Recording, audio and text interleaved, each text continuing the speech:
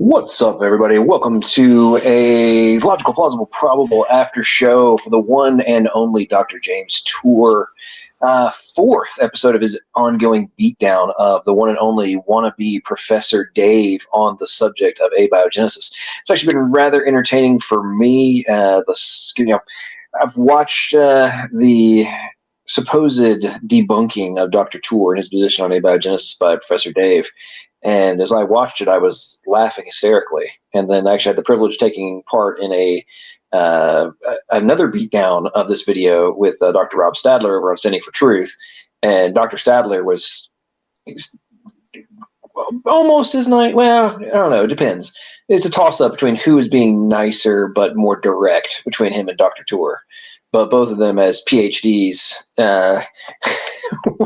let's just say they were rather dismayed at the incompetency of somebody like a wannabe Professor Dave, who, has an undergraduate degree in biochemistry, but then tells one of the top 10 chemists on the planet he doesn't understand biochemistry, which I thought was rather entertaining. But the purpose of this after show, folks, for those of you first time here on my channel, we'll have a good conversation. We'll initially keep the after show to be discussion about the lecture over on Dr. Tour's channel and Professor Dave's video. So as I let you in, make sure, it's kind of going round robin style. Give me your thoughts on what struck you the most about the points Dr. Tour's making. Thought it was valid, invalid, things you didn't know, things you were unaware of, things that really stuck out to you. And then we'll kind of go around robin. Then later on, depending how long this goes, we may get into other conversation. But with that in mind, first up, we've got the one and only Otangelo. How are you, my friend? Welcome to the stream. I know you were posting a bunch of stuff in the live chat during the lecture. What were your thoughts? I know you know a lot of these things that Dr. Tour was talking about. What really stuck out to you the most? Otangelo, if you're talking, you're on mute.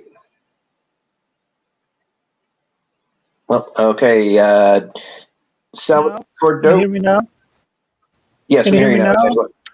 Yeah, we can hear you. Okay. Well, everything, of course, which Dr. Tour says is spot on. There is absolutely nothing that we can disagree with.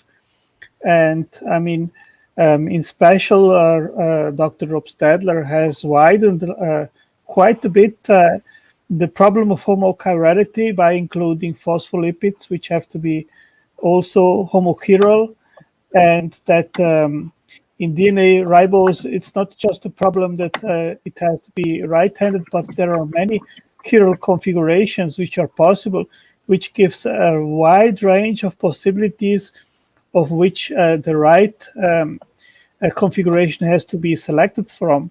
And that, of course, widens immensely the chirality problem. So it's always like that, rather than what usually materialists claim, that the more that science advances in regards of investigations in origin of life research, the more the gap is being closed. But what we are seeing is that it's the contrary. The more that we unravel, the more the problem actually unravels, and it goes, of course, to our side, because the bigger the problem is, the more obviously a guiding intelligence has to be present in order to make life. No, well said, well said. And Sal, you're up next, my friend. What were your thoughts on this? Because I know this is something you've dove into quite a bit professionally as well. So what really stuck out to you? What did you find most interesting? This was extremely helpful. Again, because my ministry is toward college students of science, or who are chemistry students, biochemistry, biology, even graduate students. Some of the things that Professor Dave threw out there were tough enough that I couldn't deal with them. And just like that paper that Dr. Tour reviewed, and I was really grateful that Dr. Tour is pointing out some things about that paper that weren't very transparent, that they were hiding things and he could see it. That's something I wouldn't do. But since he's been reviewing so many papers, that was very helpful. Because I read that paper, I couldn't make heads or tails of what the yields were. Exactly the same problem he was finding.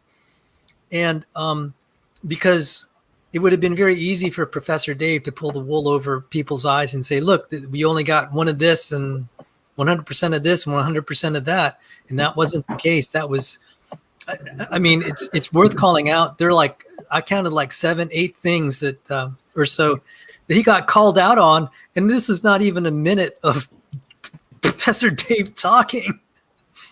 I mean, but if someone not as senior as Dr. Tour didn't come out and say this, this would be really hard for me to defend to other biology and chemistry students out there.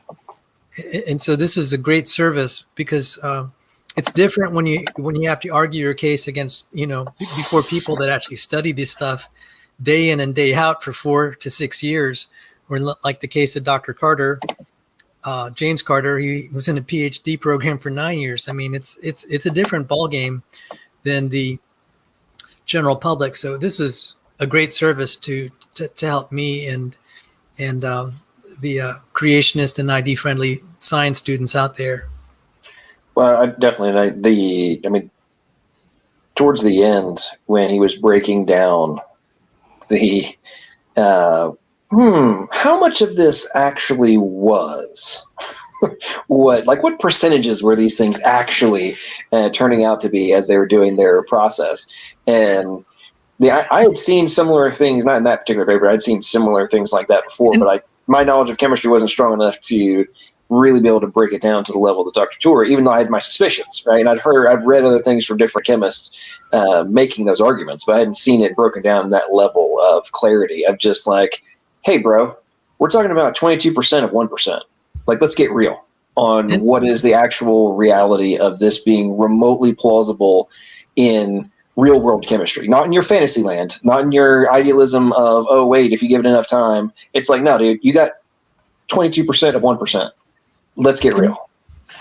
And there's something I wish he might have covered. I was interested in. When you isolate it, there's nothing stopping. Let's say you have 100% pure in one container and 100% pure in another container. It's really easy to just mix them back together. When you filtered stuff out so nicely, unless you have a kind of a compartmentalized process like you do in a chemical factory, where once you've purified something, you're not going to let it remix. It's really easy to get it to remix, and you could just have the same mess. And just like, does anyone account for that? Let's say it falls, because they're saying, okay, this will precipitate out, I guess, in a solution. What happens when your solvent comes back and these things remix? You're right. We're off where you started. Possibly worse, because if that messes up your seed, there's just a lot of things there. And so I'm grateful that Dr. Tour clarified that paper. And it was very, very nice. And I think it'll probably give a few of the more adamant arguers in favor of abiogenesis a little bit of a tentative pause, at least hypothetically. All right, Tony, what's up, man? Welcome to the stream. I know you love listening to these things, Dr. Tour, and probably have some things that stuck out to you. What were your thoughts on the on episode 4 of this 13-episode annihilation of Wannabe Professor Dave? Yeah, absolutely excellent. Basically, some of the points he was saying, how human intervention is critical at all these steps of the chemistry and purifying and isolating and removing materials, and none of it, is plausible for the early Earth. I mean, it's just a total joke. So I'm in total agreement. Right on. Bart, welcome to the stream. I guess the first time you've been on one of my after shows. How are you doing? What are your thoughts? Tell us a little bit about you before we get going. I just wanted to clarify. You said 22% of 1%. It's actually less than 1%, and we don't even know. So. Oh man, did I round up? Yeah, you rounded up. Just pointing that out. My question is, what do you guys just in general think of the series and this approach to, Professor, quote unquote, Dave put this out there, and he has quite a few subscribers. What do you think about this format? They're brainwashed. They're totally brainwashed, this whole audience. Of course, they're going to believe him, I mean, my opinion on the, my opinion on it is I think it's something that's been needed for quite some time. I mean, there's been plenty of books written on it, on the subject. And I know myself and Sal and other folks, we've tried to break down different things, different elements of the abiogenesis problem. But let's just be honest. There's an extraordinarily, literally, it's almost impossible for anybody to have the credence of Dr. Tour. I mean, he's no lower than top 50 on the planet, right? So it's an argument of like top 10 chemists in the world. You can't get much stronger than that. So the irony for me is that, many of the things that Dr. Tour's been talking about so far, a lot of them are things I personally already knew, or at least was aware of. I might not have known all the details, but as in depth as he went, but he's gone on different topics. But I've been aware of the problems. But I think it's fantastic for the average person. Well, here, let me put it this way. I know beyond doubt, there's many people who are PhDs who are unaware of the problems that Dr. Tour is talking about. So if there are PhD researchers who don't know about these problems or glanced over them and never really thought about them in more detail, you have to assume that the vast majority of the average Joe has absolutely no idea what the significance of the points that are being made. So I think it's fantastic that he's doing this. It's very much appreciated, and I think it's going to give a lot of the big talking atheists, I'm talking about the activists, a little bit of a pause, because it's like, well, if you want to counter him, go for it, but you better be ready, because he's willing to come and go toe to toe, blow to blow with you, and you probably aren't going to be able to back up your BS. Is just to be blunt. I want to point something out. This is not a well-known story. I have a link to it. I'll post it in the chat. Dr. Tour's boss was a Nobel Prize winner, Richard Smalley. Dr. Tour was instrumental in Dr. Smalley's conversion to Christianity and to creationism. So Dr. Smalley went probably a little farther than Dr. Tour to say that this was a miracle of God. The origin of life. So if people are asking, well, why doesn't it get published in peer review? A Nobel Prize winner got converted because of Dr. Tour's testimony, and it was Richard Smalley who was his boss. So Dr. Tour converted his boss. Yeah, he was a chemist, wasn't he, Sal? I think he was a Nobel Prize winner. Richard Smalley he won the Nobel Prize in chemistry for his work on buckyballs, and he's called the father of nanotechnology. So this is no small scientist either. In fact, that year, Smalley was considered one of the top 50 minds on the planet. So people complaining that Dr. Tour hasn't been published, he got the best endorsement right there. Who cares? At that point, his arguments were sound enough to convert a hardened atheist. So I wanted to point that out. I'm going to put the link in the chat. I think that that's also spoken about in Dr. Tour's on his channel and his interview with Fritz Schaefer. I think a little bit of that story was brought to light, and they talked about that conversion story. So I know that's on his channel. So that's something also to check out. So that's kind of cool. So, but what do you guys think? My opinion. I'll just go ahead and share my opinion. I think that a paper, no one's going to read a paper, but for me, the way I see this is this being put in video format and on YouTube, and kind of like what you see in the live chat. The Dr. James Tour individual keeps saying that these are to be a point of reference, to share them out, and that's what I think is really cool about this, is that this is YouTube, so this content can be shared now, and it's kind of like it can be peer reviewed. I mean, it's open for debate. If you've got a question, or if you want to challenge the merits, then go ahead and do that, and it's there for your taking. So go ahead and he welcomes that. That's another thing too that I appreciate about how Dr. Tour is doing this, is that he's not dogging on Dave as a person. He says that at the very beginning. He says, this is not about, I'm not trying to dog on the individual. It's the content. And he appreciates him for being an educator. Dr. Torr's an educator. He thinks that it's important, but when you do, we got to get the message right. So he's there for clarity. And then if he says anything that's wrong, as a true scientist, call it out and let's work on that together. And so I think that the approach that he's taking to this Professor Dave guy, who just really he just really made it personal. Dr. Torr is levels above that in his response, and just going straight to the merits and kind of thanking Dave for being an educator and saying, if anybody has a problem with my content here, provide me the article. I'll check it out. So I do appreciate that part, and the fact that this is all in it's in video format, so it's a little bit more consumable by people. So that's my opinion. Did you know, I think it was in video 3, he was talking about how there's no vacuum pumps available on the early Earth, and that's what they were using, separating gases at certain steps of the experiments. I thought that was pretty interesting. Yeah, that's what's cool about it, is that it looks like he's going through, and now that we're kind of getting into the chemistry, he's probably going to show like all the steps that chemists have to do. Right, the manipulations, yeah. Yeah, and that who was there on prebiotic Earth, or if you want to spread out the mystery and throw it out there in the universe, who was there on those other prebiotic Earths that had the right chemistry laboratory for the right conditions to be able to even do some of this?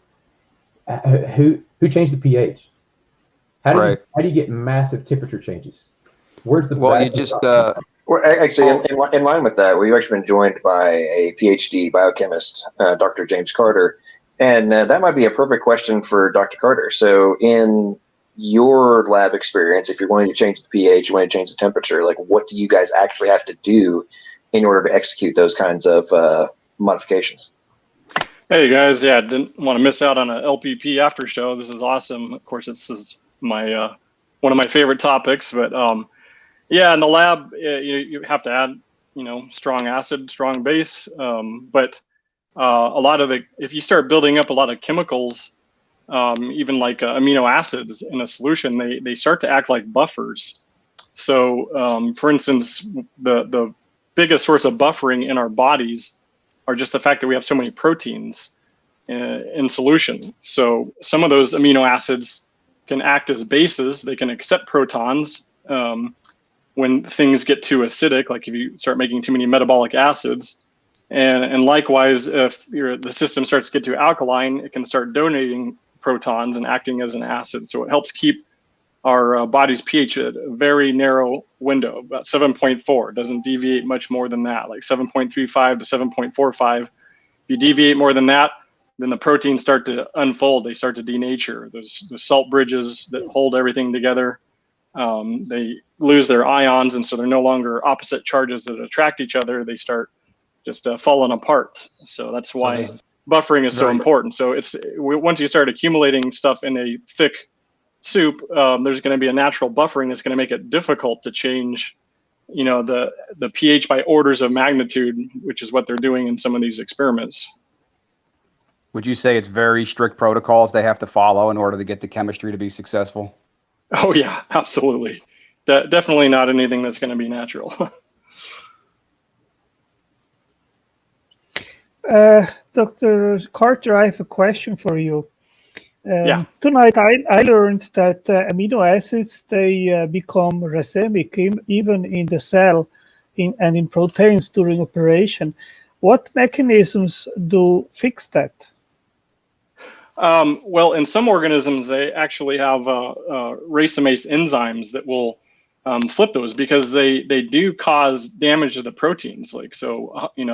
You want 100% of the amino acids in a protein to be in the left-handed configuration, the left-handed isomer form of that. But over time, especially amino acids like aspartic acid, it will spontaneously flip to the D and then back to the L and to the D, so that there are some times where you end up with a couple of these right-handed, these D amino acids, and they can cause the rest of the protein to unfold, to denature. They think that this is part of the aging process, like the lens of your eye becomes more opaque. It's a crystalline collagen that can get damaged over time as the amino acids racemize. The same with Alzheimer's. You get proteins in the brain that will racemize and cause disease, cause protein mutation.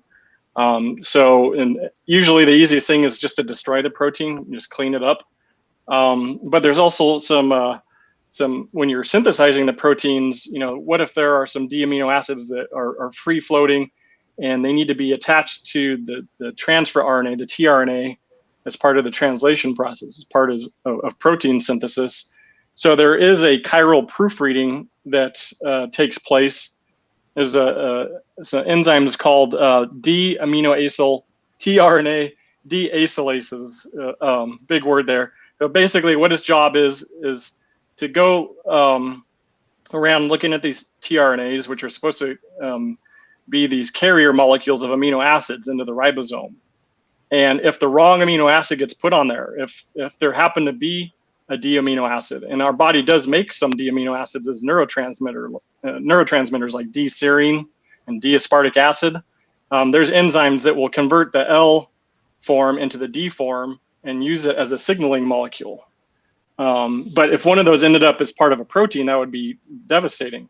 So there's a whole separate class of enzymes whose job it is to make sure that those D amino acids don't get incorporated into proteins. So they will find a tRNA, and if there's a D amino acid on it, it will cleave it off of there to make sure that another enzyme, the aminoacyl tRNA synthetase, puts on the correct amino acid that's in the left-handed configuration to make sure that only left-handed amino acids get put in the protein. And if you do have a protein with D amino acids, they're usually just degraded, sent to the recycling bin, start over so they don't wreak havoc in the cell. And, as usual, folks, Dr. Carter just glanced over the whole premise of there's a recycling factory going on. Go ahead, Artangelo. Whenever Dr. Carter or any of the PhDs mentions the recycling, I always love to make a little jab about it. Hey guys, you're kind of forgetting about there's recycling going on. That's which has a whole boatload of other processes that are having to be executed. Go ahead, Artangelo. So does that proofreading happen in the ribosome? It would happen in the cytoplasm where the ribosomes are. So this is before the tRNA gets to the ribosome. It's an enzyme that it's kind of like the counterpart to the enzyme that sticks amino acids on tRNAs to charge the tRNAs. So this is sort of the error corrector that says, oops, the tRNA aminoacyl tRNA synthetase stuck on a D amino acid. So let me go ahead and take care of that, cut it off of there. Now try again. So let me understand that. Let's suppose the ribosome is charged with, actually there is the codon, and it has to, it signals that the right tRNA with the right anticodon has to bind to the position. And correct. Can you maybe a little bit, where does that, I mean, I'm not understanding the whole process. Once that the tRNA is inside of the A position, and then it has to be charged with the right amino acid. So the amino acid tRNA synthetases, it can somehow recognize which tRNA that is in the A position, and then it goes and charges the right amino acid and brings it to the tRNA. Can you maybe a little bit explain how that is and how that happens and where actually that process happens? I'm not sure if it happens before the tRNA gets to the ribosome or if it happens once the tRNA is, the anticodon sequence is bound to the codon sequence on the mRNA. That's a good question, but the protein synthesis is happening so quickly that I imagine that editing probably takes place before the tRNA even ends up inside of the ribosome, because it's going to be a pretty tight space in there. And I don't know if the editing occurs once it's inside the ribosome. I imagine that it's happening in the cytoplasm. That's a good question. We'll have to look that up. Okay. All right. Dr. Carter, I had a question. Hey, Sal. Hey. Long Nice time no see. Yes, long time no see. I had two specific questions on what Dr. Tour talked about tonight. Mhm. That experiment, the paper he was citing, that's been a thorn in my side because it's like I sort of knew what it said, but I didn't feel confident saying it. So the way that these amino acids got their excess of L or whatever, they had to be, my understanding was these were put in some sort of solution and some sort of solvent, and then they kind of got dried out. Is that correct? Yeah, usually when you're going to crystallize something, you got to concentrate it to the point where it's below its natural saturation level, so that it comes out of solution. So maybe that's what they're trying to propose would happen in a pool that's drying out. This was something I was hoping Dr. Tour might explore, because if it's in solution, can it go right back in solution and just undo everything you tried to do? Yeah, exactly. I mean, even if perchance there is a way to somehow favor 100% selection of, say, a left-handed amino acid or a right-handed sugar, which is what we find in living cells. Just in our lifetimes, we see those sugars and amino acids flipping back to their non-natural configuration, and it is very temperature and pH dependent too. So if you start tweaking the pH so that you can do some of the other chemistry that you want to make other molecules, that's also going to accelerate the racemization of the amino acids and the sugars. What I was saying is, we've talked about racemization before, but I was just saying something even more simple. If we have an excess, say in one pool, and the opposite chirality in another pool. You get mixing, yeah. Yeah, that's exactly what I was saying, something more, because I actually saw that in another paper. It's like, well, okay, if you get an excess one way, what's preventing you from getting the excess another way? And then at some point, if they all mix together in the pool, you've just reversed everything back to where you started. So that was more primitive. Instantly created a 50-50 mixture. Yeah. And then the other basic thing is some of the terms he was using, like stereogenic centers. I'm presuming this is just like the first several lectures in organic chemistry. I don't remember that I saw too much of that in general chemistry. And I'm just pointing that out, that even though I've had some of this, this is the first time I've actually heard that term, and I'm embarrassed to admit that. So is that, you've taught organic chemistry, haven't you? Yeah, I teach organic and biochem, and stereogenic center is just, if you've got a carbon, the easy way to spot a carbon that's chiral, that has a stereogenic center, is that it has 4 separate things attached to it. It can't even have a double bond. It's got to have 4 unique things attached to it. And you really study that when you're studying sugar isomers, because they can form several different types of isomers that give them distinct properties, these configurations in 3-dimensional space. So if for anyone who's listening is like, okay, what's an isomer again? That's a molecule, a series of molecules that as long as there's one carbon, at least one carbon in there that has 4 unique things attached to it, it can have different shapes in 3-dimensional space, like your left hand and right hand, and they're mirror images of each other that they can't overlap. They're non-superimposable. So you can't put your right hand in a left-handed glove. There's right-handed scissors. You have to buy special left-handed scissors. That's funny, Jimmy Carter. Someone finally figured out that my nickname was, I grew up by going by Jimmy. I was born 2 years before Jimmy Carter was president, and I'm the third. Otherwise, I'm sure my parents would have named me something else. But I went ahead and continued the tradition. My son is James Carter IV. Anyway, at least your son is now far enough separated from Jimmy Carter that his peers probably don't even know who Jimmy Carter, the original Jimmy Carter, was. That's true. Most kids, when they get to take history class, they don't even get to past World War II. And I know, and that's an extraordinarily disturbing and concerning fact that you just stated there, them not getting past World War II, having no knowledge of the Cold War. Yeah, it's freaking out. It scares me just a little bit. Marxism, socialism, yep. But in line with what some of the things you were just talking about there, as a professor yourself, would you ever tell a student that abiogenesis is biochemistry rather than general organic chemistry?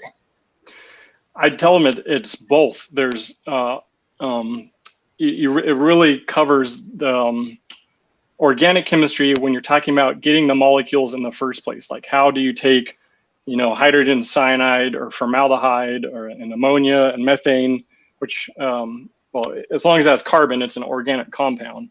How do you take these things and form the building blocks of life? So I would consider the molecules of life as biochemicals. But if you're talking about it in terms of the primordial soup where life hasn't arisen yet, then they would call those molecules as organic compounds. But Right. To me, it's like it's basically to really dumb it down, to get you start at organic chemistry, and right. The whole premise of life, or the abiogenesis from a chemistry perspective, is how do I get from just raw organic chemistry in the primordial soup to biochemistry? Correct. And even the molecules of biochemistry. So you may not even have life, but if you have what resembles like an RNA or sugars, things that we find in life, I would consider those biomolecules, because we teach it in biochemistry. They're molecules made by life. But so even before you have a reproducing cell, you still have to have key biomolecules, mainly the polymers, the biopolymers.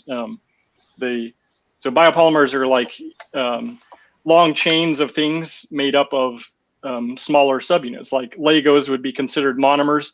Your finished Lego masterpiece would be a polymer. It'd be a chain of a bunch of Lego pieces linked together. Usually they're linear though. So like, if you take the nucleobases and you stick a sugar on there, has to be a specific sugar, ribose in the case of RNA, and then there's a oxygen missing on carbon number 2 of ribose to make deoxyribose, and that's what DNA is, deoxyribonucleic acid.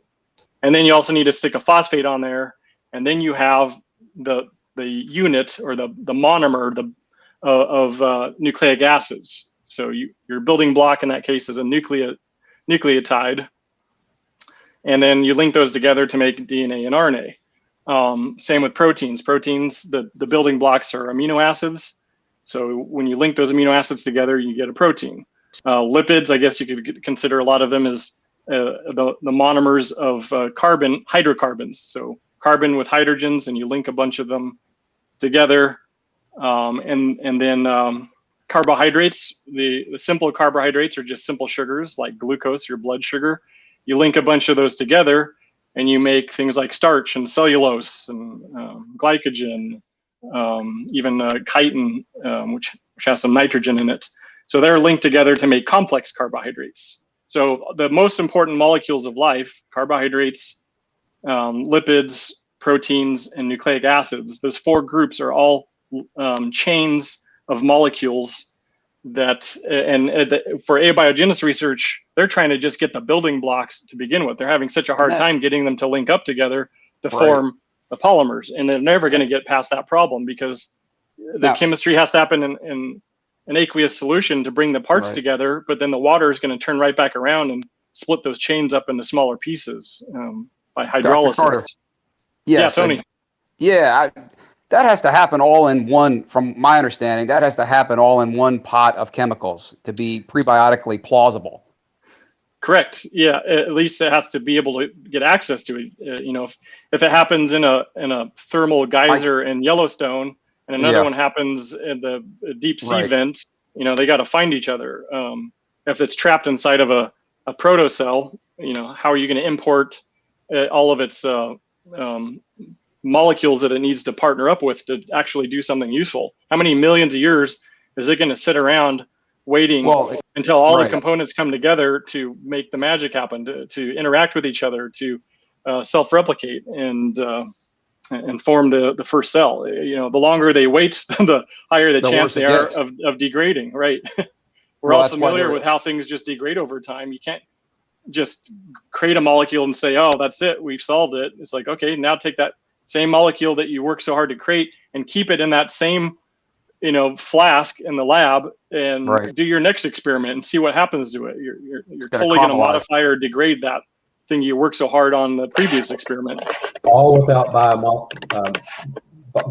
You can't use any molecules from biology in the process. You've got to start from scratch. But you can't. Well, and that point you just made there, Bart, one of the most entertaining experiences I've had since I joined YouTube was an after show where I got into it with this guy who calls himself Doc Sampson. And he is a biochemist. And we had some great fun where we got this whole back and forth about how, you know, just creating DNA strands, all this kind of stuff, was not actually as easy as it's, you know, portrayed to be. You need, you know, different enzymes. When it's being synthesized, we're using enzymes, all those other things to do it.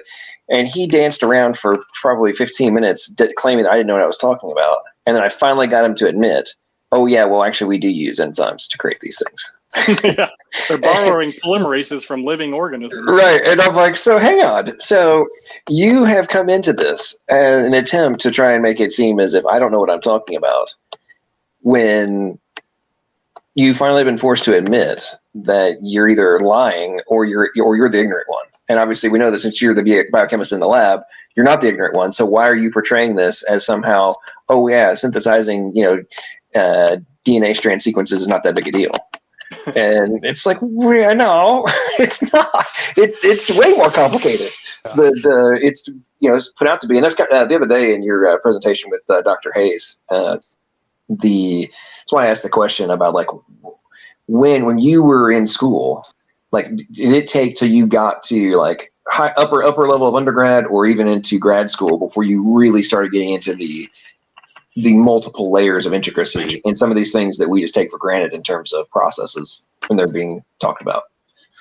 Just the metabolism alone and understanding replication, transcription, and translation. I probably had 8 or 9 classes that they went over those, and each time it was like another layer of complexity. So I realized, wow, that's why they didn't teach me all of it the first time. It would have been overwhelming. It felt overwhelming when you just learn the basics and you're like, what? It gets worse? And then even in graduate school, you're still learning just kind of the bare necessities of how it works, but you're not necessarily getting into every single helper protein and sub reaction that happened just to get to that point. I mean, you just see the molecules like, okay, that's there. And they're like, wait, where did that come from? And how did that get its energy? And how did this get folded this way? And you realize there's a whole nother set of reactions just to create those parts that you need for the next step. How bad are the yields, Dr. Carter, when they're going after some of these amino acids, like some of Dave's solutions with the yield problem or isolating? It differs. There's a review paper came out about 2 years ago that kind of summarized the various types of supposedly abiogenesis or origin of life scenarios, and the yields varied. They're all very low unless they cheat and add a ridiculous amount of reactants to force the reaction to go to product formation. And then they'll say, oh yeah, look, we got 20% yield here. And you're like, okay, where are you going to get 90 times higher concentration of this primordial gas when it's just going to diffuse in a natural environment? It was just so that it was kind of a proof of principle. Like, well, can you chemically make it even if there was like 1 out of a trillion of the molecules was actually produced? And well, because it's there, maybe somehow it could become something useful someday. And it's like, no, it's not. It's such low amounts. It's never going to find the right partner, and it's going to be changed or degraded long before that happens. I'll tell you the part of David's video that I am going to be most entertained by is I don't think he covered it tonight. No, he didn't. Is the whole birthday problem. Like, oh, we're just going to, in terms of getting the right chiral amino acid to like match up and do the peptide bond. I was like, oh, well, yeah, it's really rare to get the right sequence, but it's like just being in a room with a bunch of people, and then the odds of there being somebody in the room that has the same birthday as you is totally reasonable. I think that completely misses the point of functionality. I mean, if you just throw random amino acids together, are you actually creating a functional polypeptide? I mean, are you just creating something random? And so I think the information, the order of information is extremely important, and I think Dave missed that. I don't even know if Dr. Tor even needs to cover any of that. I mean, he might. Well, I hope he does from a pure chemistry perspective. So, and Dr. Carter, you can expand on this point I'm about to make in much greater detail, but yes, you need the correct, obviously you need the correct information sequence in order to create the functional polypeptide, but when he talks, like in his video, when he talks about like, oh, you just have to have the same birthday. It's like, dude, they have to have been born on the same day of the same year at the same time of day. And they need to be left-handed and they need to have brown hair. Like, let's think about this, bro. Like it doesn't, and think about this. You're not in a room where there's only the options available of like of all the potentials they're going to be the correct one. In this context, the 20 amino acids. No, dude. You're at the Super Bowl. And only 20 of the what is there, like 500 something potential amino acids, Dr. Carter? How many? What? There's like a couple hundred different potential amino acids, and anything that has an amino group and a carboxyl group can be considered an amino acid and has nothing to do with making a protein. But we only use 20 of them. So again, going back to the whole Super Bowl thing, it's like, dude, you have to be sitting next to, not in the same arena. You have to be sitting next to the person with the same birthday of the same year at the exact same time, who is left-handed and has brown hair and blue eyes. But only 0.01% of you are going to be actually of the possible dates. Like, get out of town, bro. Oh wait, and by the way, buddy, guess what? The person next to that person has to fill the same freaking logic rules that have been pulled randomly out of the proverbial bingo ball. Like, this is what you're talking about, man. Like, you're glossing this over. That's why they're invoking infinite primordial soups, because this problem is so severe. What were some of Dave's solutions, by the way, to some of the chirality problems? Well, Dave's solution in his video was, you were just ignoring the fact that there is a sequence, and just there is a sequence. He's basically arguing the life exists, therefore the probability is one.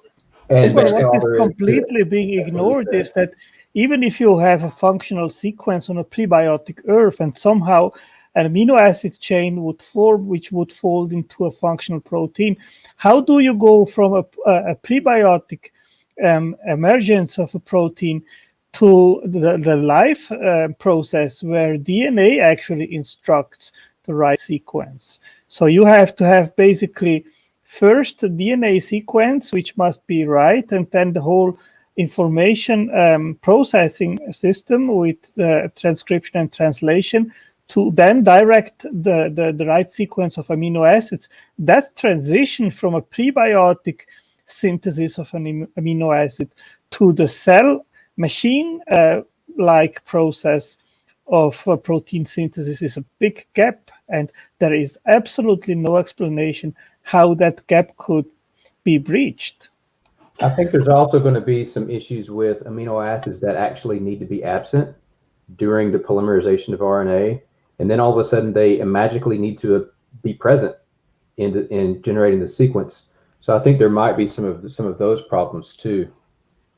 But I'm not a chemist. Well, here's the other thing, and Dr. Carter, correct me if I'm completely wrong on this, but not all like in the observed world, there's amino acids that are synthesized, that aren't just naturally occurring. Is that correct? Yeah, for instance, taurine is an important amino acid. It's not used in proteins, but it is an amino acid that is used by organisms. So, and then just, what do you get naturally? Well, you look at the Murchison meteorite, and I think they found like 77 different amino acids in there. So obviously there's a lot of amino acids that had nothing to do with life. So if you're trying to assemble a protein, this is like, borrowing Sal's example with the Scrabble letters. This is like saying, well, you're not just dealing with the 26 letters of the alphabet. You've got some of those letters were typed on there backwards, and some of the letters are in a foreign language, and you're trying to just randomly grab out of a huge pile of mixed letters. Some of them are just have nothing to do with the English language at all. Some of them might be a different language, or they just might not be letters that are usable. They don't contain any valuable information or ability to store information. So you're trying to create words by randomly taking letters out of that pile, and not just words and not just sentences, but paragraphs that have to be pure English. So every time you grab out of the pile, you're like, oh, please let it be a English letter, so that when I put it in here, and they're like, okay, good, it was English, but I didn't spell anything meaningful. I just created gibberish. And when you've got like 1,000 times as many non-English letters in that pile as English ones, and then half of those letters are typed on backwards, and then you're trying to randomly create a seamless, contiguous series of sentences, all in English, that have to make sense. Think about the odds of each one of those placeholders for just getting like a 50 letter long paragraph. It's not a matter of having more time. You're talking about probabilities that are beyond what the number of atoms in the universe are. And like Otangelo said, so what if you get the protein? You've only created one protein. How do you recreate it? Unless you have a coding system like DNA that gets transcribed into RNA and then translated into protein, so you can keep making that special sequence. You've just gone through the luckiest lottery ever, only to have your ticket get destroyed in the fire before you can cash it in. And Right. And even if you had the right sequence, a lot of proteins don't just spontaneously form just because you have the correct amino acids in the right order, because there's sticky areas on there. Like every time you have a negatively charged amino acid, it's going to go looking for a positively charged amino acid to form an ionic bond, to form a salt bridge. Well, there can be multiple minuses and pluses. There are multiple minuses and pluses, plus charged amino acids in that sequence. So who's to say that it happened to bind to amino acid number 243? What if it bound to amino acid 120 instead? And then that's not the correct shape. So our proteins have to have chaperones and chaperonins that, like the chaperonins will coat the polypeptide as it's being synthesized to keep it from prematurely folding in the incorrect shape.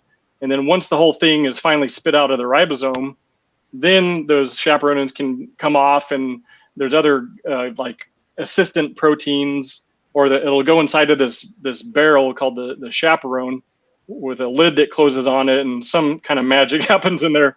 I don't know. No one really knows how it does it, but it'll help fold the protein in the right shape, and the protein comes out, and then there'll be some kind of checking mechanism that says, okay, this protein's folded right. Go ahead and do your job. Oh, this protein didn't get folded right.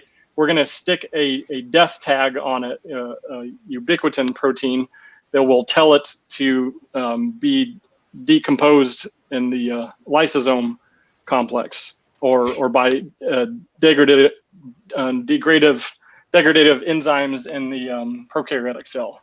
What I think is amazing as well is that the chaperonin, which makes that helps the folding of misfolded proteins. But the chaperonin also is a protein which eventually can misfold, and there are other chaperones, which is CRO-S, which actually helps CRO-L to fold properly. So you have actually a chain of machines which help other machines to fold correctly, and you have to ask yourself, how could that have emerged without foresight? What is actually necessary? Hey, Dr. Dr. Carter. Quick question for you. So this is something I saw a video on it a while back, and I have been able to find it again. I remember one of the talking points there. There's like, is it 4 or 5 different bonds between amino acids? Between each of individual amino acid, like a pair of amino acids? No, the types. The types. There's like. What holds the protein in its 3-dimensional shape. But in the ribosome, like in initial protein synthesis, it's peptide bonds, right? Yeah, that's the strong covalent bond that holds the amino acids together. So we call that the primary sequence, or the primary structure of a protein.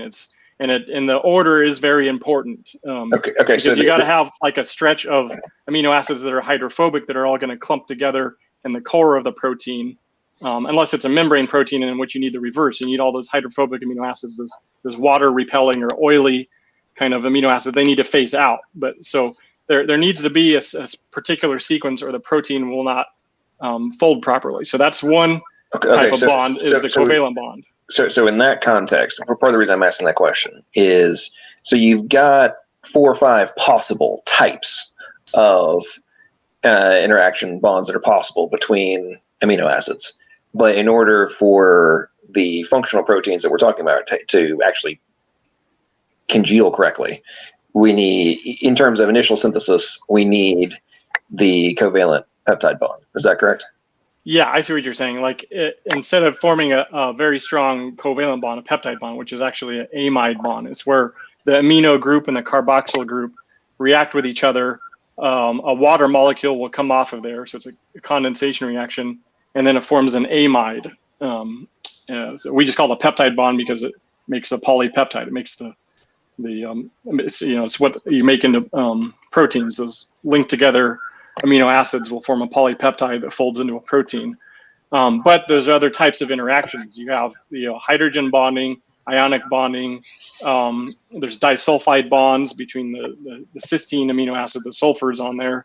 And then you have these weaker interactions called van der Waals forces, like London dispersion forces and so on. So there's different types of interactions that can cause those amino acids to cling to each other at various strengths.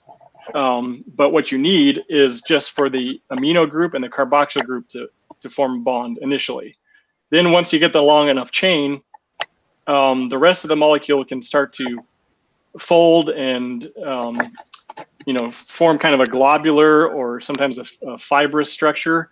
And what holds that into place are all the weaker interactions, like the hydrogen bonding and the hydrophobic interactions, where they that's what helps hold it into its secondary and tertiary structure, that folded shape. And the only other strong bond besides that is the disulfide bond. Some proteins will have 2 sulfur atoms that link up to each other, and it's a very strong bond, usually for proteins that need to be tougher, like hair and fingernails, hormones that are secreted out of the cell. But yeah, so whenever you see a picture in a book, you always see a nice, clean, linear molecule of DNA or protein. But in a primordial soup, there's all sorts of side reactions that are going to be happening. Like, oh no, along came this crazy, unnatural molecule not used by life, and now it's stuck to the backbone of the protein or the DNA. So now the DNA polymerase can't slide across it because it's going to get jammed up against this funky molecule that is sticking out off of the back of the DNA. Right. Dr. Carter, sorry to cut you off, man. Bart has to bounce, and I know he has a quick question for Dr. Carter, and then Tony. I've interrupted you twice, so when Bart gets done, Tony's up next. Thank you. Yes, Dr. Carter, how do you think this series will be received in the scientific community? And specifically, do you think the community will be able to see the series as it is on the merits and as a challenge to the, quote unquote, groupthink on abiogenesis, and not use his open declaration of being a Christian as a crutch? He's clearly using science in this series. So how do you think this series will be received in the scientific community? That's going to largely depend on the mindset of the scientist who's watching it. If they're truly open-minded and they're trying to be a good scientist that we all have our biases, but if they can set aside their bias long enough to see the evidence through and the empirical, the experimentally determined evidence, they might be open-minded enough to say, wow, I didn't realize the problems were this heavy. I just kind of trusted my colleagues when they said, oh, they're making progress, that we're getting somewhere. And we're like, I had no idea it was this bad. But if someone is like, comes from a mindset where they're like, well, I really don't want there to be a God. I don't want anyone telling me what to do. I don't like the idea of the Christian God or the God of the Bible, the way that I interpret his character to be. Then they're going to have a lot more incentive to reject whatever Dr. Tour is saying, because there's a lot of anger and fear involved that motivates them to not be able to see the science clearly. I imagine for some people it would be very devastating to come to the conclusion that if chemistry and physics and mathematical probability is giving an inescapable conclusion that it's not a matter of oh, this is hard and eventually someone will figure it out. It's like, no, we've been studying this for 70 or 80 years. We know enough about chemistry, physics, and math to know that this is not possible. And by deductive reasoning, we say, well, if it can't happen naturally, what are the other choices? And then you've got a whole nother venue of possibilities. Well, is it God? What God? Was it an alien? Was it then what? How did their planets have a different chemistry than what we do, even though they're working with the same elements and similar conditions? It just kind of pushes it off so that maybe you don't have to worry about it. I think a lot of people just kind of sweep it under the rug and say, well, I don't really want to think about it because I don't like where this is leading, and I'm just going to have hope and faith that someday chemists will figure out something that we've overlooked. In both cases, it takes a lot of there's a lot of faith involved. It's not just such concrete science. People use science as if it was this infallible, almost a character. Like science does this, science does that. No, people use the tools of the scientific method to try to draw conclusions, but we don't have certainties about just about anything. Ask Danny. Dr. Carter, why don't professional scientists working in that field not come out more publicly to actually search for a dialogue and sharing the different ideas in regards of this? I mean, you were in my email. You were in my email list, and I collected some of the Mr. Sostek and Shapiro and many other mainstream scientists working in the field in that email list, and I had quite a good exchange in regards of the genetic code and so forth. But none of them actually responded. They remained basically all silent, and that was a list of over 100 emails. So I was wondering, actually, why do they not come forward like you are coming to have actually a public dialogue in regards of this? Is it fear that they can lose their job, or what is it? I mean, the evidence is so clear pointing to design. How can they simply ignore it? Before we go on, I think Tony was next in line. If Bart had anything else to say before we had to leave. Yeah, so it was like Dr. Gargo point. Yeah, Bart, do you have anything else? I know you got to bounce before we turn things over to Tony. No, I was just going to say thanks for doing this, and that's a great follow-up question, and let's do this again. I think this is fantastic. Yeah, for sure. Nice to meet you. And Bart, if you haven't seen them, there's some awesome discussions on Sal's channel, and Standing for Truth with Dr. Carter and Dr. Hayes and Dr. Statler and Sal. They go into great depth on a lot of these topics. Otangelo has an awesome website where he's got a ridiculous amount of detailed resources, papers on a lot of these different topics. It's worthwhile to go and check out. And I think sometimes a lot of the stuff, just for the audience, and a lot of these things is so overwhelming that it seems like, man, I don't want to take the time to go and learn this stuff. The irony is you only have to go and learn like one. in my opinion, you only need to go and learn one of these intricacies, and your mind will be so blown that it no longer is do I think this is the rational conclusion? It's, if you're anything like me, your curiosity will be catalyzed even more so to go and learn about another topic and another topic and another topic. And but in other cases, just like many scientists, they stay on one, right? And their entire life is on one. And then in this context, and I know Sal's done some worked on a project with professor, a biochemist here in Nashville, actually, on the topoisomerase. He's been working on that one protein for like 20 years. And he's considered one of the leading experts on that one protein. Right. When you think about that, and they don't even know everything about it yet. They're still working on it. Okay, I'll say this. It's going to be a long time before they know even a fraction of it. Okay, I'll say this, and then I really do have to bounce. I'm a computer scientist, and so whenever I see the informational argument really hits home with me, and whenever you look at DNA and you see the double strand, and in information technology systems, we set up redundant systems, and that's just part of it. You have 2 hard disks so that you can have RAID 1 array, and so if one disk fails, and you still have your data, you have data integrity, you don't lose anything. That's intentional. That's forward thinking of failure. You're trying to prevent against failure. And so where did that come from in DNA? Like why was that there? Like what was the chemical process to initiate that type of forward thinking? And whenever I see something like that, this just comes right off of the page for me. I mean, this is hey Bart, so that's as you probably know, I mean, that's where my interest came into all this stuff. My mind was blown on that from the tech side. By the way, sidebar, if you go in, there's a link on my About page, and I got a folder there for like information and coding. There's a whole subfolder of papers. Yeah. Okay. I would recommend going and look. I've got a whole bunch of stuff in there. Dude, your mind, from a tech standpoint, your mind will be blown.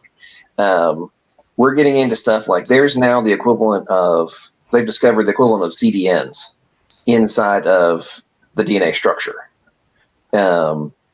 Just for efficiency, you've got full scale includes. I mean, it's nuts. The stuff that's being firmly delineated, and then now I've got quite a few papers in there too on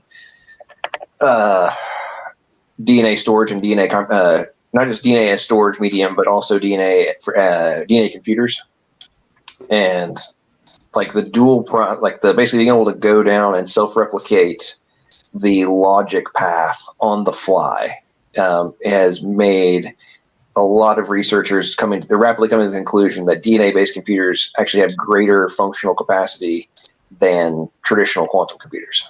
Well, if there's proof that there is a checksum in the DNA code, and that's purely an algorithmic abstract concept, I mean, that's going to be hard to overturn, in my opinion.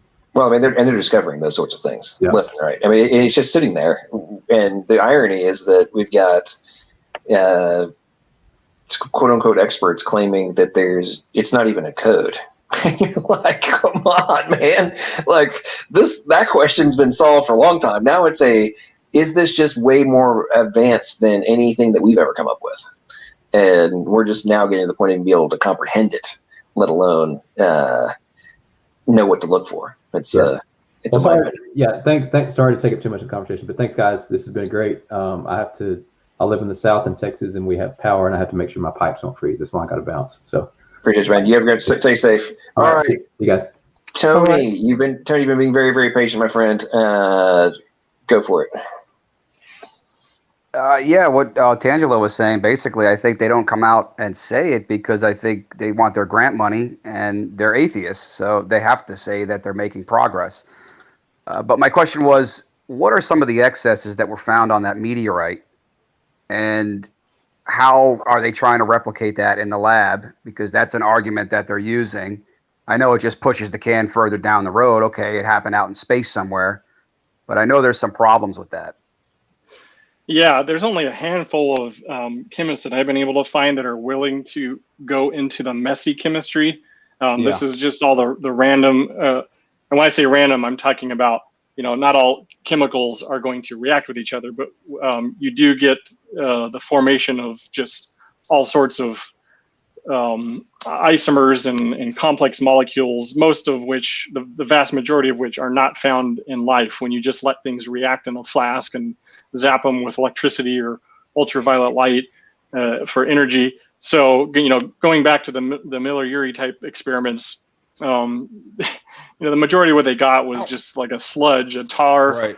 it was stuck so bad to the glassware. It's like you don't even try to clean it; you just throw it away. And fortunately, they saved their glassware, and somebody went back and reanalyzed what other things were in that glassware, and they found hundreds or thousands of different molecules. None, the majority of which didn't have anything to do with life. Right. And I mean, even in the original paper, Miller and Urey were like, well, looks like what we got the most of was hydrogen cyanide and formaldehyde. I'm like, okay, so a chemical warfare agent and pickling, embalming fluid. Good luck getting life out of that. Right. How far has the chemistry advanced, and how strict and critical are some of these protocols today? For instance, the RNA world, or some of these other systems they're trying to copy, basically. Right. Well, the challenge is to, oh, go ahead, Sal. I wanted to say to understand just the difficulty of synthesizing DNA, and this was in Change Tan's book, and it's actually a process I want to highlight. She actually teaches it in her molecular biology class. So Tony, I'm going to put a link in there from Wikipedia on oligonucleotide synthesis. This is not even talking about synthesizing a functional DNA. It's just making a DNA, period, that can be read and replicated. Thank you. And so this is like getting the letters on Scrabble. We're not even saying It has to be a coherent sentence. It's just you're getting them lined up so that, because you could have them sticking up upside down or on the side, and it's just not going to be readable. And so you asked, I'm going to give a link. And this is what Change Tan said. This is why you can't form a DNA in a prebiotic soup, because this is what's the proper term when you do one step and then you save it and move to another. It's like compartmentalized reaction chambers. There's a term that or sequential addition of reagents, or that's all. That's similar to what Craig Venter was doing. Yeah. There was one paper where they tried to just take a single type of nucleotide. I don't remember, it was adenosine or what it was, and just to see if they could get it to link up by various tricks using clay or wet dry cycles, and they were able to get chains, but obviously they want to get RNA, since the RNA can fold into a secondary or tertiary structure that it can have enzymatic function to these ribozymes. But on the RNA, on the bases, there's attached a sugar called ribose. And biochemists, we use a numbering system when we're numbering molecules. So on the carbons in the base, we number them, 1, 2, 3. There's a certain way that you order them, and which carbon becomes number 1, whatever. On the sugar, there's separate carbons on there, so we add a little apostrophe to it. So we say 1', 2', 3'. So in natural RNA, you have the base attaching to the first carbon, and then on the second carbon, there's an oxygen and a hydrogen, called a hydroxyl group. On the third carbon, there's a hydroxyl group. On the fourth carbon, there's a hydroxyl group, but it's attached, another hydroxyl, and then the fifth one has a hydroxyl group with a phosphate attached to it. So the backbone of DNA is phosphate, and then a sugar, the ribose, and then you go phosphate, sugar, all the way down the chain, where the bases are all kind of facing in the middle. They're like the steps of the ladder if they were going to pair up with another base. But naturally, that chain goes from the 5' phosphate end to the 3' hydroxyl end. But there's nothing that would stop that next base from attaching at the 2' hydroxyl instead. So naturally, it goes 5' to 3', 5' to 3', all the way down the chain. But when they tried to make it in the laboratory, just throwing in the parts and see if they link up, they got a mixture of some that were naturally linked in their normal spot, the 3' hydroxyl group, and other the bases were attaching at the 2'. So it was like making something that was just this Frankenstein molecule. It wasn't even RNA. Thanks, man. Thanks, Sal, for that link, man. Dr. Carter, yeah, go ahead. I'm studying biogenesis of the ribosome. I don't know how much you have studied that.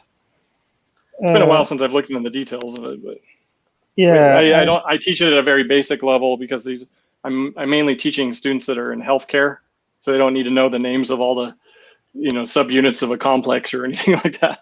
so there are so many hundreds of different names, especially of the assembly factors and so forth. But what has really made me what I thought is mind-blowing is that you have assembly factors which are they are called small nucleolar RNAs, and they help in the assembly of the ribosomal RNAs. But there are other small other RNAs which help in making these small nucleolar RNAs. So basically, there are machines which are helping to make machines, which are helping to make the subunits of the ribosome. Yeah, isn't that amazing? It's not just a chicken and egg scenario. It's like, okay, where did the feathers from the chicken come from? And yeah, they're called causal body associated RNAs, SNO-SCA RNAs. They are helping to make the SNO RNAs that are the small nucleolar RNAs. Now, what is even more interesting is that these causal body associated RNAs, they require chaperones which bring them into the right folding. we need to do a video on this where we can show illustrations, because it's we're just gonna lose people that aren't familiar with these terms if we're not showing it visually, and it's so much more impressive if we can do that. So I recommend that we maybe do a video where we can show some of these illustrations. I know it's kind of tricky because you can't show copyrighted images, but we might be able to illustrate it. I'd be interested in doing a video with you on that. And you could also, if you could refer me to some chemical drawing software, that might even be very helpful. Yeah, I used to use this one called Kim Doodle, but they switched to a monthly plan, and I hate those. So I I just didn't use it enough to keep paying for it. But I know there are some other ones that are freely available to I'll look education. around. Yeah, I'll look around, and then we can probably then make. Yeah, we need someone who's an artist that also understands biochemistry. I think a good way to help people to understand these concepts is to use analogies. And analogy, which I used to make that clear, is that let's suppose you want to make a big machine which requires many subparts. And you require to manufacture each subpart in a serial manner, like in a car factory where a door is made hundreds of thousands of times, every time the same door. So in order to make each single door or subpart, you need another factory which makes just this part, and then it is incorporated in another factory into the greater machine. Now, interestingly, that factory which makes the subpart also has machines inside, and these machines as well have to be made. So you have machines which make machines, which make machines, which make subunits of the larger machine. It's like a chain. And everything has to be 100% robot-like automated. There is no external intelligence which directs anything whatsoever of that process. It has to be fully automated. And error check and repair mechanisms are also incorporated in that entire assembly process all along the line. And also these repair mechanisms work fully autonomously, and they know how to error check and repair the systems which break havoc. And hey, sorry, I mean, in line with what you're talking about there, Angelo, Dr. Curry, remember we were talking about like the whole the ratchet effect the other day? Right. when I mentioned it, okay, so this was one of the lectures I was watching on this. So this is obviously not the entire ribosome, but part of, right? So it's literally showing part of the translocation process mechanism. But watch. Location. And so that is seen here. in this animation. So rotation of the head, and then back rotation, and there you have to slip in order to keep the tRNAs in their translocated state. And here the rotation of the body is not shown. We're doing the superimposition is on the body of the 30S subunit. So That's so cool, so hard to figure out too. Well, and one of the when I was talking about the hinges in, I think this is not the part, not the whole thing of it, but it's kind of showing part of that process. P grabs the tRNA and pulls it across. The similar thing is happening to the anticodon stem loop. The P site elements are reaching to the A site of the 30S subunit and pulling the Where'd the anticodon animation stem go? loop into the P site. So the RNA is very dynamic. Well, wasn't showing the animation. Anyway, I'd recommend for anybody who's got some curiosity into get stuff more detail. That lecture is there's animations in and out of that whole lecture. It's quite fascinating. But I mean, everything's talked about. It's very high level too. But just the different visualizations of some of the different components, kind of mind blowing. Of when you really look, and they were showing the schematics of some of the different, like the tRNA molecules and different ribosomal RNAs and rRNAs, and he was a whole like 15 minutes probably of it just on those. And it's when you look at the different domains of each one of those sub components of the subunits. I was sitting there watching that, just being like, okay, well, that's very cool. Number one, mind blowing. Number two, and oh wait, there's the schematic of it. Okay. Oh wait, there's hinges. There's the rotation component there. There's the little motor aspect. That's twisting this and that. Like, so these guys actually think this just formed itself. I don't understand how you can. I find I get so much entertainment of the. Oh, you're just doing nothing but argument from incredulity, and I'm like, yes, I am.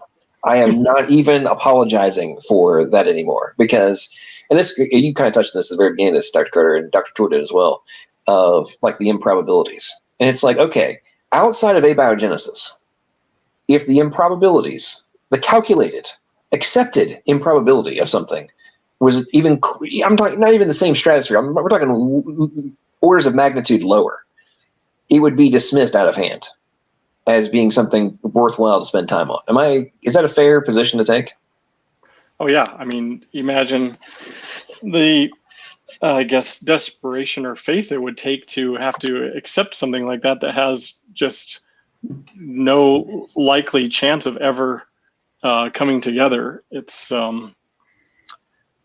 seems strange to me that someone would still choose to cling on to something that is that improbable, when the alternative, there's so much, I guess, not only I think scientifically testable evidence for, but has such a more positive outcome too. It's like, why not at least give it a chance to explore the possibility that there is a God, and then find out what that God is like. Is he really, just this careless being who sparked life and then disappeared somewhere in the universe, or is he a God that really does care, even when a sparrow falls and knows the number of hairs on your head? And I don't know.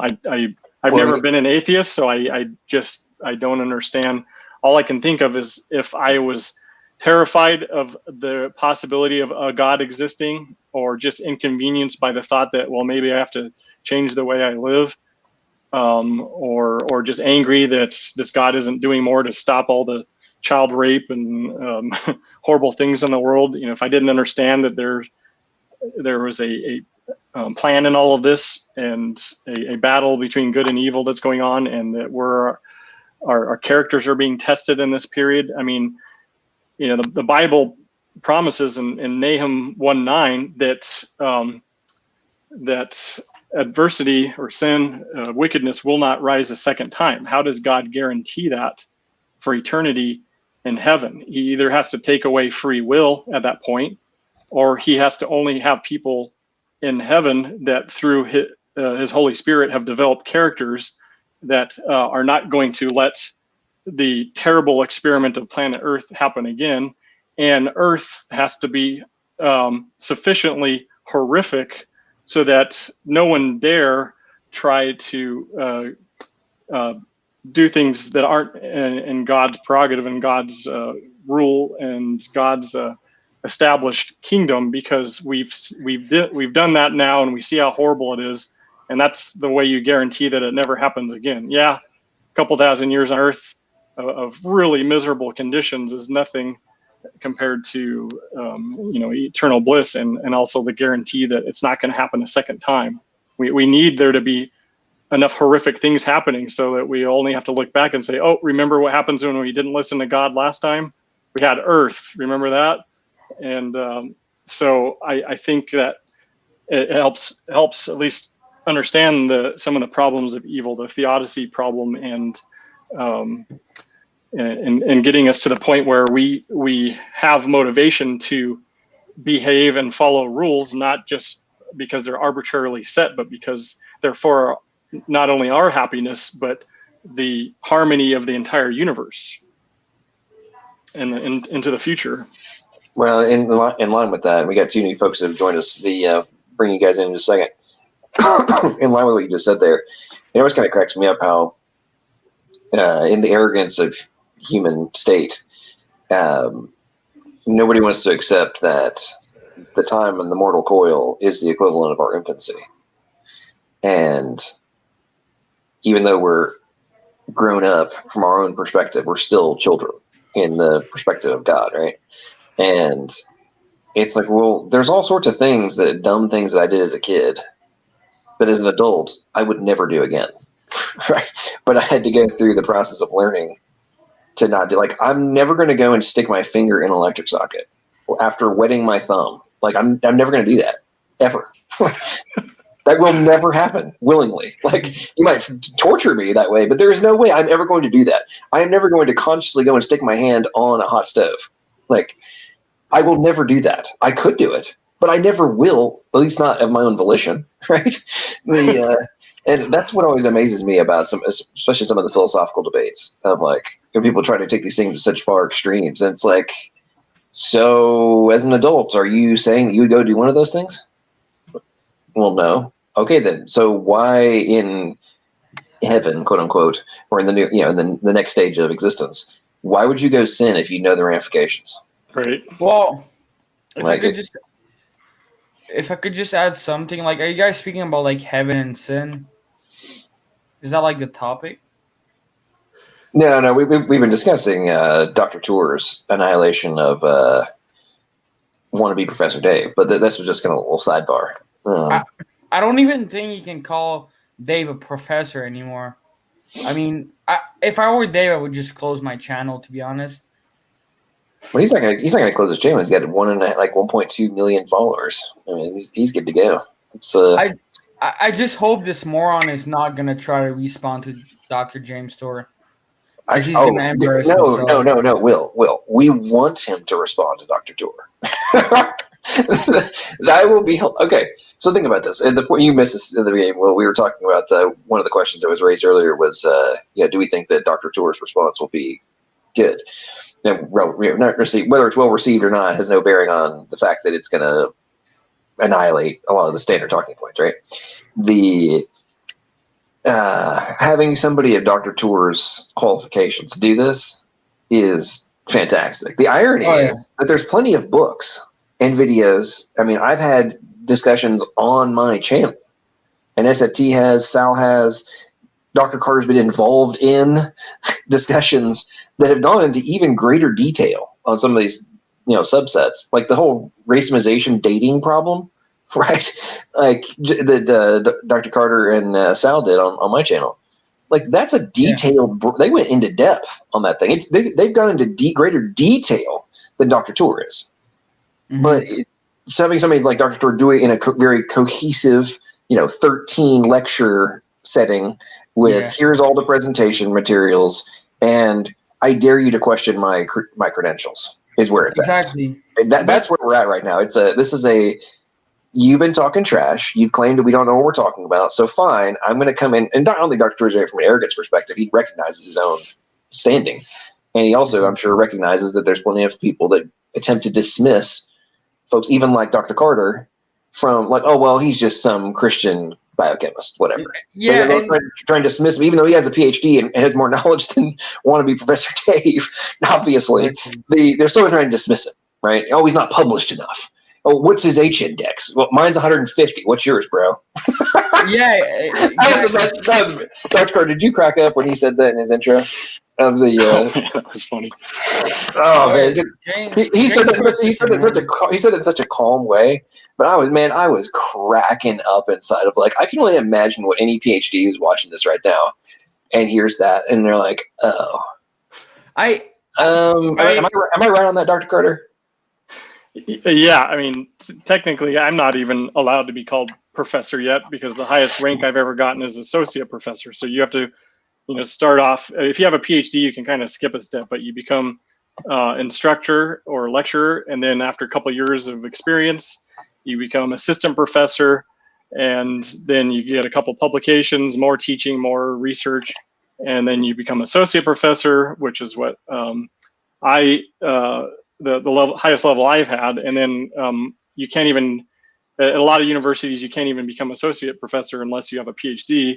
And then after more years of teaching, research, and publications and getting grants, then you finally get to be, I'd be Professor Carter instead of Dr. Carter. Oh yeah.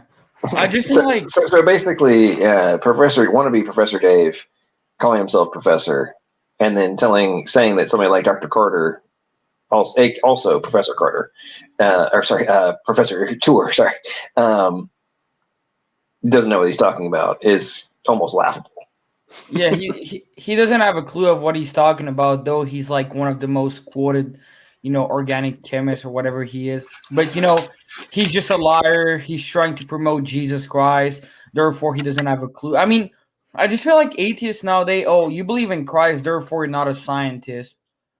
I mean, that's like YouTube atheists are starting to be so dumb, like by saying that the genetic code is not a code, when literally like atheists like university admit that it's literally a code. Even Richard Dawkins says it worked greater than a computer. But we're just science denier after all. I mean, it's just how it's become stupid. Like it's just like so embarrassing for them.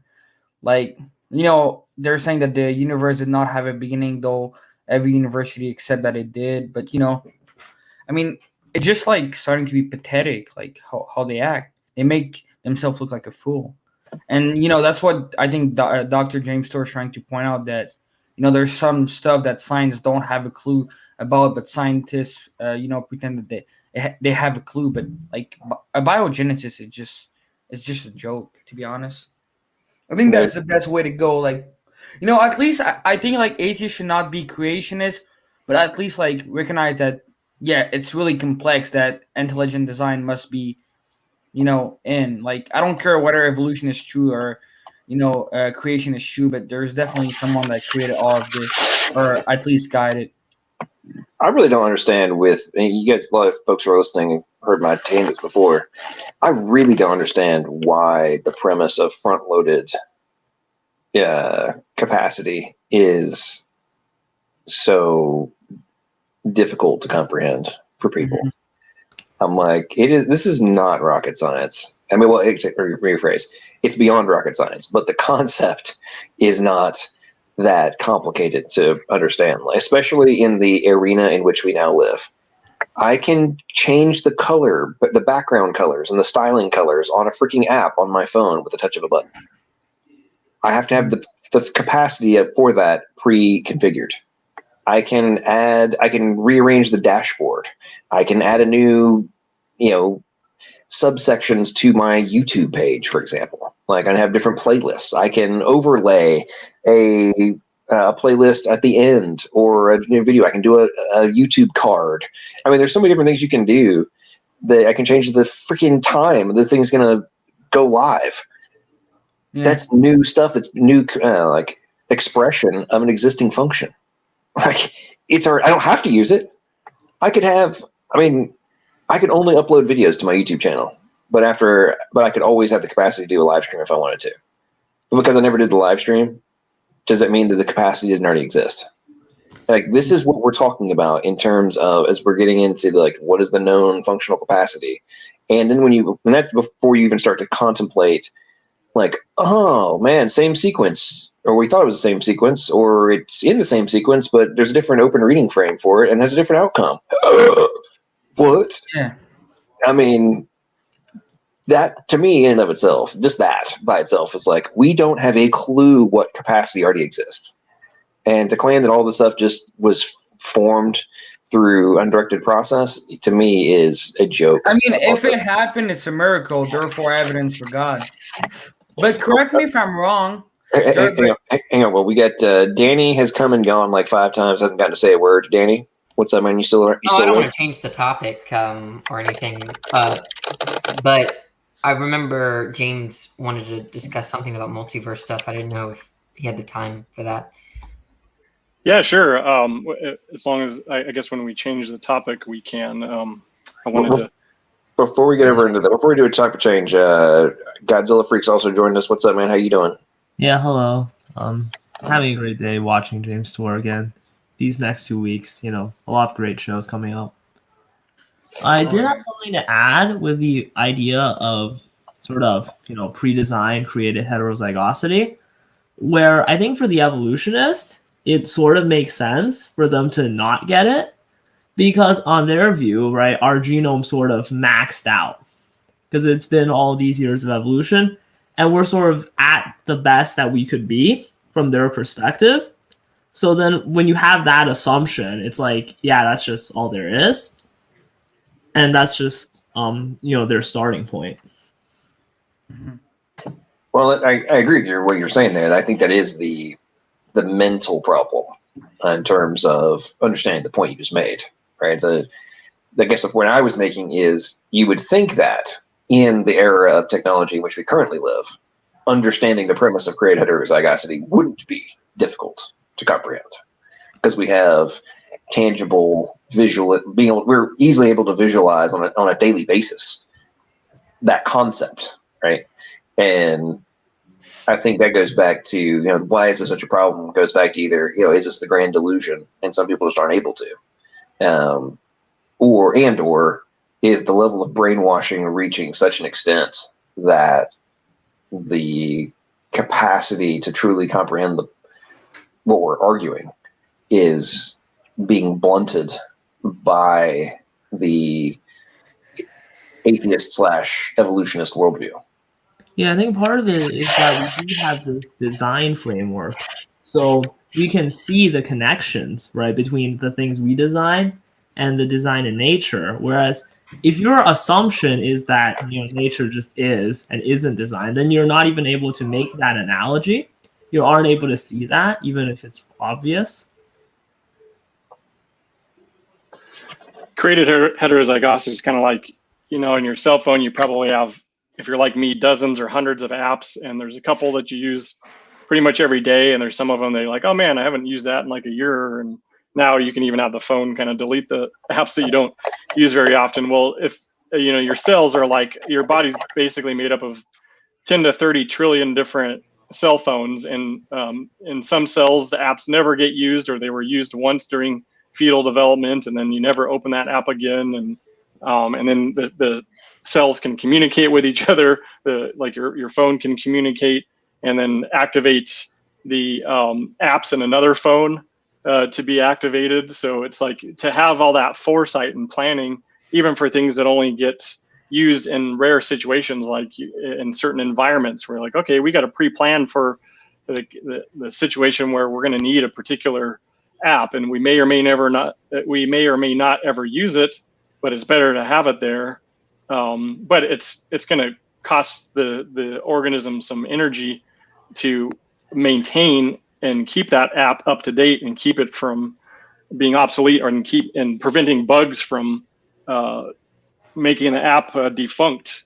So it's like, if it was coming from an evolutionary perspective, why work so hard to select for an app that barely ever gets used, like some of the proteins in our cells. Like, the liver might be expressing a ton of the genome at any given time, but you're not going to be producing enzymes that are only found in liver in your heart cells or in your skin or something. Your skin's never going to turn on the genes for some of those enzymes that you find exclusively in the liver. Yeah. I have a question after I have to go. So, James, Dr. James, here you go. Would you say that, like, in the science realm, right, we cannot really use the word impossible, but would you say, like, outside of a scientific perspective of abiogenesis, could we define it as being impossible? If you go by like what the mathematicians say, I can't remember the number, is like 10 to the 70th power, you consider it impossible. Is that right? Can anyone check me on that number? It's on planet Earth, it's 10 to the 50th. In the universe, it's 10 to the 150th is like the 10 to the 50th is usually considered like the equivalent of 0.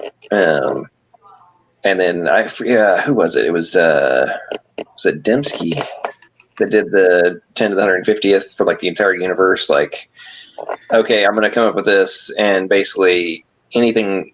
If you guys are going to, it's basically if you guys are going to be idiots and argue about Seth Lloyd.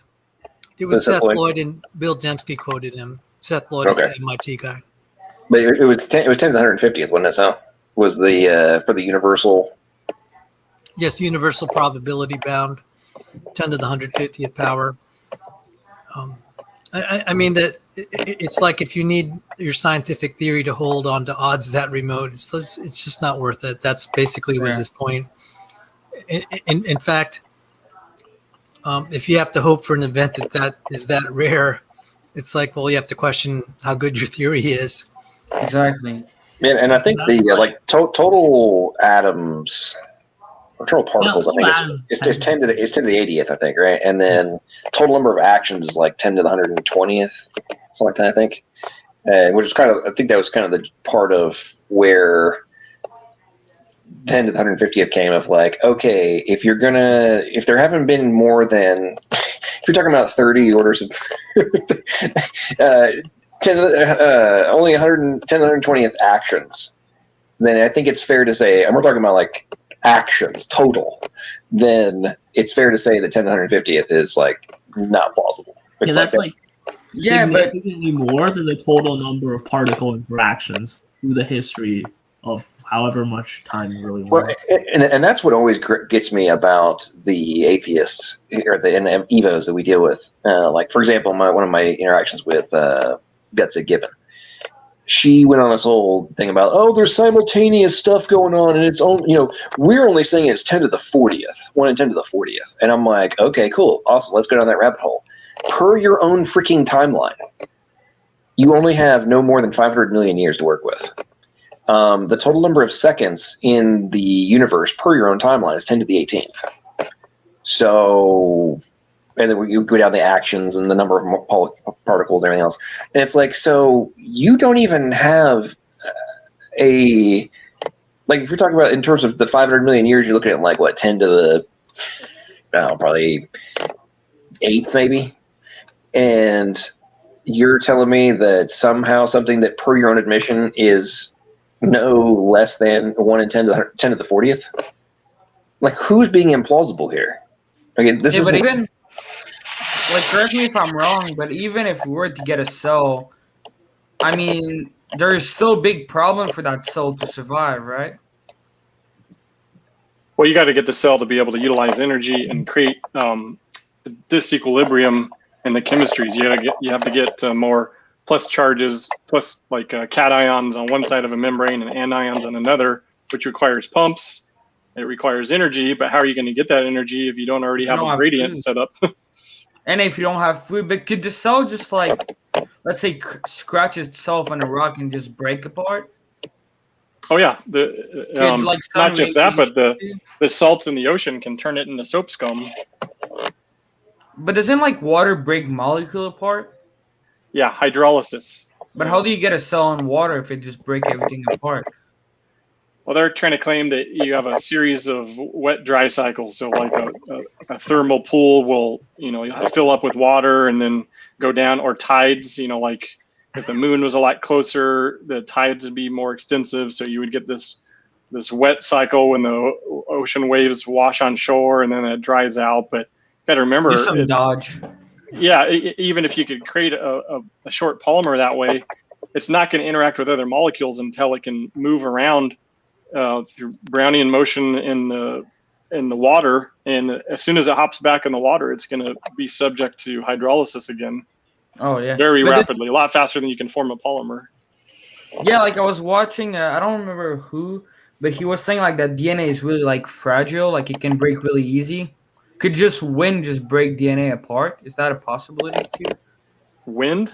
Yeah, it's stronger than that, but there is mechanical. You can mechanically disrupt polymers like DNA and proteins, but it's mainly the chemical reactivity that's going to cause it to break down. And scientists have figured out what the half-lives of molecules are under pristine conditions. Like even the bases themselves, you put them into sealed glass vials, these ampules, and you heat it up at 3 different temperatures to try to get a plot of how quickly it degrades, and you can calculate a half-life from that. And the nucleic acids are particularly fragile. That's why they haven't been looking for them in dinosaur remains that haven't been fossilized. They just claim to have found a frozen woolly mammoth with 1.2 million year old DNA that they extracted from it. I saw that published today. It was super duper ideal once in a universe conditions, and they've let down. So Emery has joined us. I know Emery is probably chomping at the bit to say something, and he may have to go to bed early because he probably has his grad school book club tomorrow. So Emery, welcome to the stream. Anything you wanted to add? Anything that struck you about the conversation, or you'd like to elucidate on? I'll be honest, my brain is like shot. I just spent basically from the time the tour video ended until now working on 4 problems for biostats. So I'm just kind of hopping in and listening, and if I have something to say, I'll pipe up and say it. But my brain is still recovering from all those standard deviations and standard errors and probabilities. And anyway, but no, I'm good. I'll be here for a little bit, so I don't have to say anything this second. Okay, awesome. And I'll save my book club for later. And Jamie, what's up, man? How you doing? What's up? Anything you want to? I know you've been in the side chat and anything you wanted to add? Anything that struck you about the conversation so far tonight? Nothing specific, really. Actually, I was just listening to you guys and seeing what was up. That's all. Yeah, I see that you put in the comment here. Shouldn't background radiation have obliterated any DNA? Yeah, especially when you don't have an atmosphere made by biological processes. Then that DNA gets destroyed so quickly just by ultraviolet light alone. Let alone, not to mention the radioactive elements on Earth, and you have to be able to fix that kind of stuff. That requires a living cell to do that. Right. All right. Can Dr. Carter comment on Dembski's lack of oxygen problem in prebiotics? I'm not sure what specifically Dembski says. I know there's still a controversy about how much oxygen was present. Initially, they said no oxygen. The Miller-Urey type experiments, if they put oxygen in there, they would have blown themselves to pieces. When you mix methane and oxygen in a spark. And it seems to be even in the soil, there might have been this great oxygenation event they talk about where like you see more iron get oxidized and things like that through photosynthetic organisms. But oxygen is, we know it's essential to most life today, except for the obligate anaerobes. But even they're dependent on organisms that use oxygen to create their food. And the oxygen can be toxic too. It's very reactive. It oxidizes double bonds. It's a molecule that is one of those givers and takers of life, just like water. Well, and I think Dr. Carter, correct me if I'm wrong on this, but I think something that gets glossed over a little bit on your point of the potential toxicity of oxygen is that cells have little special membranes specifically for that purpose, like to contain it, right? Yeah, well, because it's so reactive, it has to be stored by attaching to iron, and that iron has to be kept sequestered by being trapped in the middle of a heme structure, and then that heme structure has to be held in place by the protein subunits of hemoglobin, and then when we breathe in oxygen, that oxygen's attaching to the iron, and then it gets handed off to the myoglobin in your muscle cells and tissues, so that the oxygen just isn't willy-nilly going around causing oxidative damage to your body. Yeah, we just completely just don't even contemplate the the irony for me is like what you just described there. There's no telling the number of subcomponents that are required for all that to occur. Right. Oh yeah. I mean, you hit the top level points, right? I'm sure each one of those probably has hundreds of steps underneath each one of them to make those ones possible, right? And that's why, to me, when you think about this whole, we just slowly, one step at a time got to this point, I'm like, there's like 150 steps in this one thing. Are you serious? And when you get that, part of one of the things that really struck me about the oxygen problem is when you get into the toxicity, the damage, the potential oxygen damage. It's like if you don't have the capacity for it to bind to the iron and the different things you were talking about, then life doesn't exist. Like you're toast. Right. And it's not we just come up with a workaround. It's like, no. At some point, you have to have the workaround. Like, there isn't an option to not have the workaround and actually be forming some actual, plausible form of life. We're getting into a totally different. Sandy says, O2 presence kills bacteria. No O2 means no ozone, which means UV light kills bacteria. I think that might be what he was talking about. Yeah, because O2 gets turned into O3 or ozone in the atmosphere, and ozone just happens to be a really good sunscreen molecule that absorbs the ultraviolet light that is also the most damaging to DNA. So if we didn't have the ozone layer, I don't know if you remember years ago when everyone said, "Oh no, there's a hole in the ozone layer because all the chlorofluorocarbons and the refrigerants and propellants," and so we had to ban these chlorofluorocarbons. My asthma inhaler as a kid. That fancy chemistry term that Dr. Curtis used, that's aerosol. Right, like Freon. There you go. Or the hairspray propellant. Yeah. Oh man, all that Aquanet in the '80s, it just destroyed the ozone layer. So I grew up in the UK, and England actually took the lead globally on this whole. We need to sew the hole in the ozone layer shut. And as a kid, I remember this. Like there were signs everywhere. How we saw the hole in the ozone layer, all this kind of stuff, and aerosol got completely made illegal in the entire United Kingdom. Like it was illegal. You get arrested for it. And so everything went to, hairspray was all pump stuff. It didn't spray. You had to pump that sucker. Anyway, it was funny. So England's leading the whole commission or whatever to do this. And they had actually been devising quote unquote solutions. And their plan was to literally, they were getting close. Like it was on the cusp of sending rockets up to the hole in the ozone layer and trying to seed it with all sorts of chemical reactions, whatever, to close it.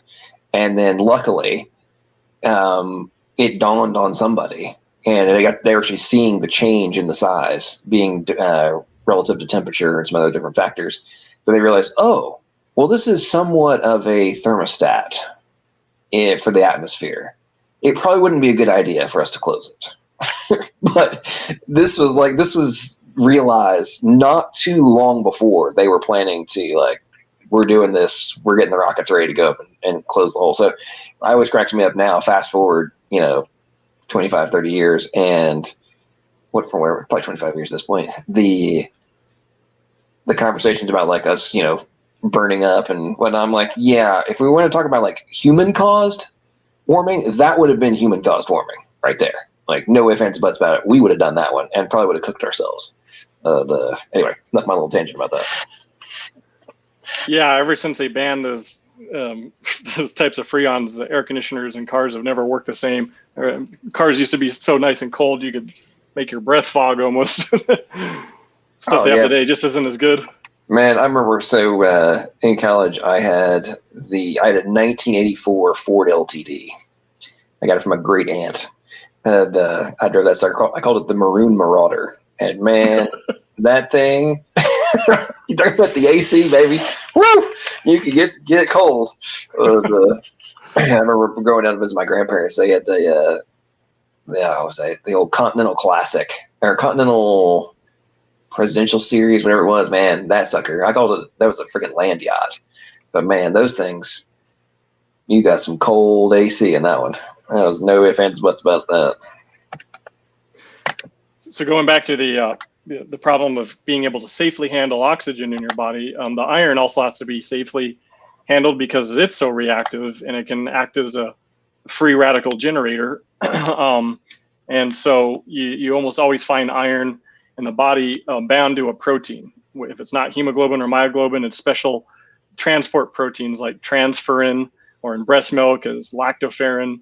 One of the reasons why we do that is also to keep bacteria from growing to dangerous levels. If you had an infection, it helps slow down the rate of sepsis because almost all bacteria require iron for growth. And if you can sequester or hold on to that iron so they can't get to it, then it lowers their ability to be able to replicate at exponential rates.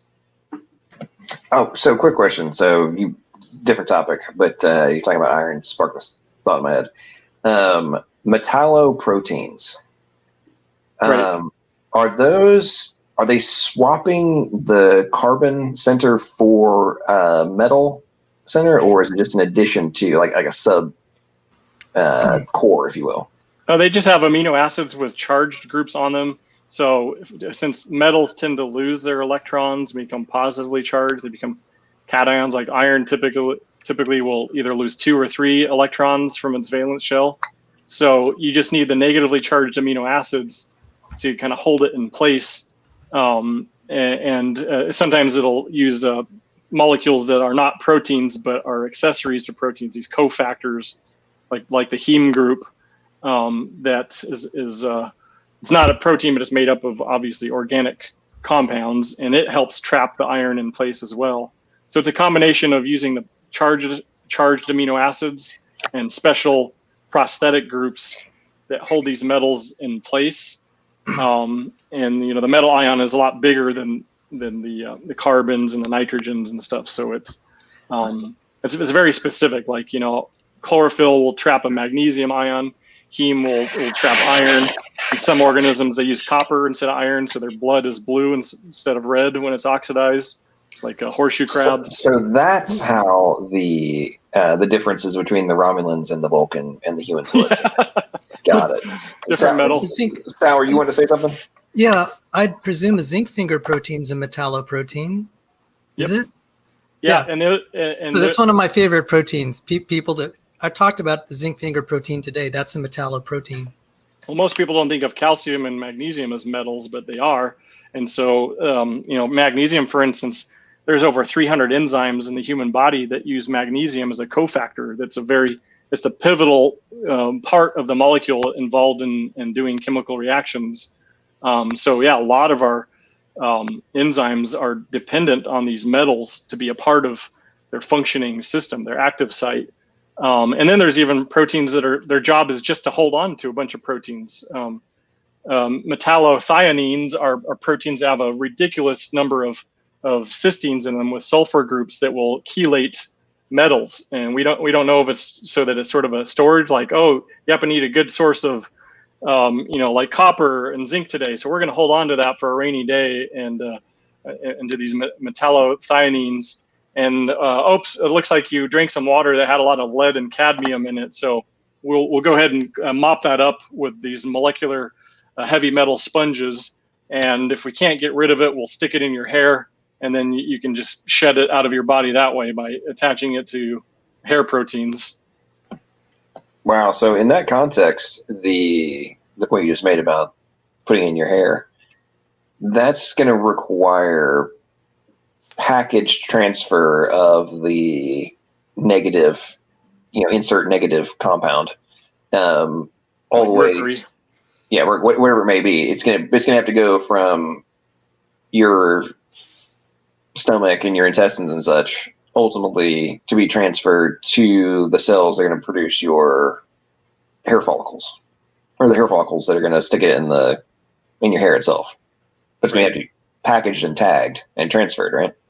There's a theory that hair and fingernails might be a way, not only to protect us and keep us warm and keep us from getting sunburn and being able to scratch and stuff, that it's also a way of shedding toxins, like toxic heavy metals.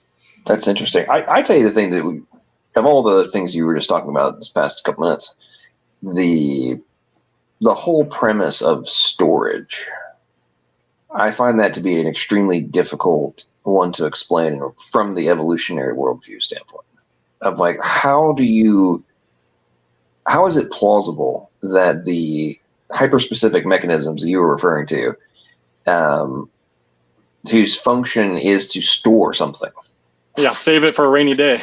Like, how do you ever have the environmental pressure to store something for the rainy day that has not yet occurred? That's a good point.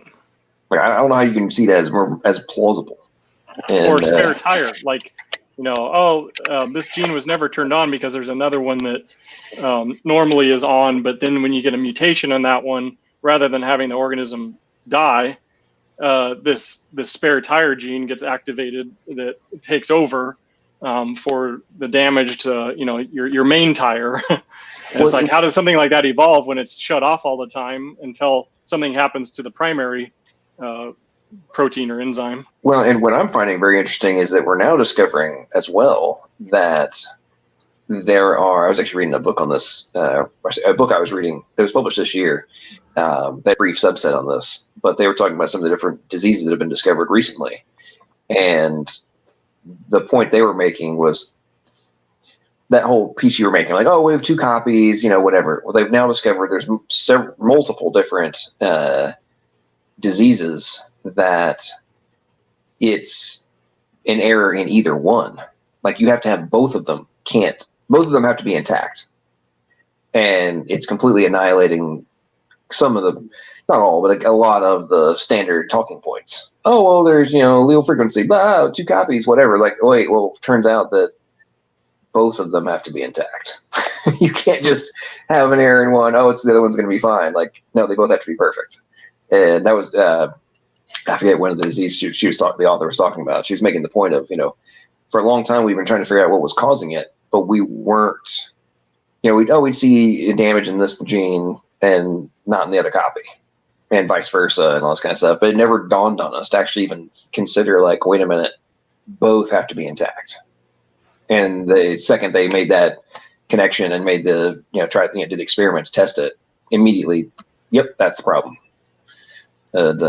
Anyway, that's a little sidebar, but I thought that was rather interesting. And like when they do double knockout experiments. Doing double knockouts, yes, but then also just putting in any kind of damage into both simultaneously, or different, same place, different spots, stuff like that. Like, they thought they could have different fallback positions, and then it turned out you couldn't. You had to have both of them working perfectly, otherwise X disease came into play. Right. Sometimes they kind of just disable the protein or enzyme a little bit, so it's functioning but not as high capacity as it used to. Maybe it's slower now. And right. Well, and then when you can couple it with there's a very fascinating portion of the book that I was reading that they were going into. She listed off like 30-something genetic diseases they've discovered that are the result of mutations in the UTR. Oh wow!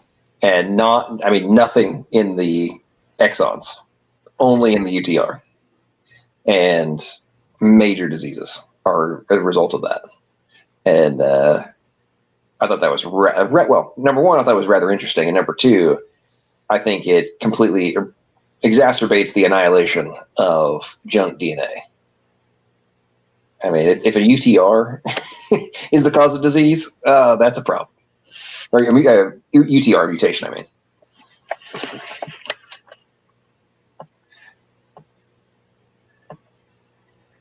But hey, Danny, I know we've been dominating the conversation. You want to, and you've been over in side chat. Are you wanting to still discuss? I don't know how much longer we'll have Dr. Carter. Are you still wanting to dive into multiple universes? Yeah, I don't anticipate the conversation being that long because multiverse stuff doesn't come up too often, and it's very specialized into the philosophy of cosmology, which is But I'm just curious as to what his thoughts were. Well, I jotted down just a few sentences here in an essay I was writing, and I was trying to think if I could possibly turn it into like a formal logic argument. It was just some ideas I had, and I haven't even really tested it, so there could be some problems with it. But I thought you'd be a good person to ask because it's obvious that when people invoke the multiverse hypothesis, they're admitting the problem of the fine-tuning argument, having all the physical fundamental that's one of the constants. responses to the fine-tuning. Yeah. Right. So it's not based on any sort of empirical evidence or like, oh yeah, we did these experiments, we predicted that there are multiple universes. We may never be able to empirically determine that there are multiple universes. I mean, how could you? So it's clearly that it was invoked as a way to solve the low probability problem, or like you referred to, the inverse gambler's fallacy. And I thought, well, is that an escape route to try to avoid the alternative of the God hypothesis that, well, since the odds are so low, it would take some kind of super intelligent being to just tweak those values so that Planck's constant is exactly what it is and the gravitational constant is exactly what it is, and he also picked Earth because it's just the right size and distance from the sun of the right type of sun, and we happen to be in between, in a fairly safe area in our Milky Way galaxy, and we happen to be in an area where there's not as many stars around. We're not in one of the fixed spiral arms, so we can observe the universe, and everything seems to reek of planning and design. I thought, does the multiverse really necessarily do away with a God? And here's my reasoning. I'm just going to read it here because I'm really tired. I've been teaching. I didn't sleep enough, and I had to teach at 8 a.m. So I said the requisite number of universes to offset the mathematical odds of at least one of those universes having fundamental constants with values that are compatible with life is so high that anything possible becomes probable. And correct me if I'm wrong, but I thought I read that the philosophers muse that an infinite number of universes or just a whole lot of universes implies that somewhere there's another universe with a person just like you in it who is identical to you in every way except possibly one difference, like career choice, religion, hair color, etc. Because those are the kind of odds that you have to use to overcome the probability of getting all the fundamental constants right. Just like that, you just need that sheer number of universes so that you have parallel universes where pretty much anything is possible.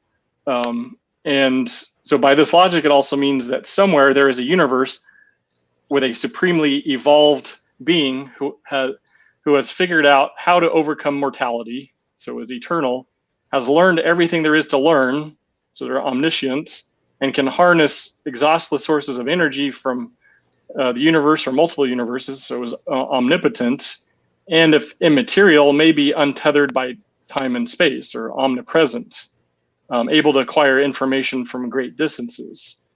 So who's to say that our universe isn't one in which a transcendent supreme being has chosen to become an active participant or even the creator of this universe? And then since the multi-universe hypothesis leads to the conclusion that the existence of a supremely powerful being is highly probable, and life is more likely to arise from the deliberate input of an intelligent being rather than by chance and natural mechanisms, then one could assuredly conclude that since life exists in the universe, our universe most likely has a creator. Now, I'm not saying I think God evolved, in a universe, but just for the sake of argument, if you've got infinite universes and you've got all this time and possibilities, what, if we've supposedly gotten this far after, how many billion years of evolution, what about a planet that, went another 100 million years? Like, where would we be now? Where would humans end up? Would we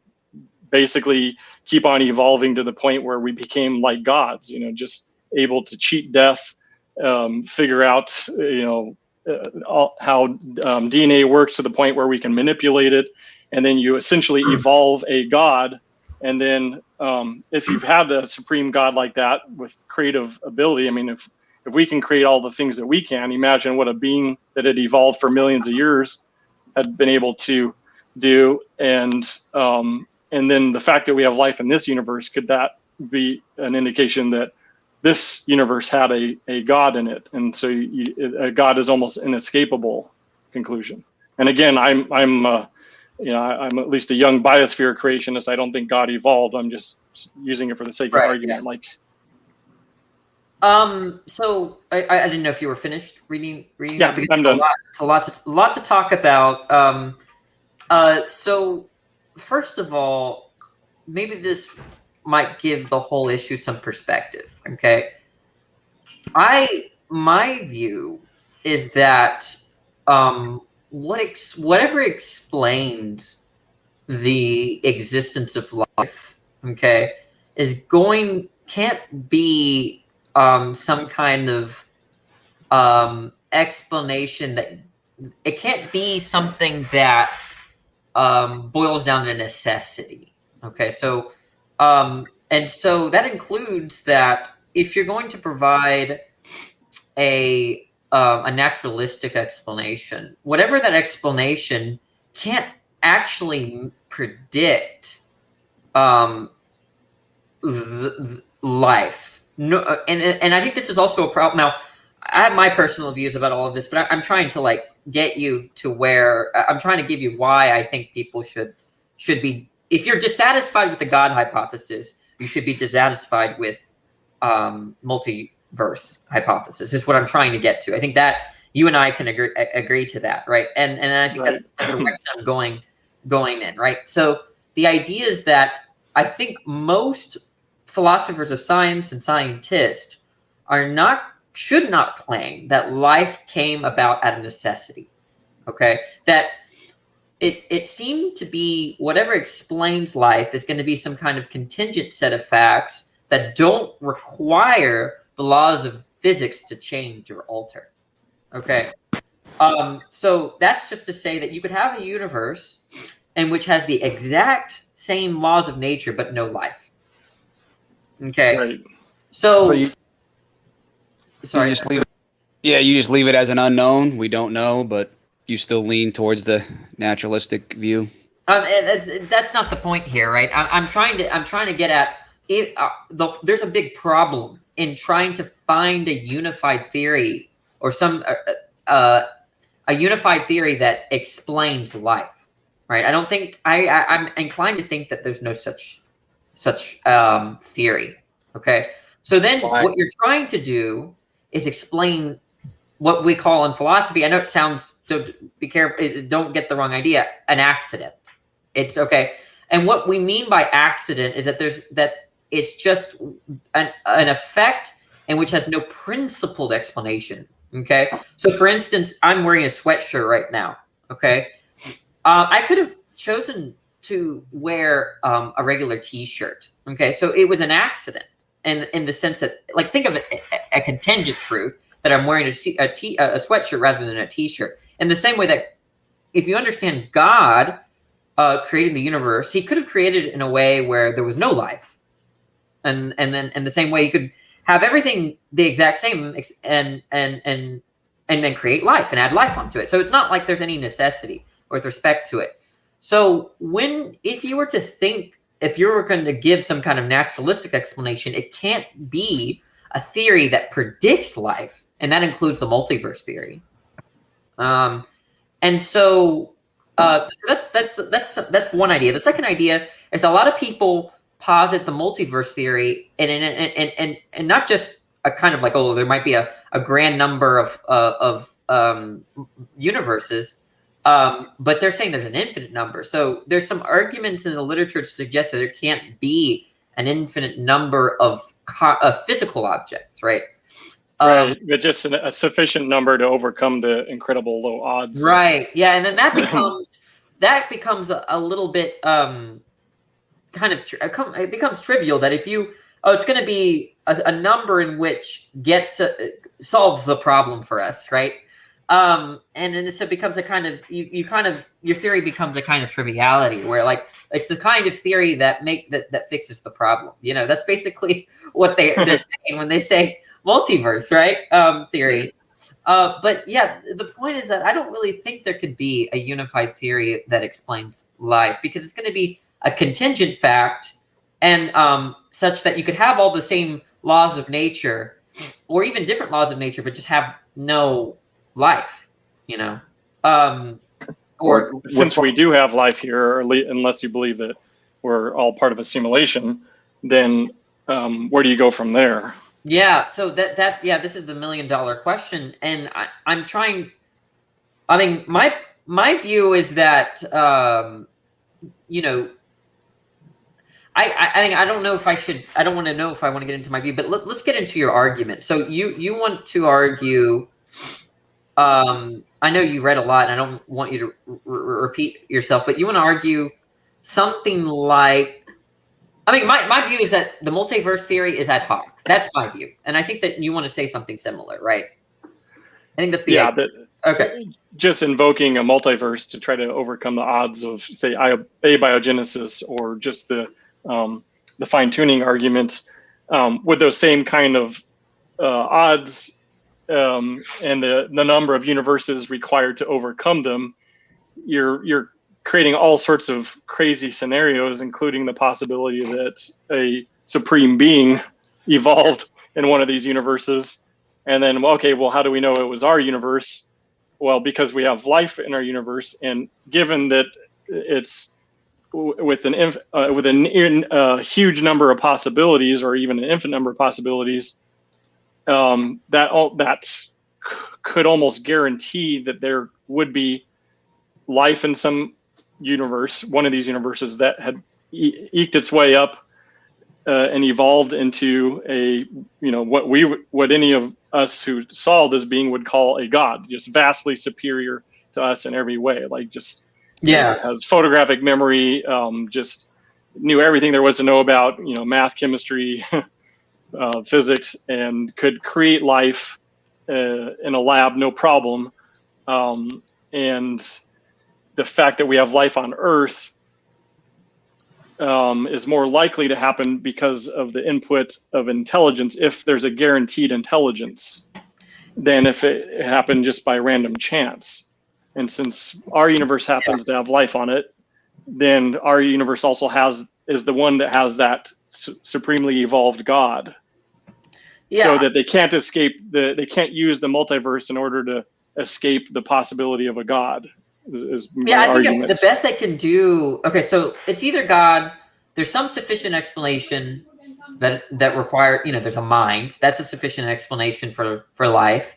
But if you're granting the possibility of there's some non-mental sufficient explanation, then the question becomes which one is more likely. Okay, and to my personal view is that you're going to have to get into your independent justification for either one. So do we have independent justification for thinking that there's a multiverse? Well, if the answer is no, well, you have a problem. Now, the other question, do we have independent justification for a mind? A sufficient, a mind outside of let's say human ones, or AKA, do we have an independent justification for God? Well, the answer is yes, and I could see why one person would say, well, then God is the more likely explanation, right? But if you're talking to, let's say, an agnostic, okay, and they say, well, I think that I don't have independent justification for either one, right? Then the whole conversation kind of changes into, okay, well, here's independent justification for saying that there is God or there is no God, and then once you've established that, then you that kind of guides you towards what best explains the sort of accident that is life, the like these sets of contingent facts that produce life. And I think for me, that's how I see the problem. I mean, I don't know if I'm actually answering anything that you're asking me, but it'd probably be best for you to find some Christian philosopher, because I'm on the other side of the fence, and they've probably looked into it much more than I have. But I guess all I could do in terms of response that I think would progress the conversation is, let's frame the issue. The issue is that if we're granting the possibility of either, well, we want to say which one is ad hoc, right?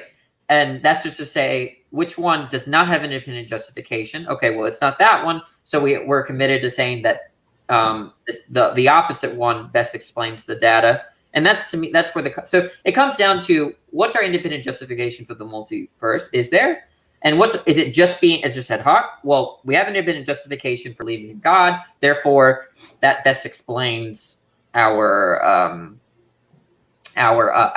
emergence of life or whatever. That's how I see the issue. I don't know if that helps any, though. Yeah. I don't know. I guess I need to think about it when I'm not so tired. But I am curious. I know you're more agnostic, leaning toward atheists, right, Danny? Right. Yeah. What are your thoughts about the fine-tuning argument and what we're finding as chemists that seems to be insurmountable impasses in terms of what can be done, what the odds are of forming biopolymers with function that will favor life? So I think that most atheists, and people that are on my side of the aisle, are somewhat kind of bewildered. The fine-tuning argument is kind of scary. Okay, so in the sense that there is a question here, right? I mean, just the fact that if we change any of these constants, there's no life as we know it, or maybe even no minds, right? That kind of stuff, and that is perplexing. Now the job of the philosopher is to ask the question, okay, it's intuitive, right, that there's some explanation here, okay? Now the question is, can we meaningfully get to one particular explanation over another? And so we have to drop our intuitive stuff, intuition for a second, to see if there's some kind of argument outside of intuition. And so while I can say that, yeah, it's pretty, and we see where you're coming from. And in fact, I myself would say that if someone came to belief in God on account of how delicate the constants are, I don't blame them, right? I don't think it's particularly irrational. I think you can believe in God and not be irrational. That's my view, right? Now the question is, what kind of inference is it? Is it a kind of inference that would be binding to all agents, right? So let's say someone comes in, and I can agree for anyone in the room, I agree that look, this is concerning. But what if we had an atheist philosopher that came in and said, no big deal. No, they don't have the same intuitions as us, right? That they're just brutally contingent, which means that the constants are the way they are, and there's no further explanation. What kind of response are we going to give other than the fact that just sounds kind of crazy and unintuitive? And I think that's kind of the brick wall for me, that it kind of comes down to what seems to be plausible rather than what sort of inference can we rely on to get one conclusion over another. And so that view sounds like a Just So story. What the God or the brute fact? Well, no, it's in fact the opposite. They're saying there is no story. Right. They're saying it just is because Right. I mean, but everyone kind of appeals to that at some point, right? Theists are going to appeal to that in terms of God's nature. God is just not the thing that's been created, right? Or God is just simply, he has they do that with he's simply good, there's no further explanation as to why he's good. There's a difference between pointing to one thing being God and a set of a bunch of things that just are. Like what caused them? Or I'm sorry, did nothing caused them? Like all of these things just are the way they. Yeah, that's the idea. Root contingency is some kind of fact that has no further explanation, right? So I'm not even saying that we should accept that. I'm not arguing that we should accept that. I'm just saying that what would be they're going to say the same thing, right? Okay, you think these constants are explained. I think they're not explained.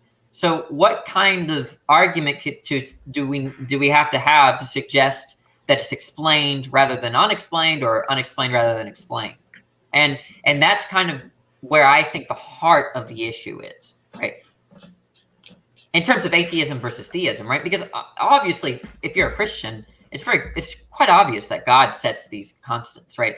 But if you're trying to provide an argument to someone that's not a theist, right?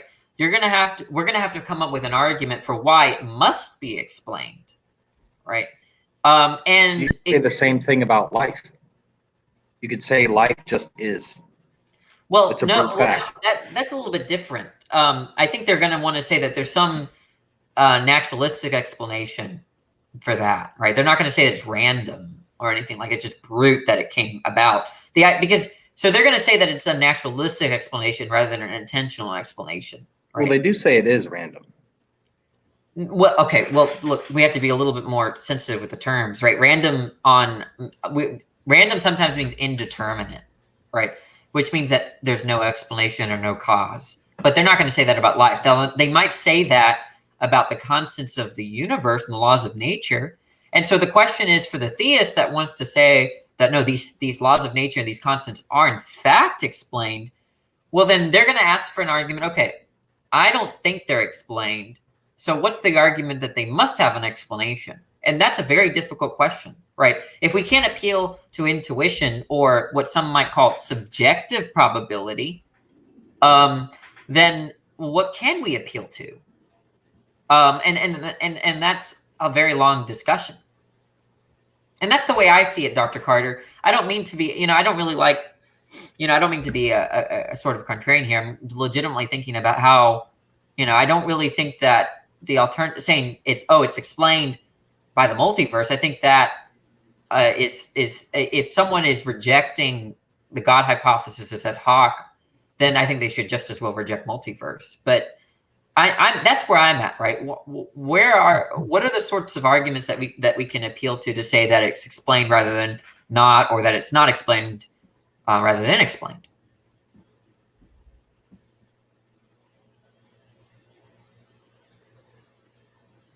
So what about the I don't know if you had a chance to watch any of James Tour's videos and some of lectures that we've been giving on the chemical problems of abiogenesis, but if it can be shown or demonstrated convincingly that natural processes just cannot create the molecules, the polymers of life, and therefore you're not going to get even the first living cell going. I mean, it does by deductive. If there's only two choices, either life got here by natural processes or something created it, can you and you can knock out one of those possibilities? Yeah, then do you automatically accept the other, or do you just wait and say, well, maybe there's a third option we haven't thought of yet? No, that would argue, if you were to establish that it cannot happen, then I think that you're committed to saying that there's some mental explanation. But you have to, now, this is going to sound a little pedantic, Dr. Carter, but let me appeal to the way philosophers use some of the terms, because the word cannot is a very, very strong term in philosophy. It usually means logically impossible, but it has other meanings as well. The second most common meaning is physically impossible. Okay. So for instance, I cannot jump and land on the surface of the moon. I cannot do that. Right. And when someone tells me, well, that's logically possible, there's no contradiction. Well, then I will say, I just might mean that given the laws of nature, that it's constrained in a way where I can't jump to to the surface of the moon and, you know, eat a sandwich. I don't know. So the idea is, okay, you must be making the claim that it's physically impossible, right? Not logically impossible. Physically and like chemical, the laws of chemistry, the laws of physics do not permit it to occur. Yeah, it's the same like thing as trying to jump to the moon. Yeah, you can keep jumping and working out and jumping, and pretty soon you might be able to jump 5 feet, 6 feet, but never to the moon in your current human form without, you know, some kind of cheating or assistance or a rocket. It's just beyond what is physically possible. What, you know, covalent bonds can do, and muscle fibers and sources of energy can contribute to jumping. I mean, yeah, fleas are probably the highest jumping animals compared to their body size and weight, but even that, if we were to ramp that up to the size of a human, we're still not going to be able to jump to the moon. Okay, and the same thing with abiogenesis. Is like everything we know about chemistry and physics right now is that we're not able to create these these durable polymers that will start interacting with each other in a way that overcomes the unfavorable conditions. Okay, so yeah, I have to understand you.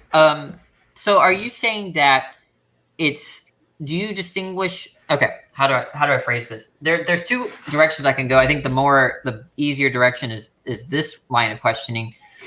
Are you saying that if life emerged from non-life, right, that would violate laws of physics?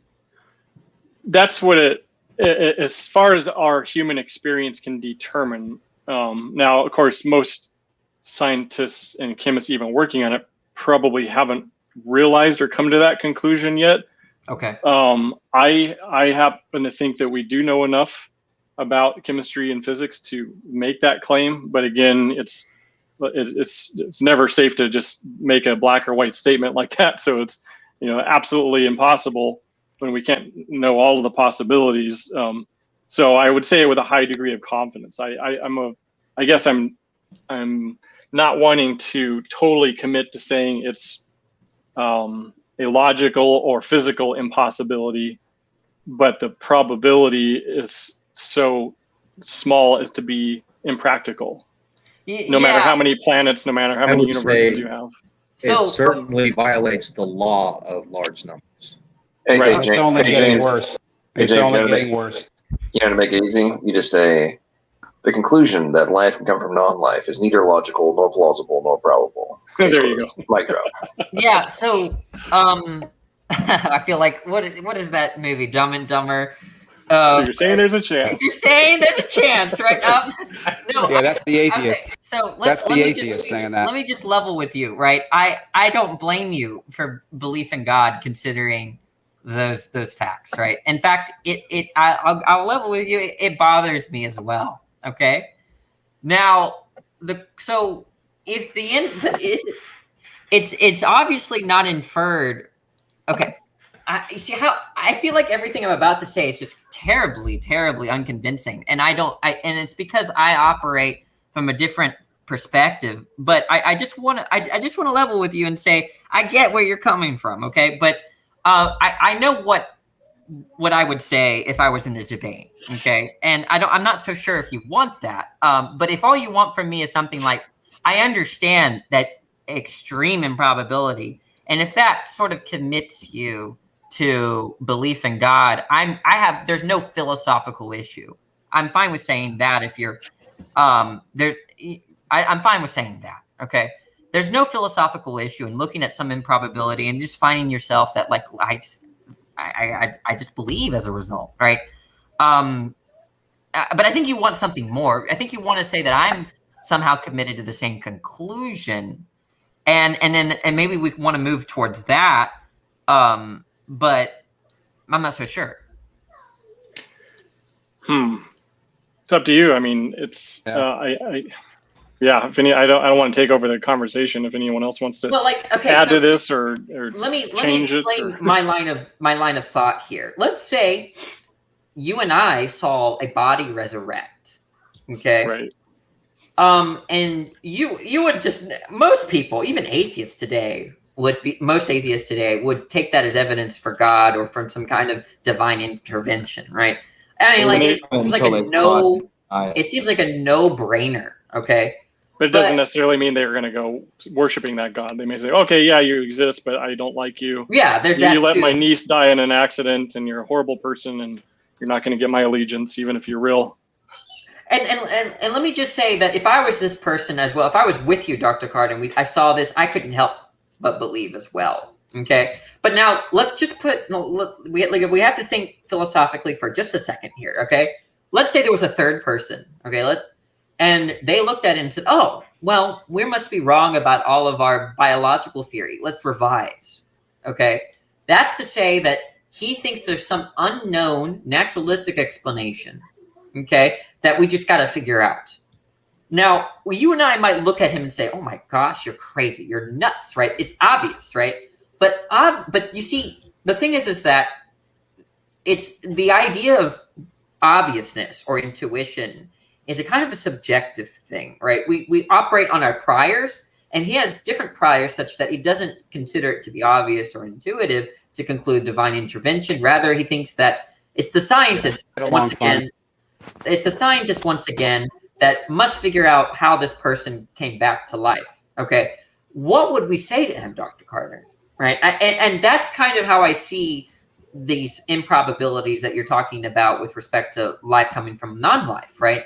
And I mean, it could be that I just think that it's kind of depends on the person that you are in your priors in terms of what you're committed to from the empirical data.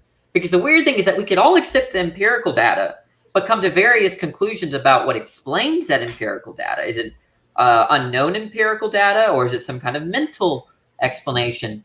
And I just don't have a good answer either way. Why should you be committed to the third person's perspective and saying there must be a naturalistic explanation for the resurrection? And why should they be committed to what we've concluded, philosophically speaking? Right, and that's where I'm at with this issue of abiogenesis.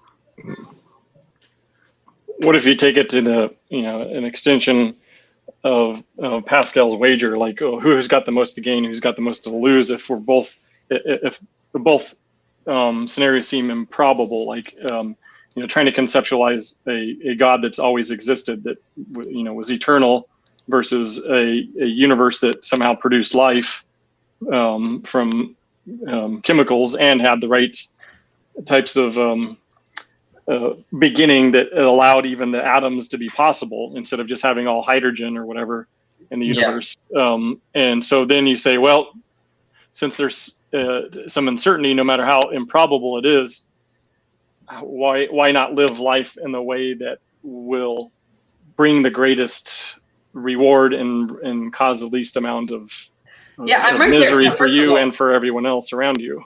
Yeah, I'm right. So a lot of atheists think Pascal wager is garbage. I am not one of those atheists, right? But I think that if we understand, we can understand Pascal and interpret him various ways or modify him in many ways. But to me, Pascal appeals to the agnostic more than to anyone else. Right. Okay, so let's say there was a minimum effort, like, okay, you might as well live your life this way just in case there's a God, but it doesn't establish a reason to adore the God and have a relationship with him and what kind of God is he? And the idea is that let's say there was a fourth person that saw the resurrection, right, alongside us three, right? And they said, I don't know which one to believe. What we could do then is, hey, you don't have an epistemic reason to believe one over the other, but there's a practical reason in thinking that it's divine intervention. Okay, that's to say you have a lot to gain and a lot to lose here in terms of your soul, yourself, your eternal life, or the life after you die, or and so you have a practical reason, Mr. Agnostic, to accept what we're saying instead of what this naturalist is saying, right? And I think that's definitely something to consider. So I'm not of the opinion that doesn't factor in at all. I just think it mostly applies to someone that has not made up their mind. Yeah, I agree. Dr. Carter, isn't it?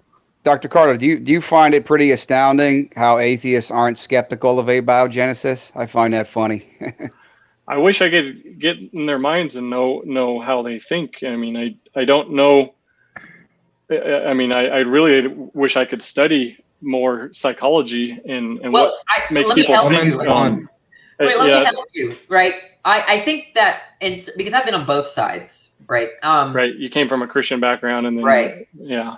Yeah, and so what the idea is that many theists marvel at the idea of God in a way, but for many scientists and naturalists, they marvel at nature in a similar way, right? Where nature could do all this stuff that we have no unfathomable things that nature could do, right? And so when we see something like a biogenesis, well, nature is mysterious and wonderful and powerful, and I don't see why nature couldn't just explain that right now. I was speaking. I don't really actually. I'm actually intuitively speaking, kind of there with you. Okay, my intuition's kind of aligned more with theists and atheists, right? But the idea is that's I think where they're coming from. That look, you think that God makes sense here in terms of explaining these improbabilities and these accidents. Well, Mother Nature is the sort of God that and I'm speaking metaphorically, right? That Mother Nature is amazing, and I don't see why you don't just kind of metaphorically bow down to Mother Nature's power of explanation, right? I think that's their psychology, right? And they're gonna. I mean, I don't know. We're just talking about. Hey guys, I think Sal had something he wanted to weigh in on the Pascal's wager part of the conversation. Oh yeah, I was going to come back to him because I saw I know he's talked about this or debated it, and I just wanted to say about the Mother Nature though. It's like they invoke the wonderful Mother Nature without ever witnessing her do anything. They say, here's the results, and let's give credit to Mother Nature, but we're not witnessing Mother Nature in the act of giving birth to any wonderful things. We're just attributing it to her, or atheists. They would say the same thing about theists, though. Right. You didn't see creation. You just know that you see all this, patterns of design and foresight and information storage molecules, but you didn't see them create Adam, and so it's the same kind of. Sorry, I interrupted, Sal.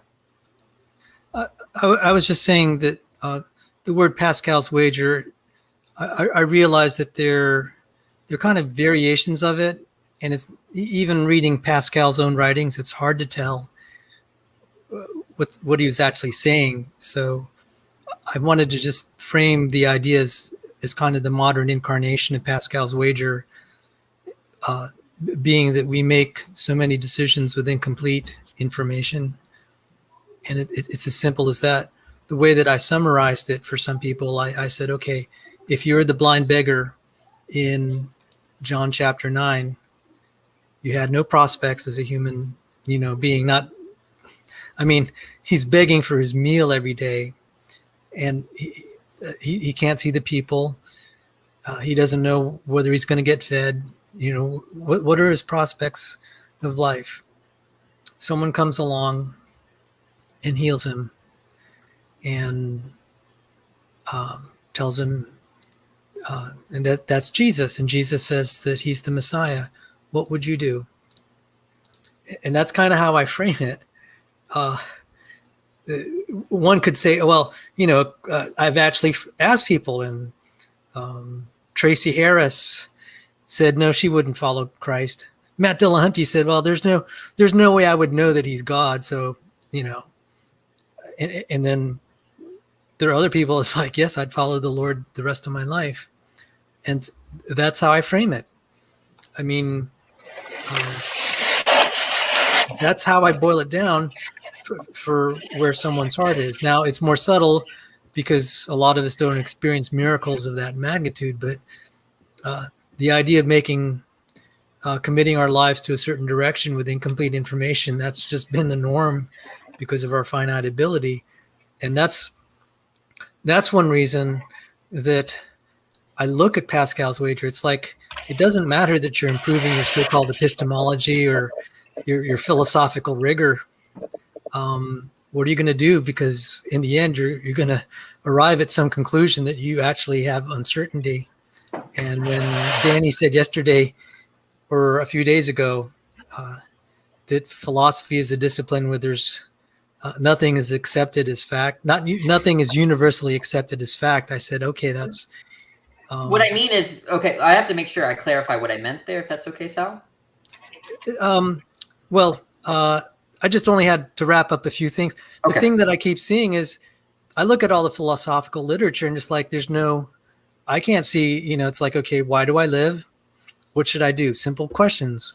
What's the unified answer? I don't get one. That tells me there's uncertainty there. So each person just makes an evaluation of what he feels his observations are telling him. And for some of us who are looking at abiogenesis, it's like, that it looks like there's a miracle. And then there are other people, including logical probable and perhaps some others here, that feel we have seen the action of God. I mean, what are we going to do with that? So, well, in my opinion, that's what I meant by Pascal. That's how I define Pascal's wager. Well, I agree with you too, Sal. I mean, for me, with the known information of the necessities, like the agreed upon necessities for life to exist, at this point, I mean, it's like I'm not really gambling on like what's my conclusion. I mean, to extenuate the gambling metaphor, it's like, okay, cool, I've got ace king of hearts, the flop is jack 10 queen 2 hearts. I mean, I turn another king and river and ace. I mean, like, I'm pretty fine with putting my stack in at any point of that board. Like on the flop, I flop the nut straight. On the turn, I get the nut straight and a full house redraw. Like, I'll bet my chips. I'm in. Let's go. Let's do it. And it's the same kind of context of like, oh, cool, I've got a, king high straight flush. No hand can beat me. Theoretically, hypothetically, an ace high royal flush could beat me, but I've got the blocker cards. Nobody can have the higher straight flush. Hey, John, can you clarify something for me? Yeah, what's up? When you say you, do you mean that you, the body, or you, the spirit? Sorry. yeah, I got you. Good one. My point being, then, this whole conversation, what we're talking about right now, for the, who's actually making the greater wager. For me, at this point, and I don't know if Dr. Carter may be gone. If he is, I'll reiterate this. But something I was thinking about in this conversation, James, is depending on who you're going to be presenting this argument to, it might actually. Well, let me preface this. Are there processes in chemistry that your peers would never think were plausible to be done without an intelligent agent being involved? Yeah, I mean, just the creation of plastics. Okay, so the formula for that, right?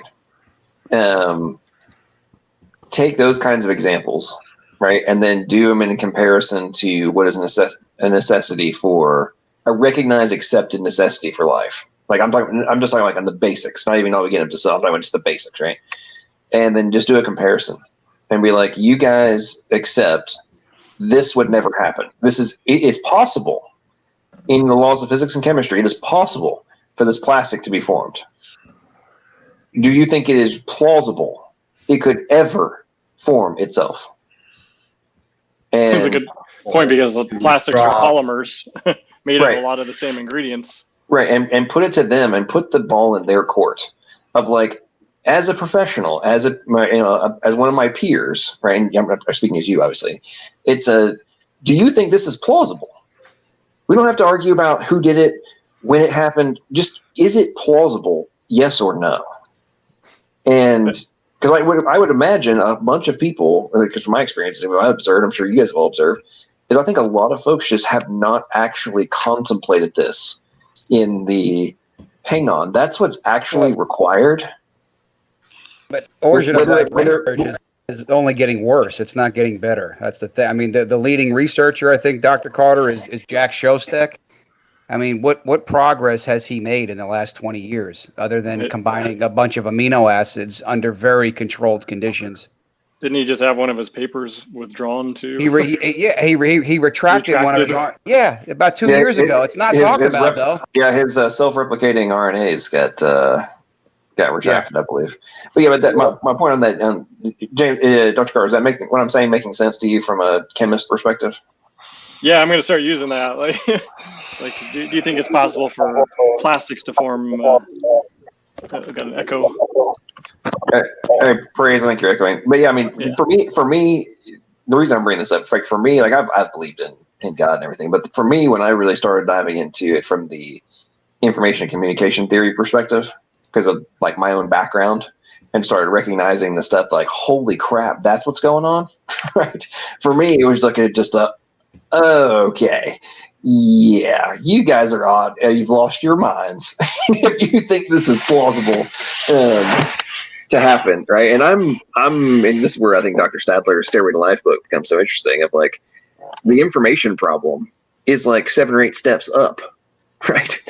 We're talking about like up the food chain from the kind of stuff that we're talking about is much more. I'm not saying that the genetic code and everything doesn't have relevance to what you do. I mean, like on the fundamentals, right? You're on the fundamentals level of just like, hang on, what are you guys even arguing about the information theory standpoint of this stuff? Like, we're not even there yet, right?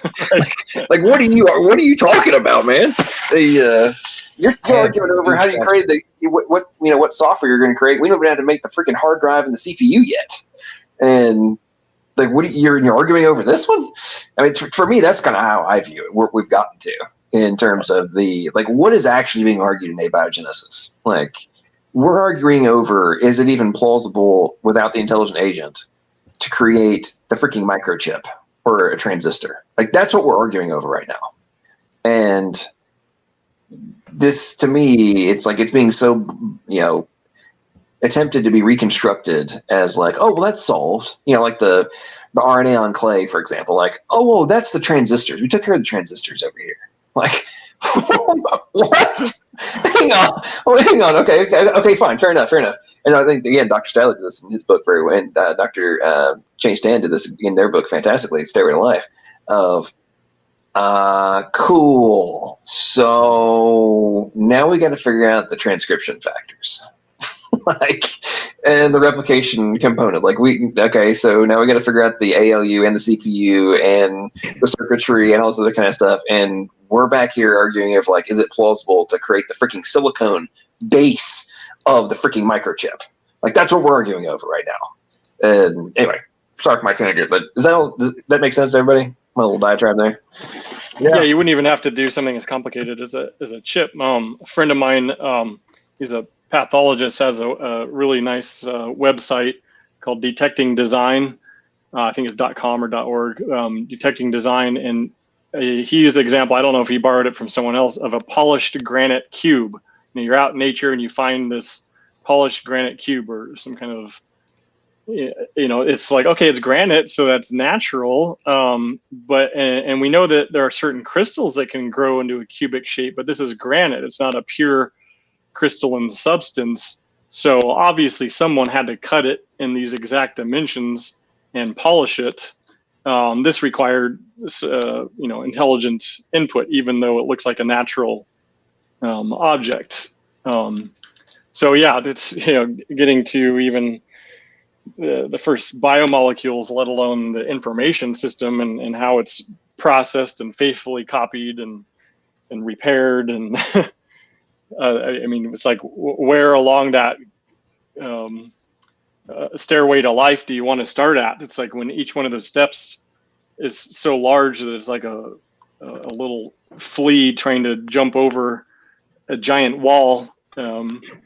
Each one of those steps is insurmountable. It's not even like, oh, we finally made it over step number 3, and now we can get to step number 4. It's like, no, those steps are like jumping to the moon, basically. Dr. Carter, do you think that do you think the equivalence between the example I gave, where we go back and we look at a body resurrect from the dead, and that sort of weird anomaly and probability happening versus like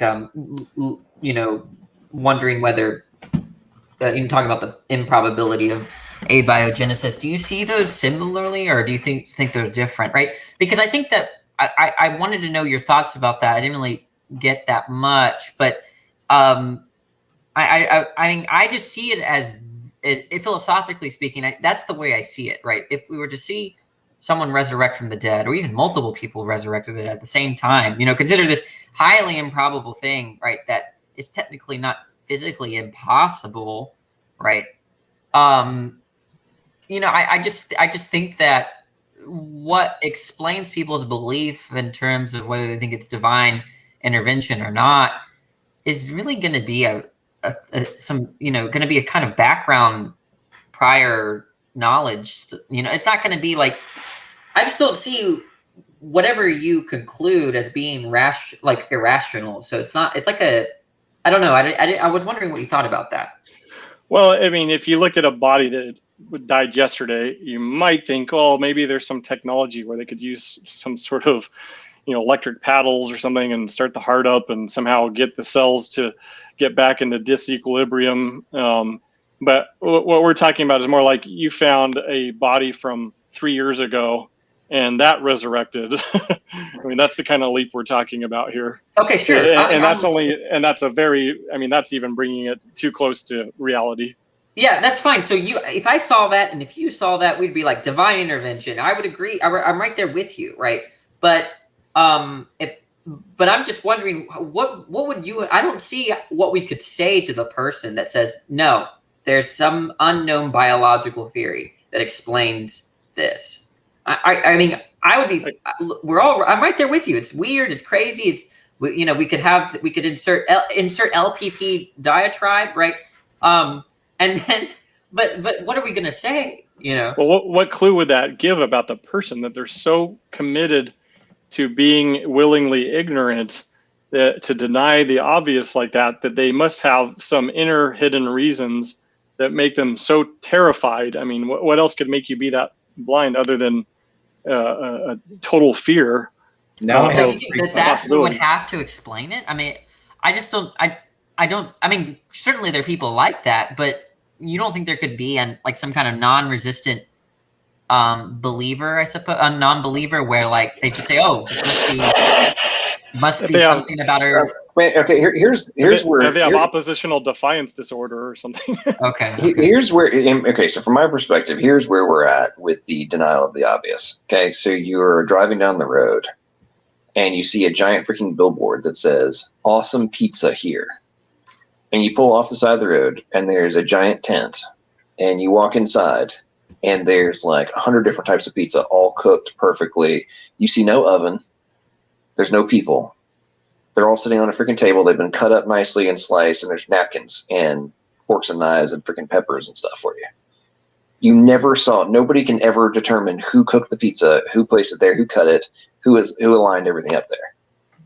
And then the next day in the news, it's somehow pizza cooked itself.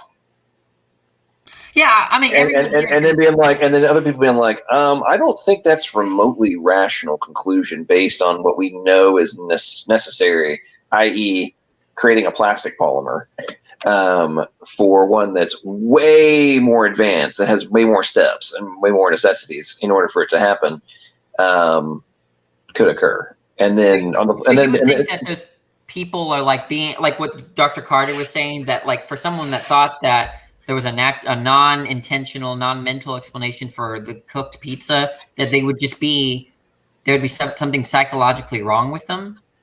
Well, they'd be desperately attempting to avoid the obvious, and this because think about this for a second.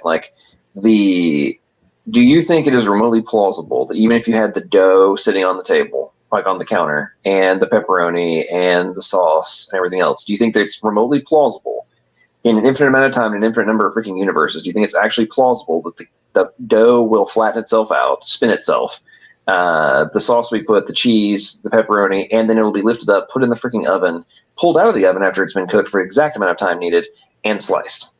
No, I don't think that's plausible at all. Well, and I know you don't, but I'm saying that's what's being argued by the abiogenesis people. is that giving them that's totally plausible because there's an infinite amount of time to work. And there's infinite time in infinite universes, therefore we have enough time. Therefore, the pizza made itself. Like, that's what's being argued. And then we're going back and we're like, you can't even explain how the dough was made, let alone how it got flattened out, put all the sauce and the cheese and the pepperoni got put on it, and then it got put in the oven. You don't even know how the pepperoni and the dough got made. Let So for alone you, does the conversation kind of just stop there? What natural processes would do that? Well, the point I'm making is then we go into the conversation doesn't have to stop, but it's I'm not going to concede that leveraging a God of the gaps or a just argument of incredulity, which is what's being spewed so often, right? I'm saying, like, no, you're projecting a naturalism of the gaps and desperation to avoid the obvious in this context, because you're now clinging to, I mean, think about it. And I know you don't like Dillahunty, but use him as an example, right?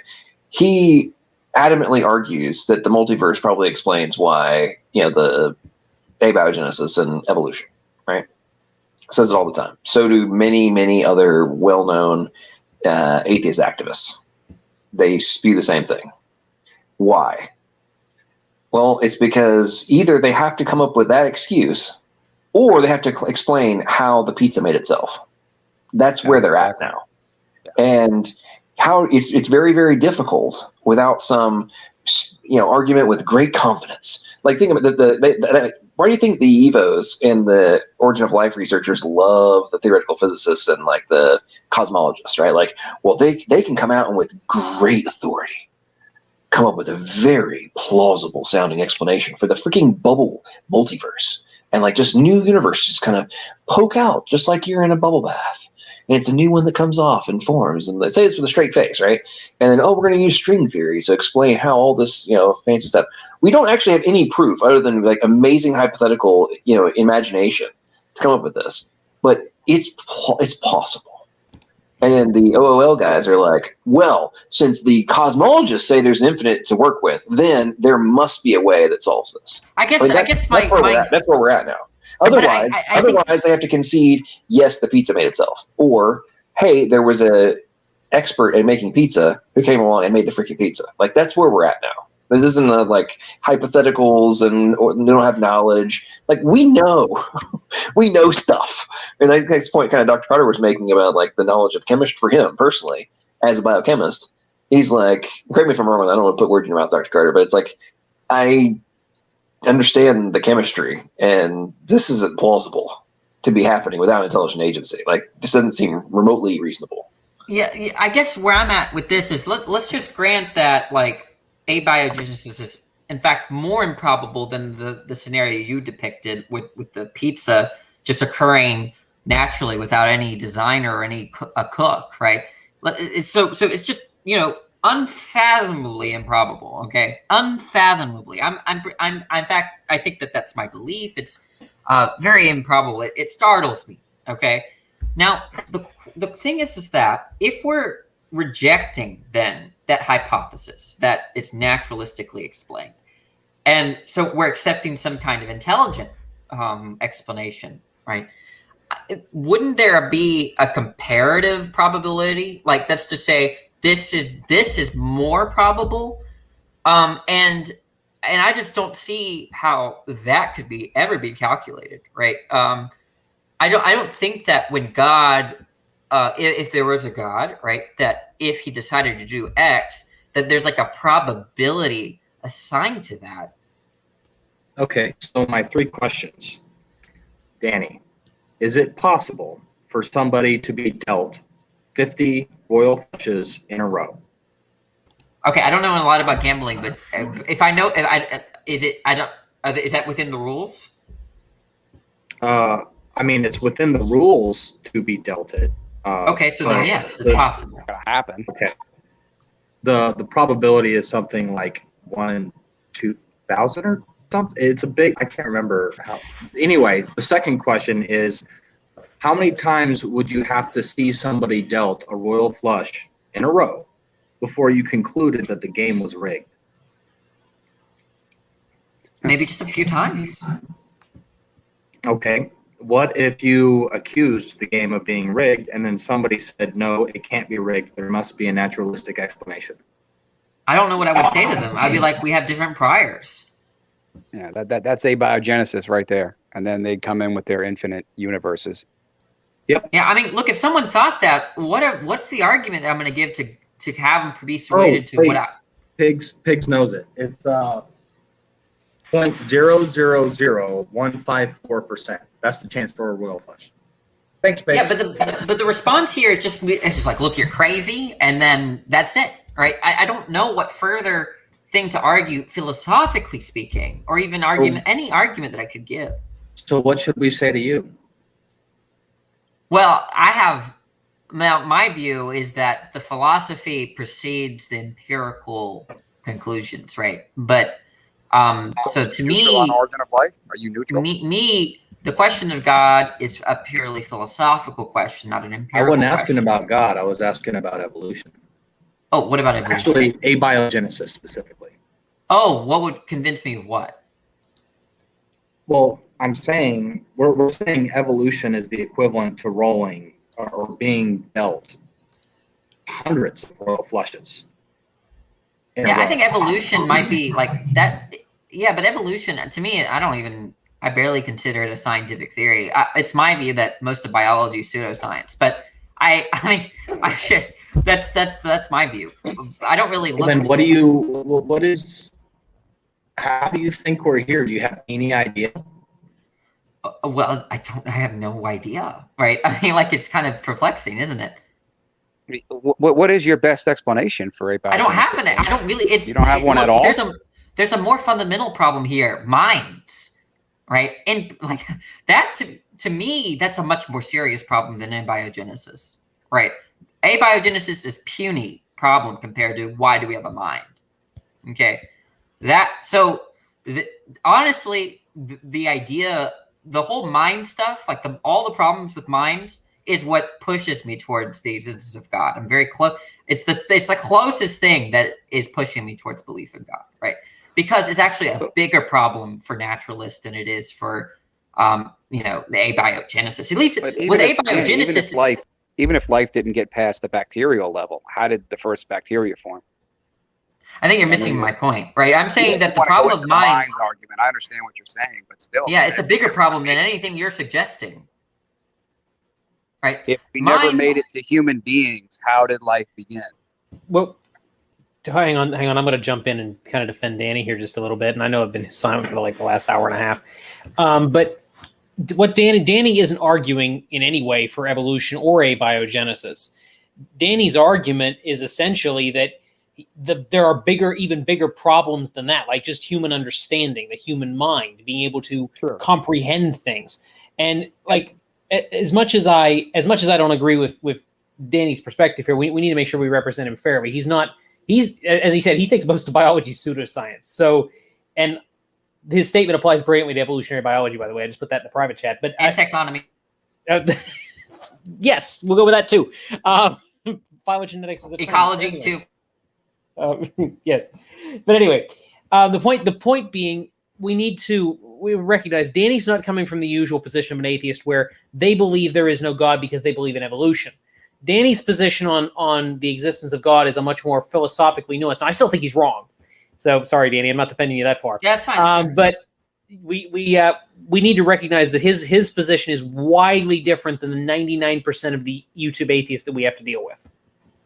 Yeah, I'm actually going to be in support. I'm going to be in support of you in many cases when they're giving arguments against the existence of God by appealing to science, right? I don't think science has anything to do with it, and that's precisely why I'm not, why I'm not so persuaded by the improbabilities of abiogenesis, right?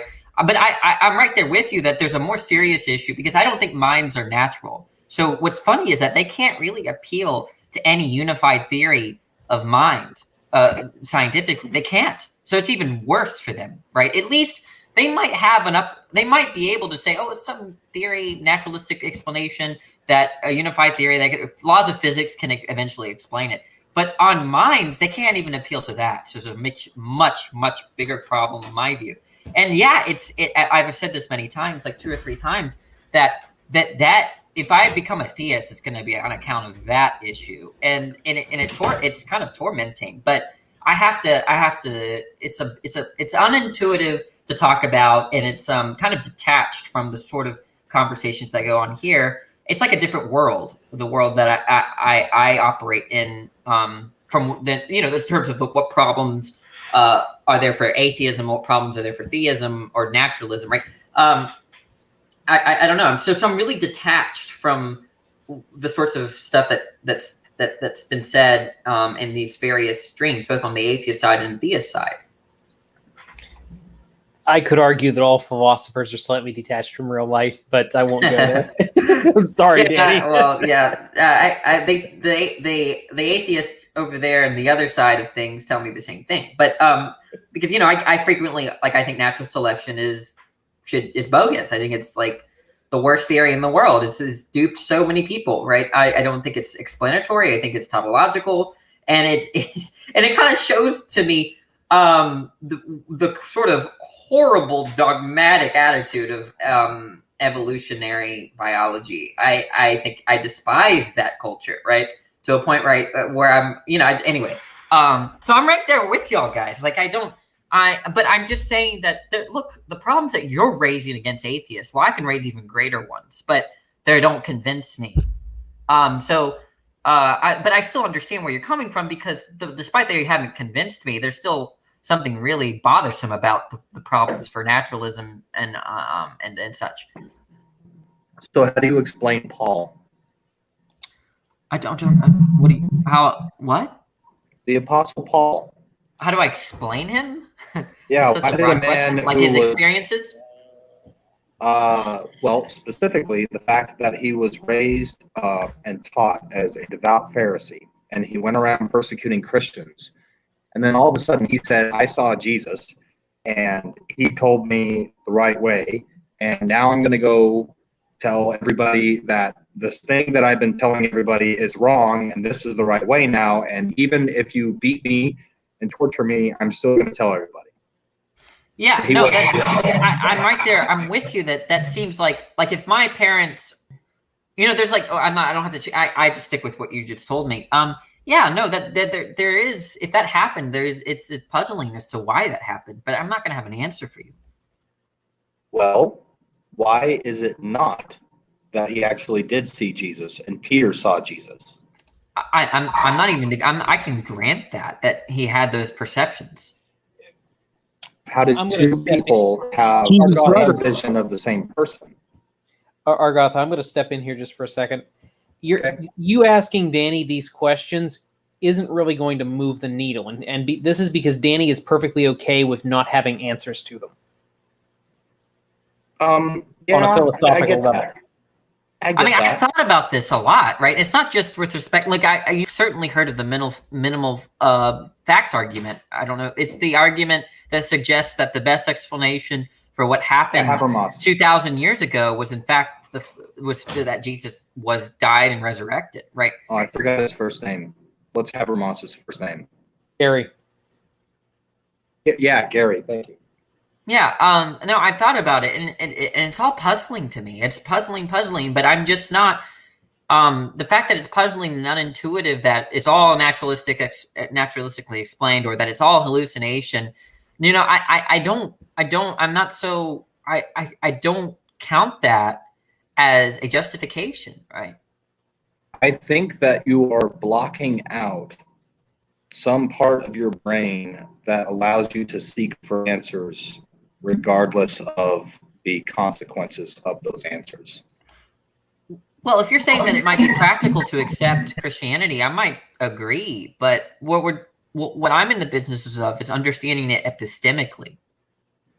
Well, I'm saying, okay, we can go back to epistemics, but Paul is the greatest testimony of Christianity, and he wasn't the only one. He was just the one that wrote the most books of the New Testament. So you have to,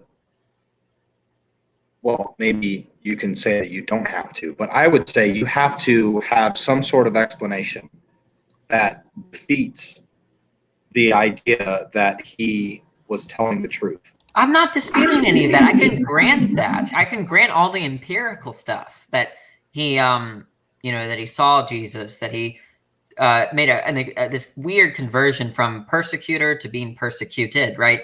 I mean, I can grant all of this, right? I'm just persuaded by arguments, unfortunately for me, right? Now, if I'll level with you, right? Maybe that is unhealthy. Maybe I'll come to more false beliefs as a result. Who knows, right? I agree with you that if a person is just seeking justification for these sorts of beliefs, it doesn't guarantee them true beliefs, right? In fact, someone that is just operating on the basis of intuition might arrive at more true beliefs. But I'm sorry, I'm just constituted differently. I'm not asking you to try to find a reason why it's true or why it's not true. I'm saying, think about it. Oh, you don't think I've thought about this? I imagine you may have. I don't know because I never asked you the question before. I would like to think of myself as very meticulous. I didn't deconvert for just out of I really went into the minimal facts stuff. I mean, I really thought about the stuff like Paul, or I even there are movies in which I thought about where minimal facts arguments apply, like where someone goes back in time to warn a society about an impending doom, and how no one believed them, right? And I don't know, I can't give you all the details of the movies I'm thinking, but if you've seen Your Name, it's an anime. For all my anime weebs out there, they believe. I've watched a lot of sci-fi and read a lot. Okay, yeah, like what is it? If you know someone, like let's say you knew that your mother said, "I saw an alien," right? And you have all this background knowledge about your mom that she wouldn't lie, right? So you might be committed to thinking that there was an alien or that she was hallucinating, and then which one's more probable? Like Paul is an extreme case if all of the history is accurate. I get where you're coming from. I just need an argument for why to accept one over the other, and unfortunately, that's the way I'm constituted.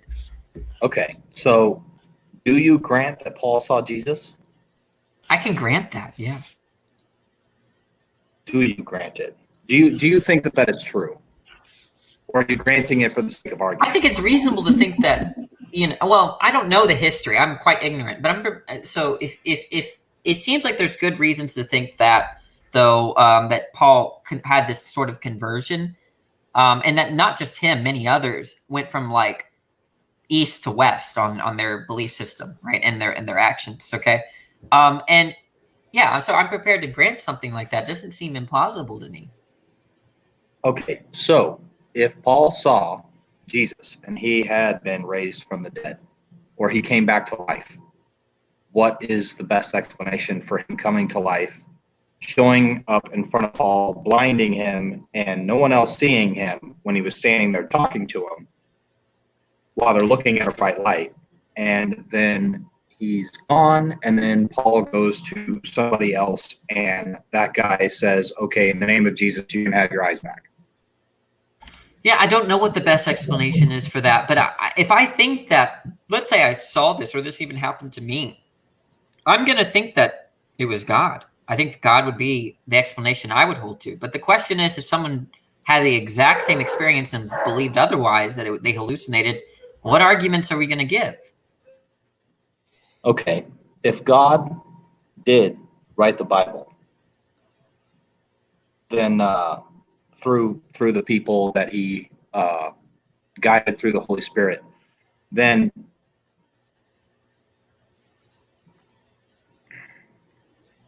see, that's the thing. You have to come from a different point of view.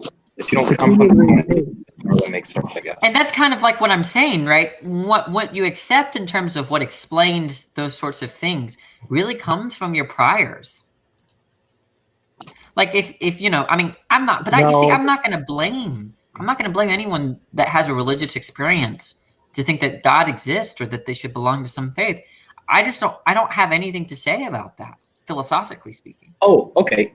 If I were God and I created the entire universe and I did not want to force myself upon people to believe in me and to trust me, but I did want to make myself known so that they had the opportunity, if they sought me, to find me. What would be a good way of doing it? I have no idea. Would the Bible be a good way of doing it? It just depends on the person, doesn't it? There's a reason why God doesn't appear to everyone, right? Yeah. So presumably, who he appears to, there's going to be an explanation for why he appeared to that person rather than another, right? Yeah. If he wants everyone to know him, then if God exists, that doesn't generate the prediction that he'll reveal himself in that kind of way to everyone, or even one person. I know. What I'm saying is, if he wanted people to be able to know him if they wanted to find him, but he didn't want to go around exhaustively and show himself personally to every single person that has ever lived, what would be a good way of showing that he exists and he is real and he made everything? I genuinely don't think there's an answer to that. I think it just depends, right? It's contextual. What would you do? What would convince me? No, what would you do if you wanted? If I were God, if you wanted to put evidence in there. So let's say you make a very complex video game, and then all of the agents, all of the characters in your video game are AI, right? And you wanted them to be able to find you, but you didn't want to just like go up and tell each and every one of them, even though you could just write a function to do it. But for some reason, you don't want to do that. You just want to put somewhere in that program evidence that you're real. What would you put in your game? Okay. So I'm not okay. Based on people's, I'm confused. So I'm setting up a game. There's a bunch of players, and I want to reveal in some way my existence to the players in the game. Yeah, but you only want to do it once. Okay. Well, doesn't it just depend on each player? Like if all the players are like you guys, then there might be a set of answers for that. But if all the players are like Speed of Sound's crew, then it's just going to be very different, right? It's just there's not going to be. I don't think there's going to be a set answer. It's not about forcing them to believe it. Right. It's about, I know. Yeah. Causing them to believe. Yeah, it's not about causing them to believe. It's about offering evidence that you're there. So you want to lay down something in your program so that anybody who actually wants to know can find it. And those that don't want to know will ignore it. What would be a good way? Well, the problem here is I don't think there's such thing. I don't think in principle there could be evidence. There's just all there is going to be things in terms of God are going to be things that cause you to believe. How is that different from evidence? Well, you might tell me, Danny, God exists, and that might cause me to believe.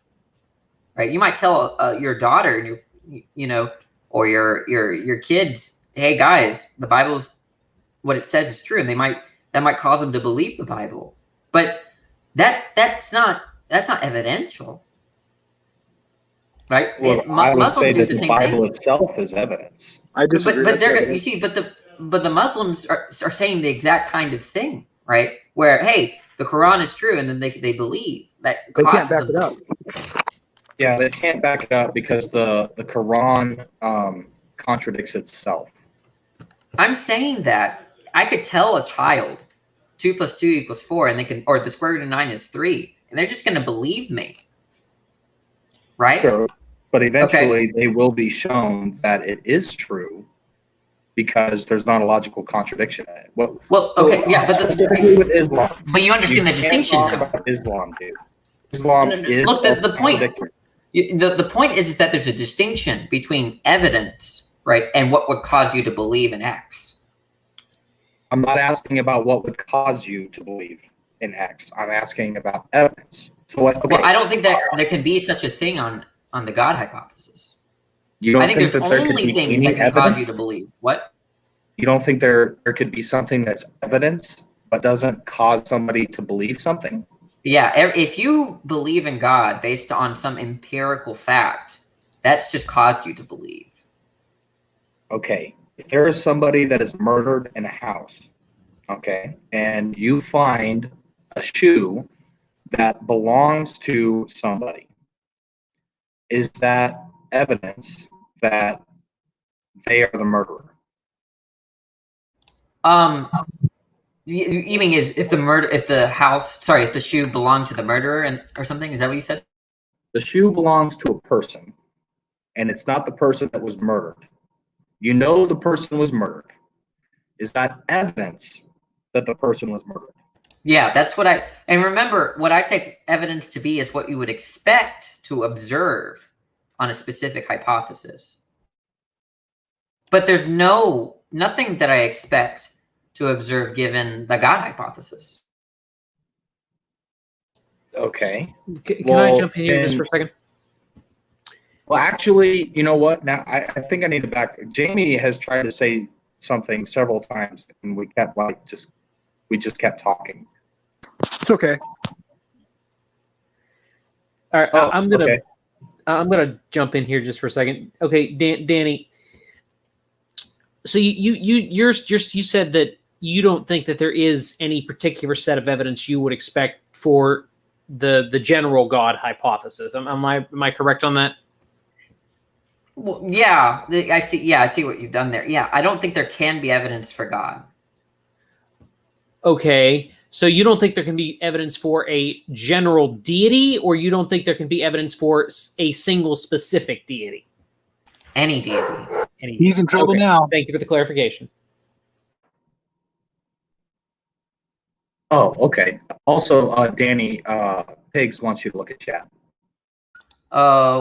Where? Oh, Pigs. Okay. It's like always using a LOL analogy. In other words, Danny's, you don't see any evidence for God then, and you don't see that being possible. I think evidence for God is impossible. Right. Right. And the reason why is that there's nothing to just confirm, because the idea of evidence is it's just confirmatory. Right. Because if there was evidence, you would have it and you would believe. Well, because no. there is or there isn't some, and if you don't see any, then isn't that the obvious implication, though? No. There could be if there were evidence for X, doesn't mean that I know the evidence for X, right? So like evidence for a horse is that it has hooves, that it goes nah, right? It's furry, has a ponytail. But notice that I don't see such evidence for horses in my room. Okay, so I don't believe that there's a horse in my room. The point is that the fact that those expectations weren't met falsifies, disconfirms horses in the room. But the idea is that God doesn't function that way, right? God generates no prediction such that if you did not see them, therefore there is no God. Right. But so the idea is that God can only cause you to believe in him. I believe psychology plays a role here. Yeah, don't you think that's kind of a thing too? Like you may, you could be confusing yourself with what you think would be sufficient evidence or whatever. I mean, maybe you're being stubborn or whatever. Maybe you have an emotional attachment to some idea, like I don't know, the problem of evil or something. No, I don't know. I'm not. Well, maybe the point is that with respect to Paul, God knew what would cause him to believe in him, right? And so he did that. Now the point is that if Paul didn't see that phenomenon, it didn't mean that there was no God. There are probably all sorts of things that I could see and then just couldn't help myself but believe that in the Christian God. But that doesn't count as evidence. Don't force your determinism on me. I'm just playing. I know.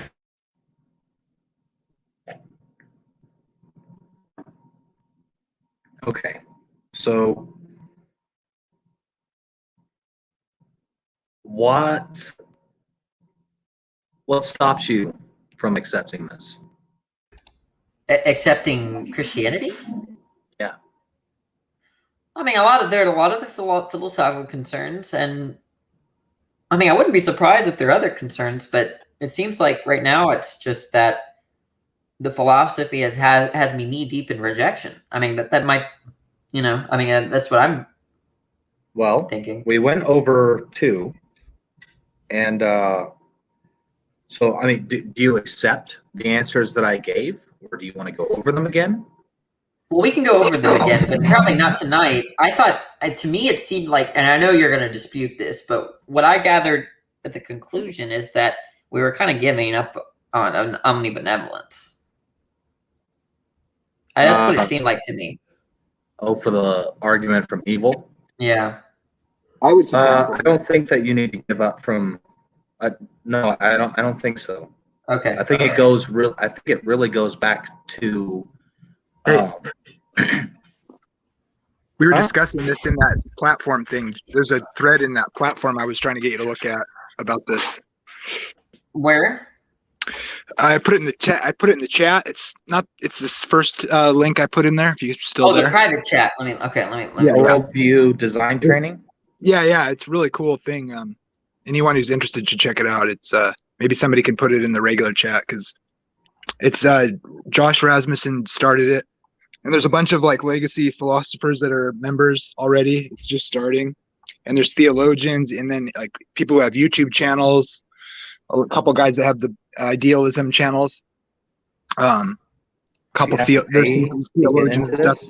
Anybody can join, and you can like post questions.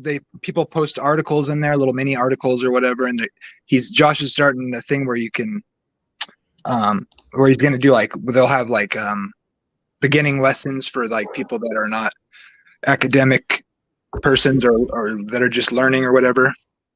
I'm on the lowest level in there, but you can still post stuff and you can ask questions to the other members, and so it's kind of like just like I don't know what you call that or whatever. It's like I posted some questions and kind of some ideas in there, and you can like make it into a little publication thing, and you just have to check it out. The link's in there, so but it is really really fun. So.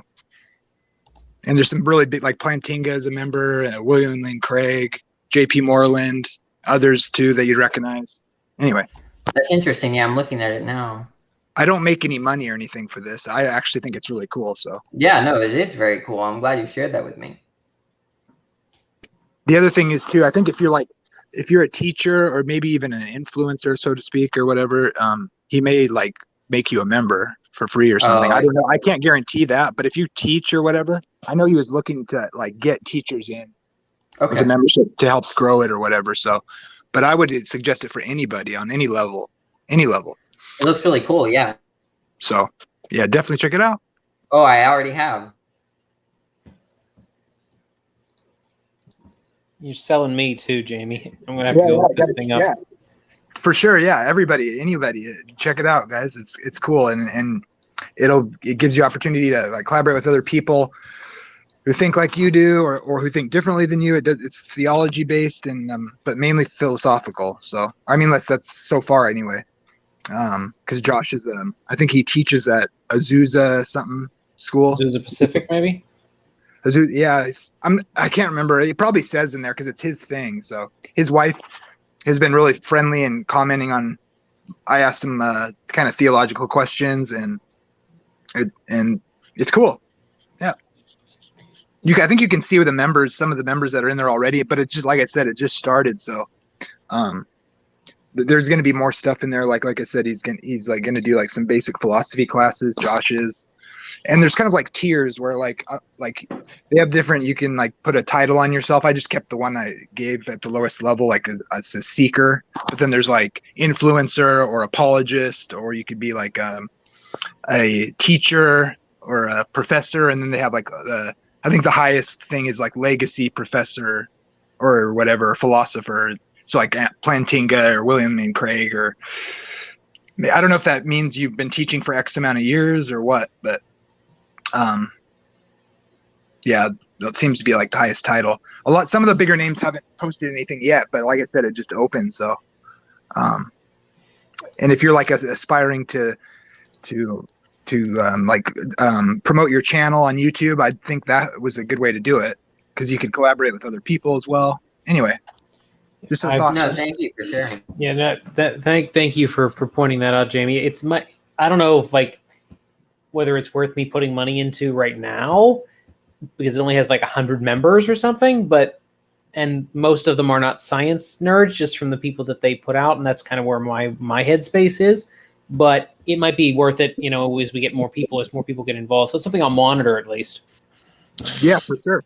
So, Jamie, what's this server? Is this on Discord you're talking about, or is this somewhere else? Yeah, guys, I'll link it in the regular chat. It's a Mighty Networks app thing, I think, whatever that means. But it's under Mighty Networks if you download the app, and then it's called Worldview Design Training Center, and it's by Josh Rasmussen. You can probably find it on his wherever you can look up his bio, even. Oh, or whatever. okay. It's a big project right now. Sweet. So. Yeah, he came in my channel for an interview, and he was awesome. He has some good stuff. Yeah, he's a good Christian guy. He really struck me as a really caring kind of person. So. Yeah. I'd like to ask Dan. If Danny doesn't mind me pressing him a little bit on his worldview. So you say there's absolute. I think you said no evidence for God. It's impossible for there to be evidence for God. Well, see, I look at it. It's a dichotomy. It's either supernatural or natural, and my issue with that statement is I don't see how you can ground any epistemology, any ontology to justify anything. Because when we look at the universe, the structure of the universe, it's definitely not inherently those things, because that'd be called pantheism at that point. If you want to attribute or ascribe these properties of rationality. The preconditions for intelligibility, I think, is a good one. So I don't know if you really thought that out. And if you have, I'd like to hear how you explain that. Are you saying that I have to ground my epistemology in something in order to know things? Is that kind of what you're saying? Well, yeah, I'm saying, that's how we validate things. If you want to validate that something is coherent or it's valid, you would have to justify that somehow, through some type of basis, foundation. You can call it foundationalism, I believe. So what would you base your worldview in if it wasn't God? Well, I don't really think that epistemology needs to be grounded in that way. Do you think that's espousing presuppositionalism? I keep hearing people call that presuppositionalism, but I don't know that is. Yeah, this is like presuppositionalism. Yeah, it is. But it seems like that's kind of the part that you almost have to accept for intelligibility. I don't know. I don't really consider myself a presuppositionalist. And I was wondering about this because I hear people saying that this idea that he's talking about, which I think is totally reasonable, in a sense, at least you can reject it, I guess, and just go about living. And that's kind of, I think, how Danny is. I mean, I think what it really boils down to is why is logic? Yeah, I just don't see this notion of grounding in terms of my beliefs. I have beliefs, I have reasons, and I think the claim for presup is that I have to ground these things in God in order to have them. And I just don't see the inference. Well, not to have them, to justify them. So let's say you say that you saw a guy steal some alcohol at some stop or something, some gas stop, and the police ask you that, and then how do you justify that? What kind of evidence do you have to justify? I think justification is very pertinent in someone's worldview to justify something. It's not really, I don't think it's presup per se, because I'm not saying you must have God in order to do this. What I'm doing is just trying to press you and see what kind of views you have and make you balance them out and think about it. I'm not really going that far, you must do this, I'm not like the reformers, but I think people need to think about their justifications. That's all. You need something logical, at least, right? I mean, you can't have Right. infinite regress. You can't have some natural outside of naturalism that can start everything. I mean, maybe that ends up at God, I guess, but it seems like you have to have something that makes sense, right, to be reasonable. Well, I just take justification to be understood in terms of my reasons, barring perceptual knowledge and self-knowledge. I don't think those are sort of like justified with reasons. Like the way I know my beliefs is not the way that I make inferences about to things. Isn't that kind of postmodern-y a bit there? No, I wouldn't. I think this is the predominant view that, like, if I believe that God exists, that I believe that God exists, and I can know that because I'm an agent, but that's not it's not like you have a reason to believe that you know something, that you believe X, right? And same with perceptual knowledge. When I walk out outside and I see ice, I form the belief that there's ice outside. That I didn't reason to that. It was just perceptual. But in terms of our inferential beliefs, so like I've reasoned that not everything in the world is material. Okay, that's not perceptual itself, nor is it like self-knowledge. So there, if I want to say that I know that, I'm going to have to offer some kind of argument or set of reasons that sort of support that commitment, and that's what I take to be, justification in that sense. So the idea is that justification and inferential justification is going to be understood in terms of meaning and reasons within my own network of beliefs and commitments. So do you believe? I mean, so do you comport with Noam Chomsky, where he says that our perceptions are very flawed, and because we are limited creatures. He says, the way he explains it, since we are biological creatures, we're limited in our perceptions. So if you do agree with that, then isn't that very special pleading? Like, I mean, there's not really much you can put in the bank with that viewpoint. And that's why I think we need something objective that goes beyond our arbitrary thinking to justify things or to corroborate things. Yeah, I thought it was pretty uncontroversial that we're all finite, right? Is that what you were suggesting, Chomsky was? I'm not. Yeah, you don't think you're Chomsky. finite? No, I'm eternal. You've always existed? Whoa. Wow, dude. Come on, Bob. I You're am. joking. Why? You have an eternal soul? Yeah. Scripture says God alone is immortal. The soul that sins shall die. Okay, so the soul that sins shall die. But okay, Jamie, we gotta have a conversation at some point. Well, let's save it. Okay. I would Yeah, ask just you. hang up on the poor atheist in the room. That's fine. Go ahead. I would ask you to look at Colossians 2, it's like 8 through 14, something like that. Hold on, I have it written down. Is that my spirit or my body that needs to check that out? Neither. Guys, it is too late at night for this much philosophy.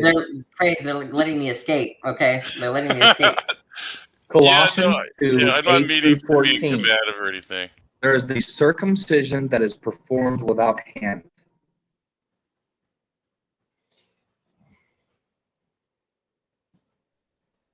I'm not hearing anything. What do you mean? Oh, you want me to read it to you? I thought you were saying something. Sorry. Colossians. I'll read it. I'm just having fun, man.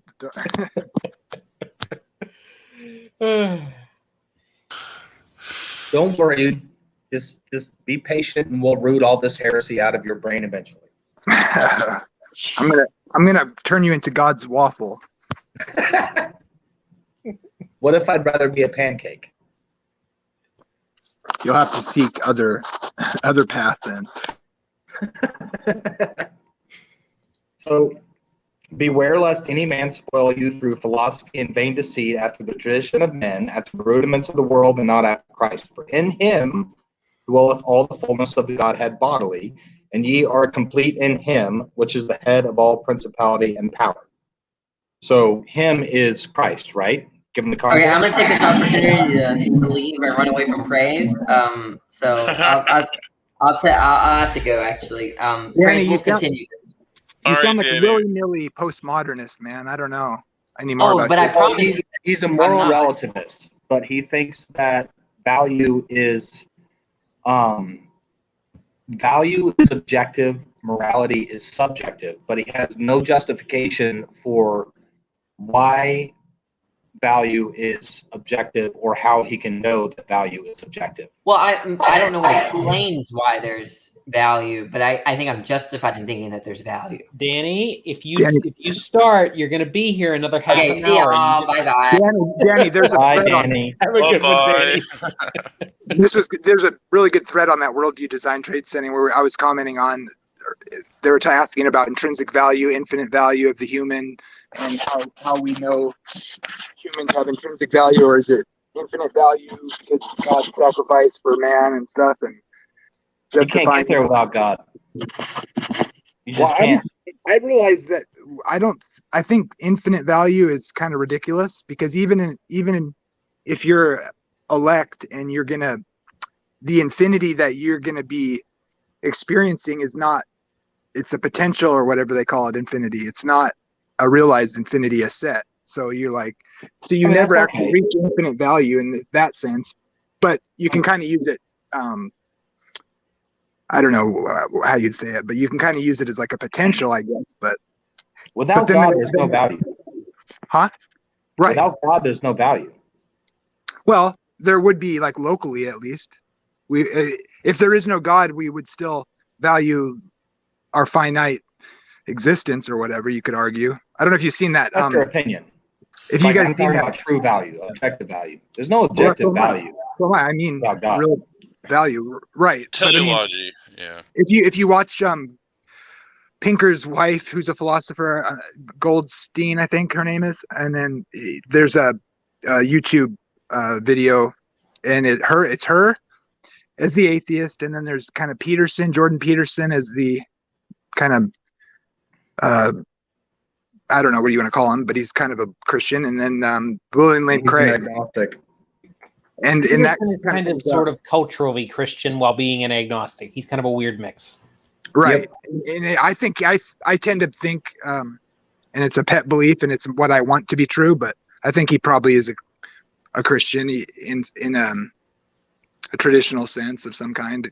I think he plays both sides to make a certain point and to try to reach people in a certain way. But I would say if he's a Christian, I think he's a cowardly one. Well, you know, Canadians are all Catholic up there, you know. Most of Canada was Protestant, not Catholic. Right, that's right. Yeah, but he has a lot of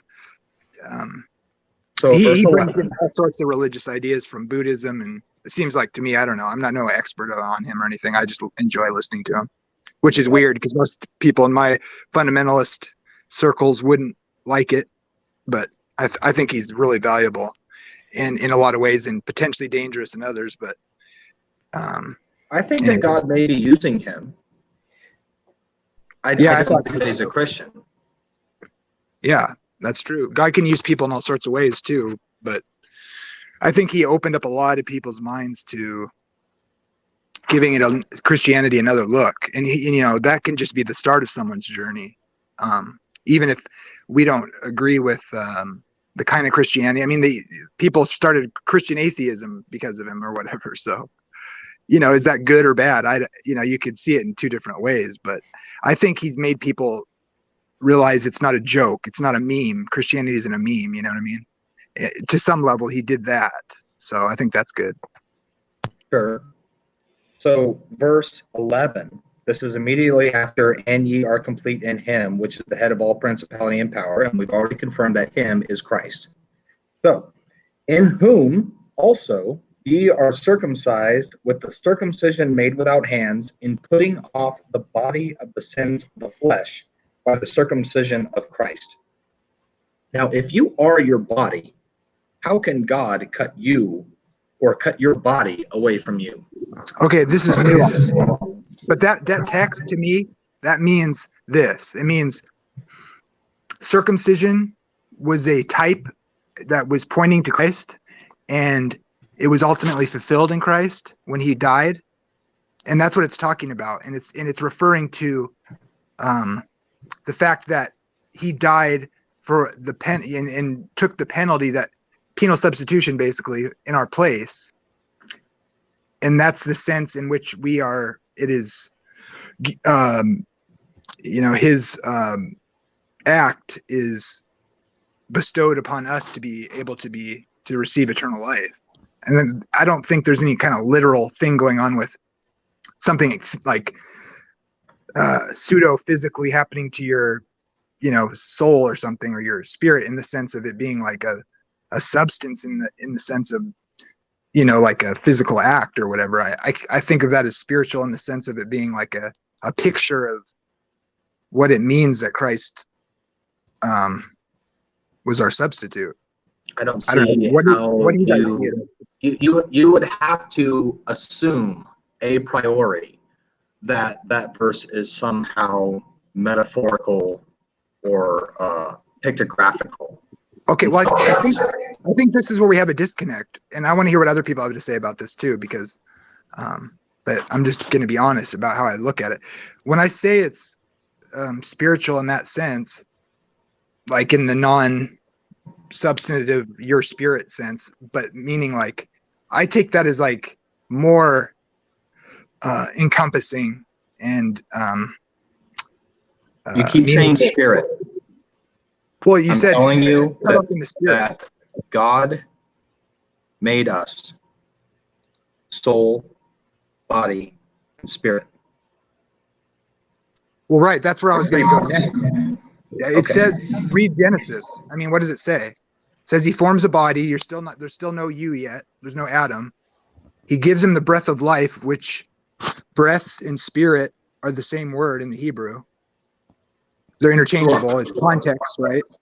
Okay, I'm not denying that there's things like spirits. I believe that there are spirits, angels. I believe that God is a spirit. Okay. Right, but they can't think because they're asleep. But it says that he gives him the breath of life, and when he has the body and he gets the breath, then it says, and he became a living being, a living soul is the word nefesh. So the spirit plus the body equals the living person, which is a soul. That's what the Hebrew says. Anybody want to dispute that? Okay. No. Yeah. There's a sense in which that could make sense. I'm telling you that Paul reveals mysteries, or Paul is revealed. There are mysteries revealed to Paul. He tells us, right? Yeah, it depends on how you take the mystery. What he's saying. What is the mystery? Which verse? Which one? If I remember right, there are 6 mysteries that he revealed to us, and then there's another mystery in Revelation. But I'm specifically talking about the circumcision that is made without hands. You're telling me, it sounds like you're trying to say that the circumcision that's made without hands is somehow Jesus dying on the cross for our sin, like the substitutionary atonement. How do you make that connection? What do you think it meant that the people had to be circumcised to be part of the group in the Old Testament? Like, do you think that actually is like, or do you think like when God smells the gristling fat on the altar and it says it pleases him, do you think God is getting off on smelling like a certain smell of smoke of a burning animal? Or do you think that means, I take that as being a picture of like people would do sacrifices for sin, so it was like to take a valuable animal and give it up to God and lose that essentially money, and be willing to give that up to show you that there's a cost for your sin. That's why it was pleasing to God. So it's, in a sense, like today we already have a living sacrifice, in the heavenly places, and so that was like a type of our repentance and our prayers to God and our trust and faith in God. And so that was kind of like a living sacrifice. Right. So, right.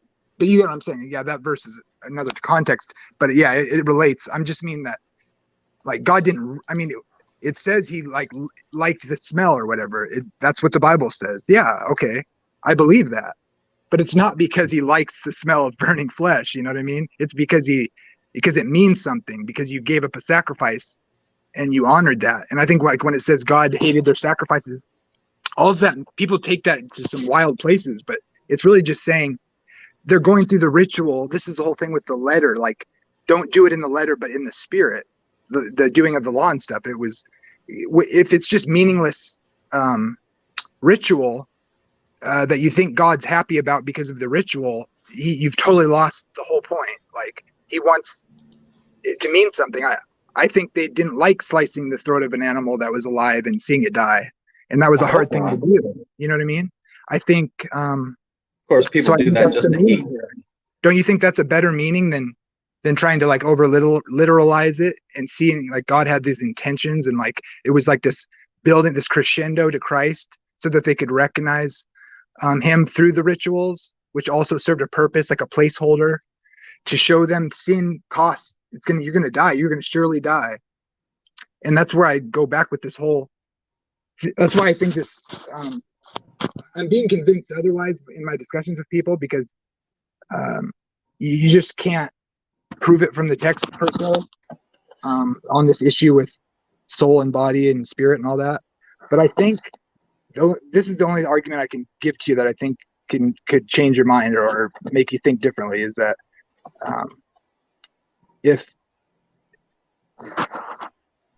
the Old Testament has nothing to say about dualism, and like historically there's nothing they knew about that, and then you find, like, when the gospel goes out to the surrounding areas and the Greeks and stuff, and we all know that the you can make different reasons for this, but, like, there was anti-Semitism, and I'm sure they did bad things too, to them. Of course they did. And there was a kind of a distancing from the Jewish things, but God implemented those things for a reason, right? We all believe that the shadows were pointing to Christ, like Paul says. So, that's how I think the Sabbath got changed. And then there's good evidence for that historically, like way early though, like 100s AD, What? I think. But you think the Sabbath got changed? Okay, hey guys, quick timeout. I'm done. Lena has a question for Praise. Would you kindly ask Praise to explain the main points of precept? So the main points of precept is to have a foundation for a belief. Like, if you have no foundations for your belief, then it has no substance, no justification, you can't verify anything. So precept is just a way to have a robust case for your belief. And we compare our precepts in God to the naturalists, and it's just cockeyed. It's swayed to our position. I'll just put it that way. Calvinists have Another way to look at it is to ask why over and over again until they get to the first cause that just is. Why is it wrong to do this? Why does 2 + 2 = 4? Well, because, if you take 2 things and you take 2 other things, then there are 4 things. Why? What caused that? Why does that work? That's another way to sort of get towards the presuppositionalist argument. Essentially, when you're working from a presuppositional position, you continue asking this person, by what standard is that true? And eventually, what you're trying to do is get them back to an ultimate standard where they're going to stand and say, well, I believe this just because, or whatever. And once you've got them there, you point out that that standard is inconsistent for whatever reason that might be. And who knows, it depends on what the standard is, but different arguments. But essentially, it's just a way of getting people to realize that they don't actually have a foundation for their knowledge. It seems like all Christians should have to affirm it on some level. We all believe that, don't we? It's just a question if you think it's the best way to do apologetics, which I don't think it is. But I think if you're a Calvinist, you definitely, like, if you're really about your Calvinism and your soteriology, you're going to have to go with that. I mean, if you're really all about Calvinist, Calvinism, then you wouldn't do apologetics at all. Let's not start that war. You would just preach the gospel, and if they don't believe the gospel, then God didn't want them to be saved. Let's not start that war. We don't need to kill each other. Yeah, I don't want to do that. Is anyone here Calvin, though, or? Emery, are you a Calvinist? I'm not answering that question because I don't want to start the fight. I gave you my email last time. You could ask me the question in private. I'm not starting that fight. I am not starting that fight. It's not worth it. It's not worth it in this setting. It's just not worth it. Well, I call him a brother. Hey, so what has just been showcased here on Logical, Plausible, Probable is that it is not logical to argue Calvinism and actually have the presupposition that there's going to be any level of cordial conversation that will ever be derived and extracted from the inevitable conflict, which is the inevitable conclusion of that debate. It's almost guaranteed. So I'm glad that you guys are being mature individuals and recognizing that it's not a wise path to go down. Just meet a couple Calvinists that are really good Christian brothers, and you'll get over it. I met some. I know some good Calvinists. I don't have a problem with somebody who is a Calvinist, other than am accepting Calvinism. That's like somebody. That's like I'm trying to explain, Emery, that I don't have malice towards somebody who is a Calvinist. I have malice towards the theology, but I don't have malice towards the person who accepts the theology. I accepted it originally.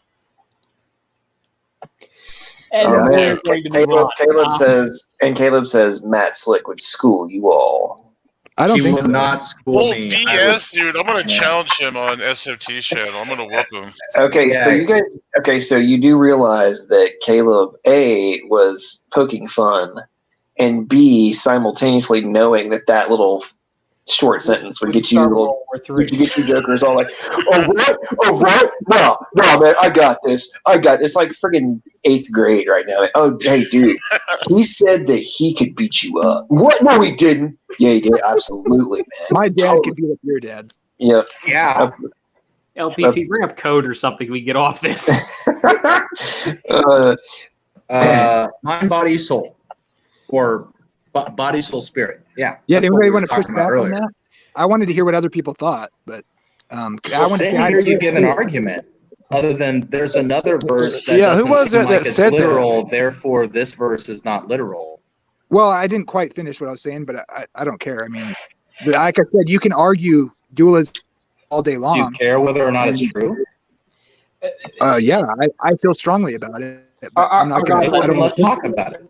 Argatha, he cares that it's true, but he doesn't want to start a fight in a room full of other Christians. Let's all try to work on this. We're all batting for the same team. Danny's not here, so I can say that. So, Emery, we're all batting for the same team. Let's not cut each other's throats while we're doing it. Look, look, can we not talk about the Bible and discuss our differences and beliefs? And I've done this several times on stream. I mean, you can go back and look at, Praise's channel just last night. I was talking Sal's channel. I was talking to somebody else, and we had a disagreement, but it was cordial and calm, and everyone was respectful. And I think we still left the room, neither of us really agreeing with the other one's position. I'm not trying to start a fight. Right. No, I get you. But the things you're pushing on are two things that are going to start fights. Because if I understand correctly, now I might be wrong because this particular area is not an area of strength. But what you and Jamie are going back and forth on is basically dispensational versus covenantal. And the other issue that came up is Calvinism versus Arminianism / whatever other ism you want to put in there. And both of those are going to result in people cutting each other's throats because they're highly passionate topics. And listen, if we're not careful, Praise will start talking about anti-Trinitarianism and whatever no, ism. He's a Trinitarian now, isn't he? Well, here's the thing, Jake. You don't know with praise.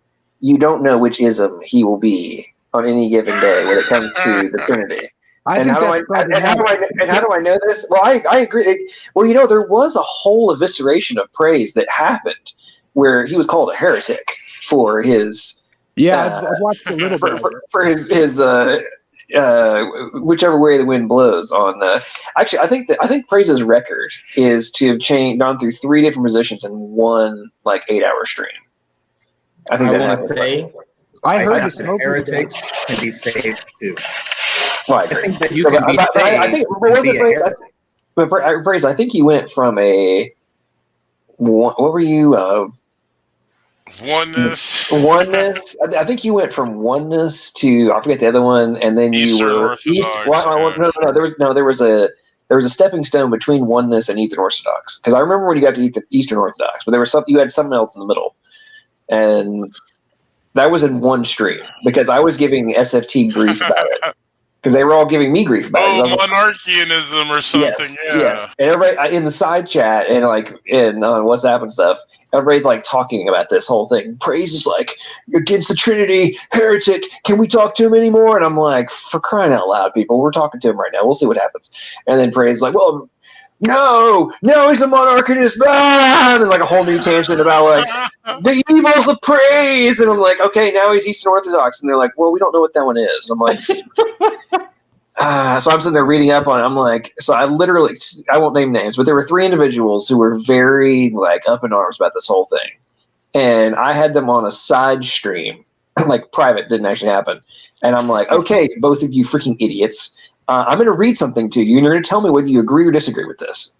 And so I read the position, the formal position of Eastern Orthodox on the Trinity, and they're all like, "No, I think I like that. I'm good with that." Yeah, that's good. I'm like, okay, then shut up about praise and the heretic thing because that's Eastern Orthodox, not Western. So you guys are heretics now. It praises because you just agreed with it, and you're like. Oh, well, okay. I guess we can probably go along. That's probably fine then. Yeah, that's fine. You accept the Father and the Son are 2 different beings, don't you? It seems like you kind of conceded that in that debate I heard anyway. The thing with where the scroll is handed to him in Revelation. That to me, that's the one thing that I kind of get that some of the arguments. I mean, I get them. I just think I'm a little bit compassionate for people who think that there's 3 beings and there's the Father and the Son and the Spirit is encompassing them. I've heard that concept before, but I mean, I don't believe that, but I have some sympathy for it. I'm a Trinitarian, so. Praise, do you think that Jesus is God? Absolutely. Do you think that he died for your sins according to the scriptures? He was buried and raised from the dead according to the scriptures? Absolutely. Do you think that it has nothing to do with our works? It's only grace through faith? Absolutely. Does anybody disagree with anything that I just asked in his response? Are you born again? Daily struggle. If someone in this room disagrees with any of those statements, you're not a Christian. You're pointing at the wrong heretic. No, I'm good with all that. What is the dividing line? Where is the line? Is it disagreeing with one of those? I think could possibly be a dividing line. Yeah, obviously, if you don't believe Christ died physically. Okay, so guys, Lena is probably issuing very, very wise counsel. No, do not talk to Praise about the Trinity. You will discourage him. Don't do that. I was going to do a review on on something similar to this, but God's Waffle Maker taught me into going to Chris Date's live stream, and I thank you. It was a good one. Yeah, I really think everybody should come visit that. It's every other Monday at 6 p.m. Pacific. Yeah, it'd be fun. No matter what your view is, too. Yeah, I'd forgotten but that was actually a great one too. So yeah, I appreciate that. Although I have to say, the best thing that ever came out of the Praise Trinity controversy was the fun in the Garden of Eden. Oh no! Nothing. I'm not going to bring that up tonight, but nothing will ever surpass the entertainment value of that interrogation of praise I am that I am. Getting some remember goodness. that, but I did see the argument. Everybody's above Oh, 6. that I think was everybody's fun. above 16 in here, right? Yeah, well, Not guaranteed though. I want to go back for a second and just point something out. So Emery, what I hope that you see that the people that are in the stream right now are not those other people that would instantly divide on somebody because they disagree about something. Well, okay, I don't know everybody here that well, so I'm like going off the general understanding. Like I know John's not going to be an issue. I know, have a fairly decent understanding of who you are, but most everybody else here I've only been in like one stream with, so I really don't know everybody that well. So I'm basically going, okay, let's not kill each other over this. I have low T, so I'm not going to. I appreciate the thought. I appreciate the caution. I will tell you from my experience that I know Praise and Gavin, which is New Zealand boy, and Jamie, which is God's waffle maker, pretty well. And I know Chris, I think, enough to know that everybody in here is a reasonable person that wants peace and is willing to explore each other's ideas and maybe reject them. But we can all go home tonight thinking, okay, I still believe what I believe and he doesn't, and maybe one day we'll figure it out. Yeah. Jamie and I have had this conversation before. Okay, like I wasn't trying to like prevent an exchange of views. My whole goal was to not turn this into a dumpster fire. I know, and I appreciate it. I think that's a good idea. This has been a very good stream. I think that's a good idea overall. This has been an excellent overall stream from the beginning. As a sidebar, not to complete subject shift, I am getting tremendous amounts of entertainment out of being able to do intros about the epic beatdown of Wannabe Professor Dave. I really do get some great humor out of that. It's he's such an arrogant. Got fantastic humor value. We need you to debate him, LPP.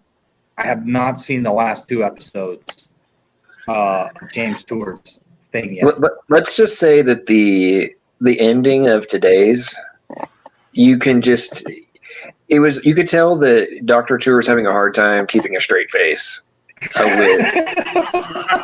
going to binge tomorrow and catch up. I can't wait. At the very end, where he's just kind of like talking about basically how ludicrous the arguments are being, and you could tell it was a combination of like just frustration of like, I cannot believe I'm doing this. Like, this guy's such a freaking idiot. How does he have this many followers, kind of thing?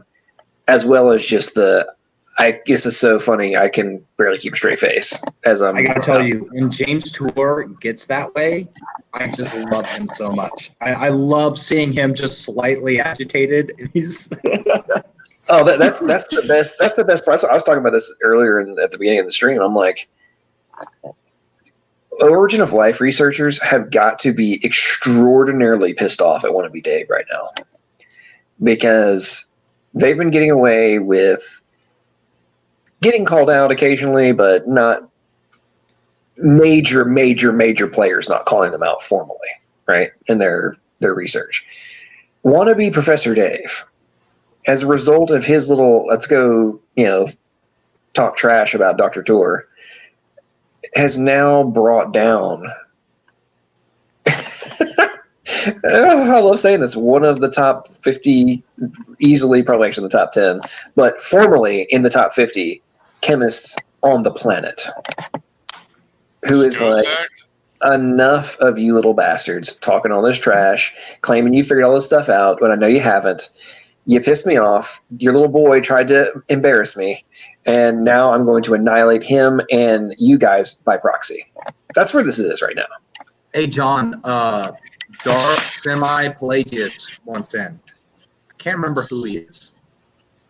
What's up, Darth? How are you doing? You were on one of the streams last week, right? Yeah, LPP.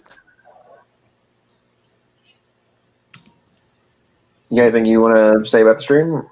Let's bring you into the conversation. No. Darth, who are you again? Is that a soundboard? Oh, that's Jamie. El PP. Senor PP. Is it But Jamie? it's Jamie. Yeah, it's me. But yeah, but Okay. all that stuff aside, I'm just like, at the end of that stream tonight, I'm like, man, I cannot wait for the next one, because you can tell Dr. Tour's now, he's like gotten through a lot of the like general fluff, like the basics and the fundament, the foundational stuff. And now it's okay, now let's look at the papers, and I'm going to exterminate you. I'm just gonna pull no punches on. You cannot, as I love to say, you cannot back up your BS, bro. You're done. So like I said, on the actual researcher side, it's a now. I mean, as well known and published. I mean, good grief, Dr. Tour has over 100,000 citations. Think about that, guys. 100,000 citations. And many patents, too. Over 150 patents. 14 companies. Unbelievable. What a mind. What an awesome...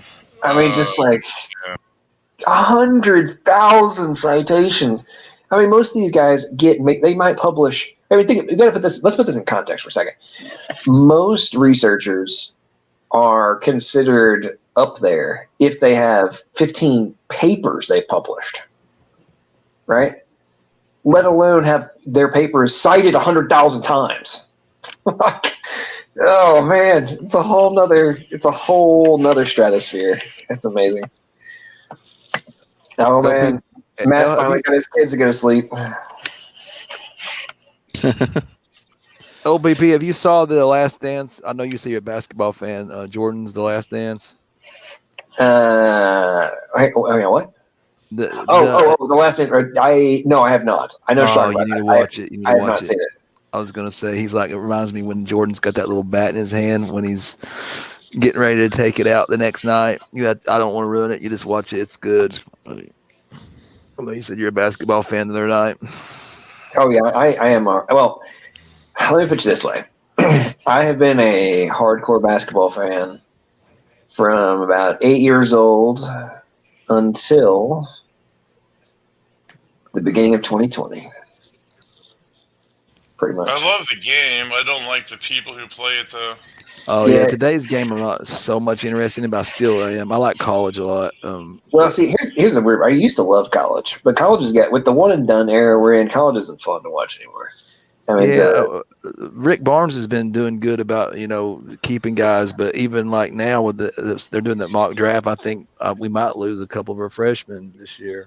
We got a good team. Yeah, college basketball, just kind of stopped watching it.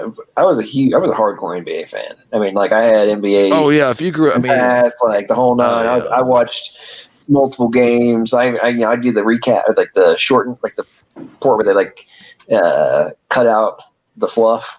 I mean, I'd run on high speed and watch 4 or 5 games before I go to sleep. I mean, trust me, I could tell you all the stats, all that kind of stuff. And now it's like, after the shortened season and then the cluster. I mean, those little whiny little soy boys. Well, the way they join up now too, I mean, that too. I'm talking about that. What did it for me was the playoffs at Disneyland. Yeah, and those little high maintenance prima donnas whining about being locked on for like a month and a half. You can't leave Disneyland. I think the mental excuse was excuses too. I mean, let's just think about that for a second, dude.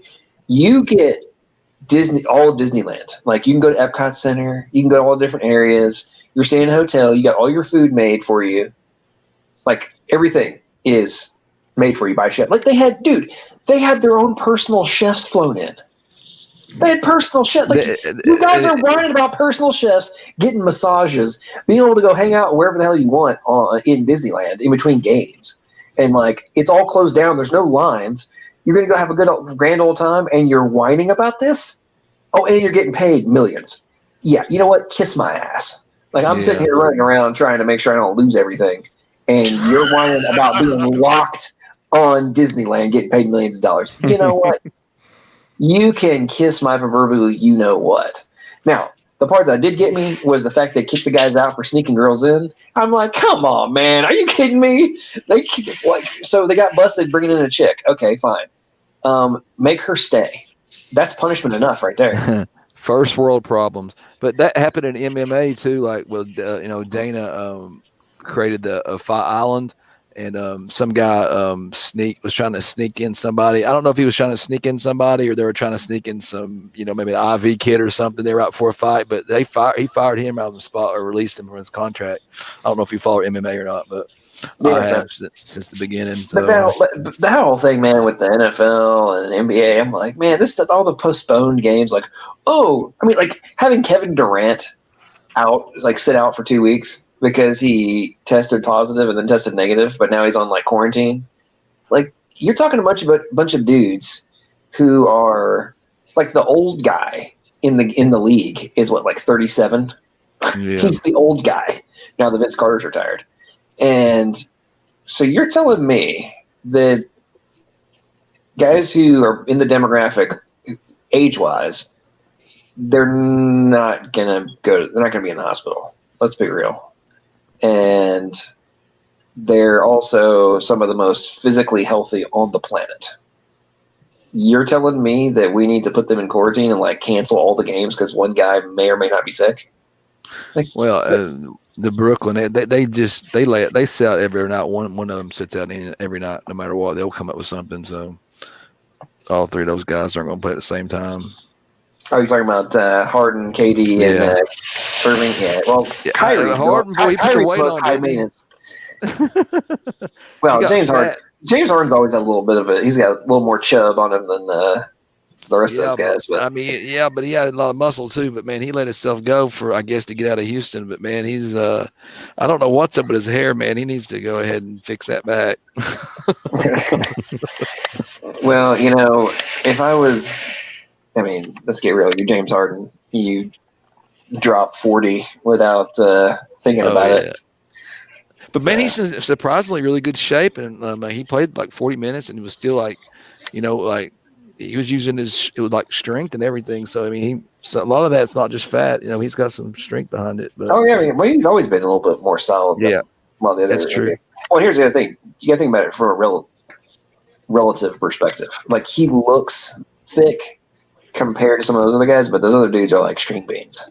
So that's true too. I mean, you gotta think that's just it too. You see somebody on there that like Stephen Curry's like what 6'3" or something, and he looks kind of shorter. And you walk, if I was to walk out there, he'd seem tall to me, Yeah, I mean, I got a picture of me with a guy that was 6'11", and I mean, I'm 6'2" with my shoes on. I got a picture of me like saying this guy was 6'11", and I look like a tiny little bug next to this dude. And I didn't even come to his shoulder. Think about that. Didn't come to the dude's shoulder, or barely came to his shoulder. And, you look tiny out there. If you was out there, you would look like you're probably like more like 5'10". People would be like, "Hey, what's that guy doing out there?" Because 6 foot's pretty, or 6'1". 6 foot in the NBA is short. Yeah, that's like the limit, unless you're like listen, the only way you can be 6 feet and play in the NBA is if you have like 7'1" arms. That wingspan. That's kind of like that guy that come out of Alabama, that receiver, man. He's not very tall, like maybe 6'1" at tops. I mean, that's probably pushing it with shoes. But he's got those long like ape arms, man. And he's got a lot of speed, but he's just got like football speed, you know what I mean, with pads on, so he can just fly. And they can't. I mean, if you watch that championship game, they just couldn't get anywhere near him. He's going to tear it up in the NFL. Yo, CJ, can I have a discussion Okay, that's with enough you? for sports. Is CJ in here? Oh, I didn't look at the comments. Is he in the chat? Yeah, I seen him in there. Shalom, CJ. Yeah, CJ's in there. Wow, man, I can't believe having a brain fart. Who was the guy backup point guard for the Lakers last year? Backup point guard? Yeah, he was the backup last year. I got mad last year. Yeah, I got mad last year. So when the Clippers just blew up, so I just said, forget it. I didn't watch the finals. Get in here, TJ. I knew LeBron was going to win it. And I'm not anti-LeBron. I'm just like, I don't want him to get no cheap rings and then just people try to say he's better than Jordan. I mean, Tiger Woods. He's got longevity, but he's not better than Jordan. Oh man, what was that guy's name? I can't believe I'm having a brain fart. Rajon Rondo. Okay, Rajon Rondo, that's the name. Rondo? Yeah, okay, so that dude, he has I think an 8 standing reach. Okay, his standing reach is like 8'9". Okay, Wow. he's 6'1". Okay, it's his standing reach. I saw a chart one time, and like they compared his standing reach. He had the same. He had a tall, higher standing reach than lots of guys that were like 6'8". Okay, and his hands are like 9. His span was like almost 11 inches, and like bottom of his hand to top of his middle finger was like 9 1/4. Think about that crap. Oh, yeah, that makes a huge difference. Like that's like gigantic in paws. Sports in general, and in fight, and like MMA too, in fighting, like Conor McGregor. I know you probably know who he is. He's pretty famous, but he's only like 5. He's probably really like 5'10", but he's got like huge reach span. I mean, he's like I think like 70, 2 inches or something like that, or maybe even more on a reach span. I mean, that's pretty good little advantage against somebody that's in those divisions. That smaller weight classes are. Their arms, you got 3 or 4 inches, man. You're going to be able to sit back and tag them where they can't hit you, Well, it was funny. Like, I was a hardcore basketball player in like middle school and high school, and I had a pretty good vertical leap. I had about a 32-inch vertical leap, and which is pretty darn good for a black guy, and it's really good for a white guy. But I could never figure out. Like, I didn't understand at the beginning. Like, when I was working on when I started working really hard on my vertical. I'd be like, man, I don't understand how I can be 6 feet tall, at that time in high school, and I can barely touch the rim. Like, what the heck is going on? How do these little guys keep doing it? Well, then it finally dawned on me. Of course, you're still figuring out your own body. It finally dawned on me that I got like, short arms. And so I'm like, this is ridiculous. I'm having to like get ridiculously better than average vertical leap to be able to get the same reach as these little short guys with these long arms and a decent vertical. But yeah, that drove me. I remember that moment of realization, and that's why part of the reason I know like Rondo and stuff is like my standing reach is like 8'2", and for some of my height, it's supposed to be like 8'4". Is the average. Hey, John, I'm like, what's up? Did you ever buy those things they used to sell in the sports magazines where they like strap over your shoes and they like so you walk on your toes to help? Oh yeah, man. Oh yeah. That was like I had to have those, man. Oh man, I had those. I did all like the jump squats and burnouts and calf. Weights on your shoes. Oh yeah, man, all that stuff. The best, the whole nine, man. And like I said, I could get up there, but I ended up jacking up my knee too. But it was fun. It was fun times. But white guys cannot jump. Well, that's the thing. They pissed me off. It's like Jordan was like. But here's the thing: there are white guys that can jump. We usually just have short arms, and so it doesn't actually correlate to being able to. It's like, man, Barry did a free throw drunk. Barry, what is his name? Jordan used to say, man, to put a white guy on me is an insult to my abilities. Well, I mean, I used to think about I'd be so pissed. I'd be like, okay, so if I had like just the average, like not even long arms for my height, just like the normal reach, that's another like 2 inches, right? And then I'm sitting there like, okay, and you sit there in the math, and it's like, man, this is ridiculous. I mean, we should be able to be throwing down like anybody. Now it's like I can barely get up there and put it in the hoop.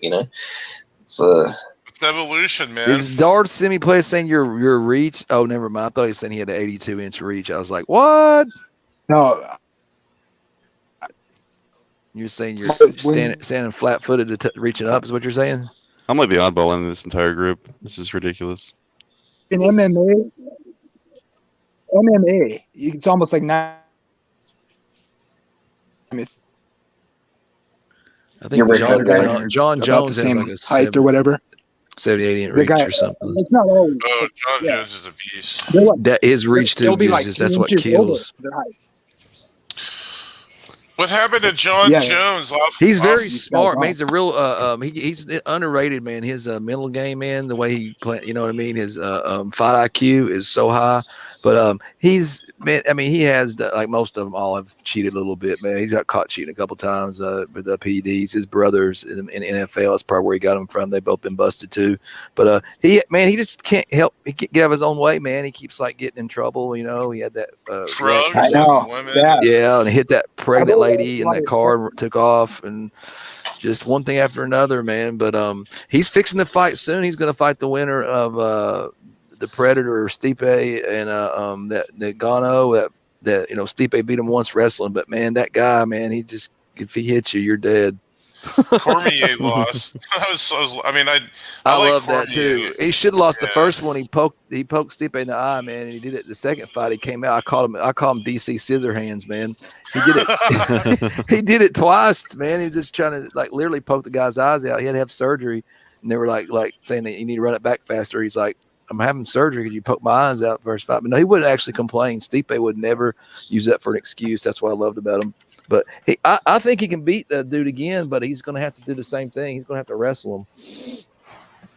That looks like Nick Diaz, Darth. Do you like Nick Diaz? I like the old Nick Diaz. Nick Diaz now is nothing. Both of them are pretty badass. I mean, they're street fighters, and they're both pretty tough. Nate's probably more but now. I mean, Nick's just a partier, man. He's not going to fight. Yeah, he's straight up. And both of them don't really have their records that great, anyways. They're just they're OGs. 50-50s. Especially Nick. He just goes around partying and stuff. Yeah. Yeah. Nick's pretty much. They got big names on the belt, though. They got all that money with that Conor McGregor fighter, and then they started promoting his CBD oil and cannabis crap and all that, and from there they got money. So don't really have to fight. I tell you, somebody's going to continue to make a ridiculous amount of money on CBD, and that's going to be Gronk. I mean, I'm going to go retire for 2 years. I'm going to retire. Gronk makes tons of money on commercials, man, and you wouldn't believe how much money he makes. I know that. I'm saying you can only imagine how much more he's going to make. Like, he retires from the NFL. Like, man, I'm just getting burnt out. I feel bad. My body's breaking down. He goes and let's go have fun and take a bunch of CBD. I'm sure that's all he was taking, and then gets talked out of retirement by Tom Brady. Comes back, wins a Super Bowl, sets some kind of record, and. Now it's you don't think him and Brady most receptions together for they postseason. I mean, they've got a couple records they got. I see George down there. That's what I'm saying, man. They're going to be people are going to be buying. If they get another one, can you imagine if Brady gets another one? I mean, it's possible he'll play at least 2 more years. I could see him maybe not repeat, but getting back at least one more time because everybody wanting to load up, maybe go somewhere and get a ring. And they had the cap space too, man. Yeah, I could because Tom don't. He's loaded. He don't need to take any money. He can spread his out over his contract of, let's say, 3 years or 5 or whatever he's going to play left, and just spread it out, take on the back end, and they can bring in. They can afford to keep everybody from last year and probably bring in people. They're going to be even more scared next year. I tell you the dumbest thing I've heard recently. Well, I take that back. It may not be the dumbest thing because we're on YouTube and there's a bunch of atheist idiots out there. The whole, do you guys see the crap about how it was racist for Tom Brady to win in Black History Month? Yeah, I did see that. That was really stupid. I saw that. Are you serious? I'm like, in what universe is that even a remotely rational thing to say? I have not every player. I mean, why? John, this is why I was talking about my job and how they had us doing that training. It was for we're supposed to be more sensitive to the I just thought it was hilarious. Talking about microaggressions and just life experience or whatever. Oh my gosh! No, they had us watch a video. Right, this is the dumbest thing I've ever seen in my life. They had a guy. He was a gay guy that was part of that entire group. That he had a experience where apparently what bothered him is that people were asking him, "Hey, where's your girlfriend at?" And the thing is, these people didn't even know he was gay. So apparently, this is a problem now. It's like a problem. Like I'm like, who cares? What I don't understand is how do they get away with having BET, Black Entertainment Television? Can you imagine if there was like MET or what? I mean, even the month itself is racist. I'm just saying that the whole notion of this stuff is just stupid. They actually, so I work for Comcast. They actually have a group called BEN, which is the Black Employee Network, right? And so it's specifically for supporting Black employees so that they can have higher status and allow them to get into different positions in the company. That's not racist. I don't know what to say. It's in vogue now. They're doing it on all sports channels. Your lived experiences as a white person are clouding your vision, and you can't see all the historical injustices of these people. And we have to compensate them for what's happened. What's ironic? And if you didn't hear a heavy dose of sarcasm in there, I can't help you. I understand. I'm just saying the irony with that is that like so my mother, she's Scotch Irish, and then my dad is Puerto Rican. So like both of those were like enslaved groups. I'm like, what else do you want to say about this? I never acted like a guilt tripper, and of course I didn't like throw people under the bus and say you guys owe me money. Like what the heck is wrong with these people, man? I tell you the thing that pisses me off more than anything, not more than anything, but up there. Is I literally spent I spent zero, literally zero, because I was born there until the day after my 18th birthday, officially, formally living in the United Kingdom. So I literally grew up in a different country, in a different continent. And when I came back here, I started people telling me like, I didn't, all these things that I was privileged to have and didn't understand and whatnot. I'm like, I didn't even grow up here. Like, what are you talking about? I don't even know what you're talking about right now. And I mean, seriously, I'm in a different country. I was a foreigner. I grew up as a foreigner in a different country. Like, what are you talking about? And so some of this crap, and the longer I've lived back in the States, I'm like, man, where we're going, the path we're going down is full-scale stupidity and guaranteed to result in mass chaos. Like, there's just no other. That's the whole plan. Well, I mean, I agree with you. I mean, it make any sense. Well, it makes complete sense if you just accept the premise that is the intent. Well, yes. But if you actually try to analyze it and try to like make it make sense in a lot, it's not intended to. It's deliberately intended to be ridiculous and crazy. Well, I mean, if you look at like books like The Morals and Dogma by Albert Pike, I mean, this is stuff that was like predestined to happen. It's basically showing that this is something that they have designed to be this way from its inception. So it's crazy. Yeah, we're in full scale. Yeah, it's weirdness. I read Madness of Crowds. It's a pretty interesting book. Read it a couple months ago, and going through some of the different points in history where there's like the Dutch tulip crisis of 16 whatever, and like different stuff as examples, but where the masses just for no, looking at it from the historic perspective, you're like, how could anybody possibly have gotten this dumb? Like, how did the masses get manipulated to this extent? And propaganda. And the propaganda, and I'm like, man, 2020 is going to go down in history as potentially one of the most epic Madness of Crowds examples has ever been perpetuated. I mean, to me, when you look at I had an argument with this guy the other day about like the Spanish flu, of course, and I'm like, dude, it's not even in the strength. We're not even talking about the same caliber of stuff here. Like 90% of the deaths were people below the age of 55. Mm-hmm. It's not figuratively, it's literally the exact opposite now with this one, and we're going through different stuff. And the guy and he's the one that brought the Spanish flu. And I'm like, you're bringing something up as to why we need to be going into all, in compliance with all these different restrictions. But when I would tell you what the actual data is, you are convinced 100% it's not. I pulled it up on my phone and showed him the data, and he said that that probably wasn't right. And I'm just like, so I'm literally on the CDC right now showing you the data, and you're saying that we can't, like, we need to listen to what they say, but you don't want to actually consider the data from the CDC. Like that makes no reminds sense. me of something Smokey Saint said. You'll believe what you want to believe. Yeah. I mean, it's a lot easier for people who have not been taught to critically think to believe Was the that Smokey comfortable Saint, lie though? rather than the uncomfortable truth. No, it's true. Well, he Man. said it. I mean, like, if he was the original person to have said it, I doubt it. But he did say it. But it's possible that he might have been the original person that said it. Yeah, that whole thing left me kind of wondering. Yeah, Like, maybe. Yeah, it could have been.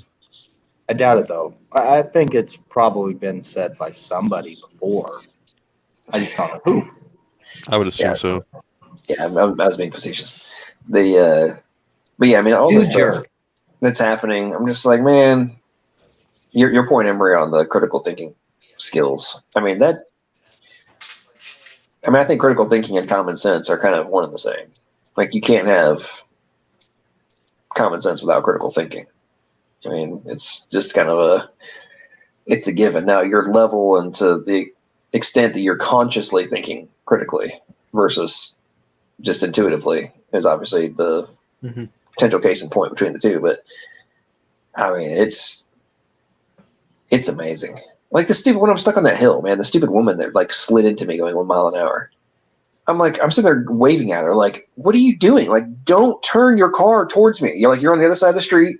I see you coming. You're sliding. Don't turn your wheel. Don't turn your wheel. What are you doing?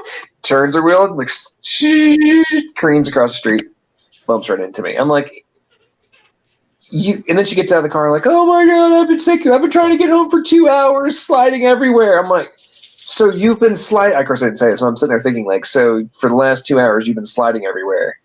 And you didn't think that when you're coming towards a hill in ice, you wouldn't be able to stop. So aiming your vehicle at another vehicle when you're not going to be able to stop probably wouldn't be a good idea. What state are you in, John?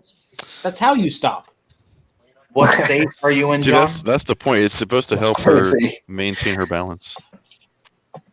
Well, true. What, John? I'm in Tennessee. Okay. Yes. Here's the thing: is people that are not from the north, they don't know very well how to deal with snow and ice when driving. The key thing to remember is that when you lose control of your vehicle, don't touch your steering wheel. Yeah. Don't touch your gas and don't touch your brakes. Yep. Yeah, here's the thing, man. I swear there are idiots in Tennessee that drive faster when there's snow and ice. It's truly amazing. We have people like that here in Utah. When I first moved to Nashville, they had like the worst snowstorm of the last 2 decades or some crap. Anyway, the interstates are just packed down with snow, like all this stuff.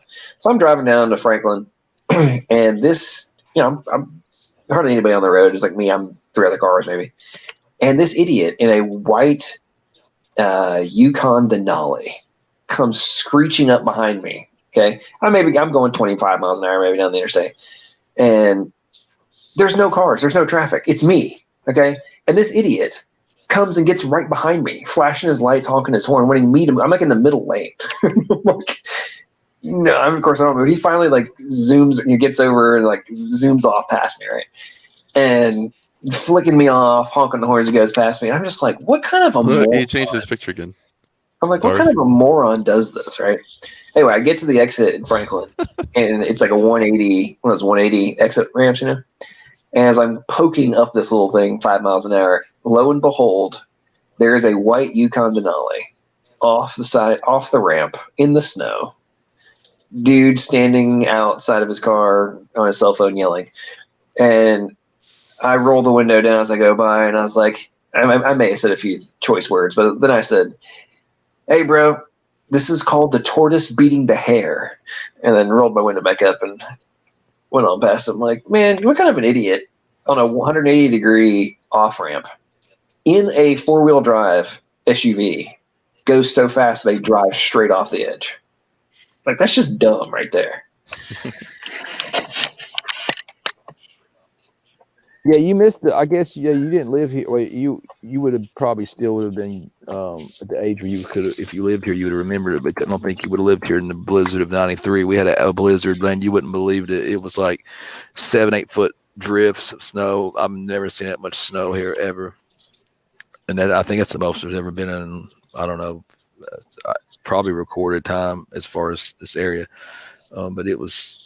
God, it was like a week. You couldn't, no power, and you couldn't leave your house for a week. You couldn't get out your door. But that's what I mean. It used to snow a lot when I was a kid, and it just like every year it just kind of quit snowing. But I think we had a pretty good snow. I think I was saying earlier in the chat, 2010. Well, because I remember that one because my mama passed away, and then I was driving back from the hospital, and about 2 or 3 feet of snow, and then 2014, I think we had a decent snow that year, but other than that, we haven't really had anything more than a few inches. Not even nothing approaching a foot. Yeah, our year so far has been really strange because we've had it really warm here compared to like places like New Mexico, which is really crazy. I mean, we've had it like on average between like 32 and like 45 degrees for like the last 4 months. It's pretty weird. Where are you? What state? Salt Lake City, Utah. Okay. Wow. Yeah. Wow. But we're used to having like really bad winters. Like, I mean, like, serious down, Yeah, snowfall but I and live things in like that. Arkansas, and it was down at -9. Yeah, New Mexico, we had it like -14 yesterday because we had several people I talked to in that area, and I was like, what the heck is going on? Yeah, we're having a polar vortex come down. They call it climate change. It's Bunch of never freaking been idiots. It's never been cold, man. It's never been warm.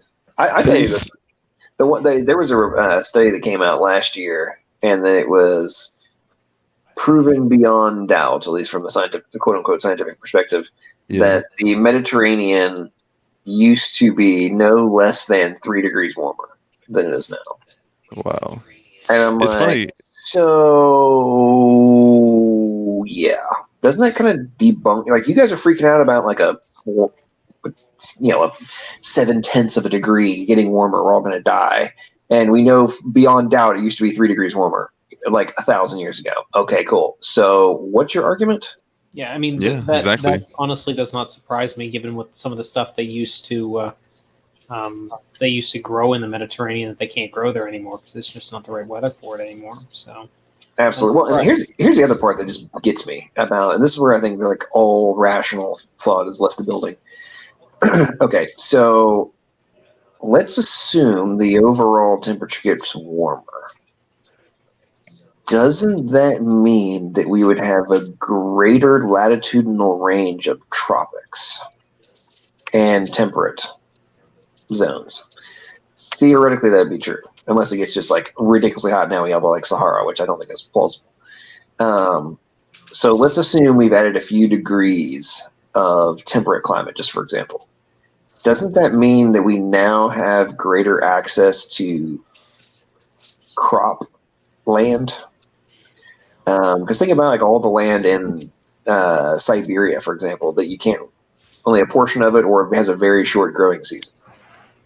You make that temperate, you have amazingly fertile soil that isn't really being able to be accessed right now. Same thing across, northern part of the United States, into Canada. Like, if we're running out of area to grow food, which we're actually not, but let's just assume that's true, how is that a problem? And I would rather live where it's warm than where it's cold. I'm just saying. My biggest problem is just the use of like heavily ambiguous terminology that allows such nonsense to take place in the first place. I mean, this is what you're seeing on both sides, whether it's for like the scientocracy, the scientism, aspect of things, and they're using that for the climate change debate. They're using it for, they're using the semantics game, of course, for atheism. They're using the semantics game for evolution. It's just it permeates everything now. Well, it permeates everything because nobody has the ability to critically think anymore because nobody's been taught to critically think anymore. That's so true. Oh, it's man. pretty sad. Well, it's all boils down to Later, Bob. Later, Agatha. 1 Good night, Corinthians bud. 15, God 1 bless. through 4, the gospel by which you are saved is that Christ Jesus was, he died for your sins according to the scriptures. He was buried and he was raised from the dead according to the scriptures. God bless you all. Good night. God bless you, Bob. Have a blessed night.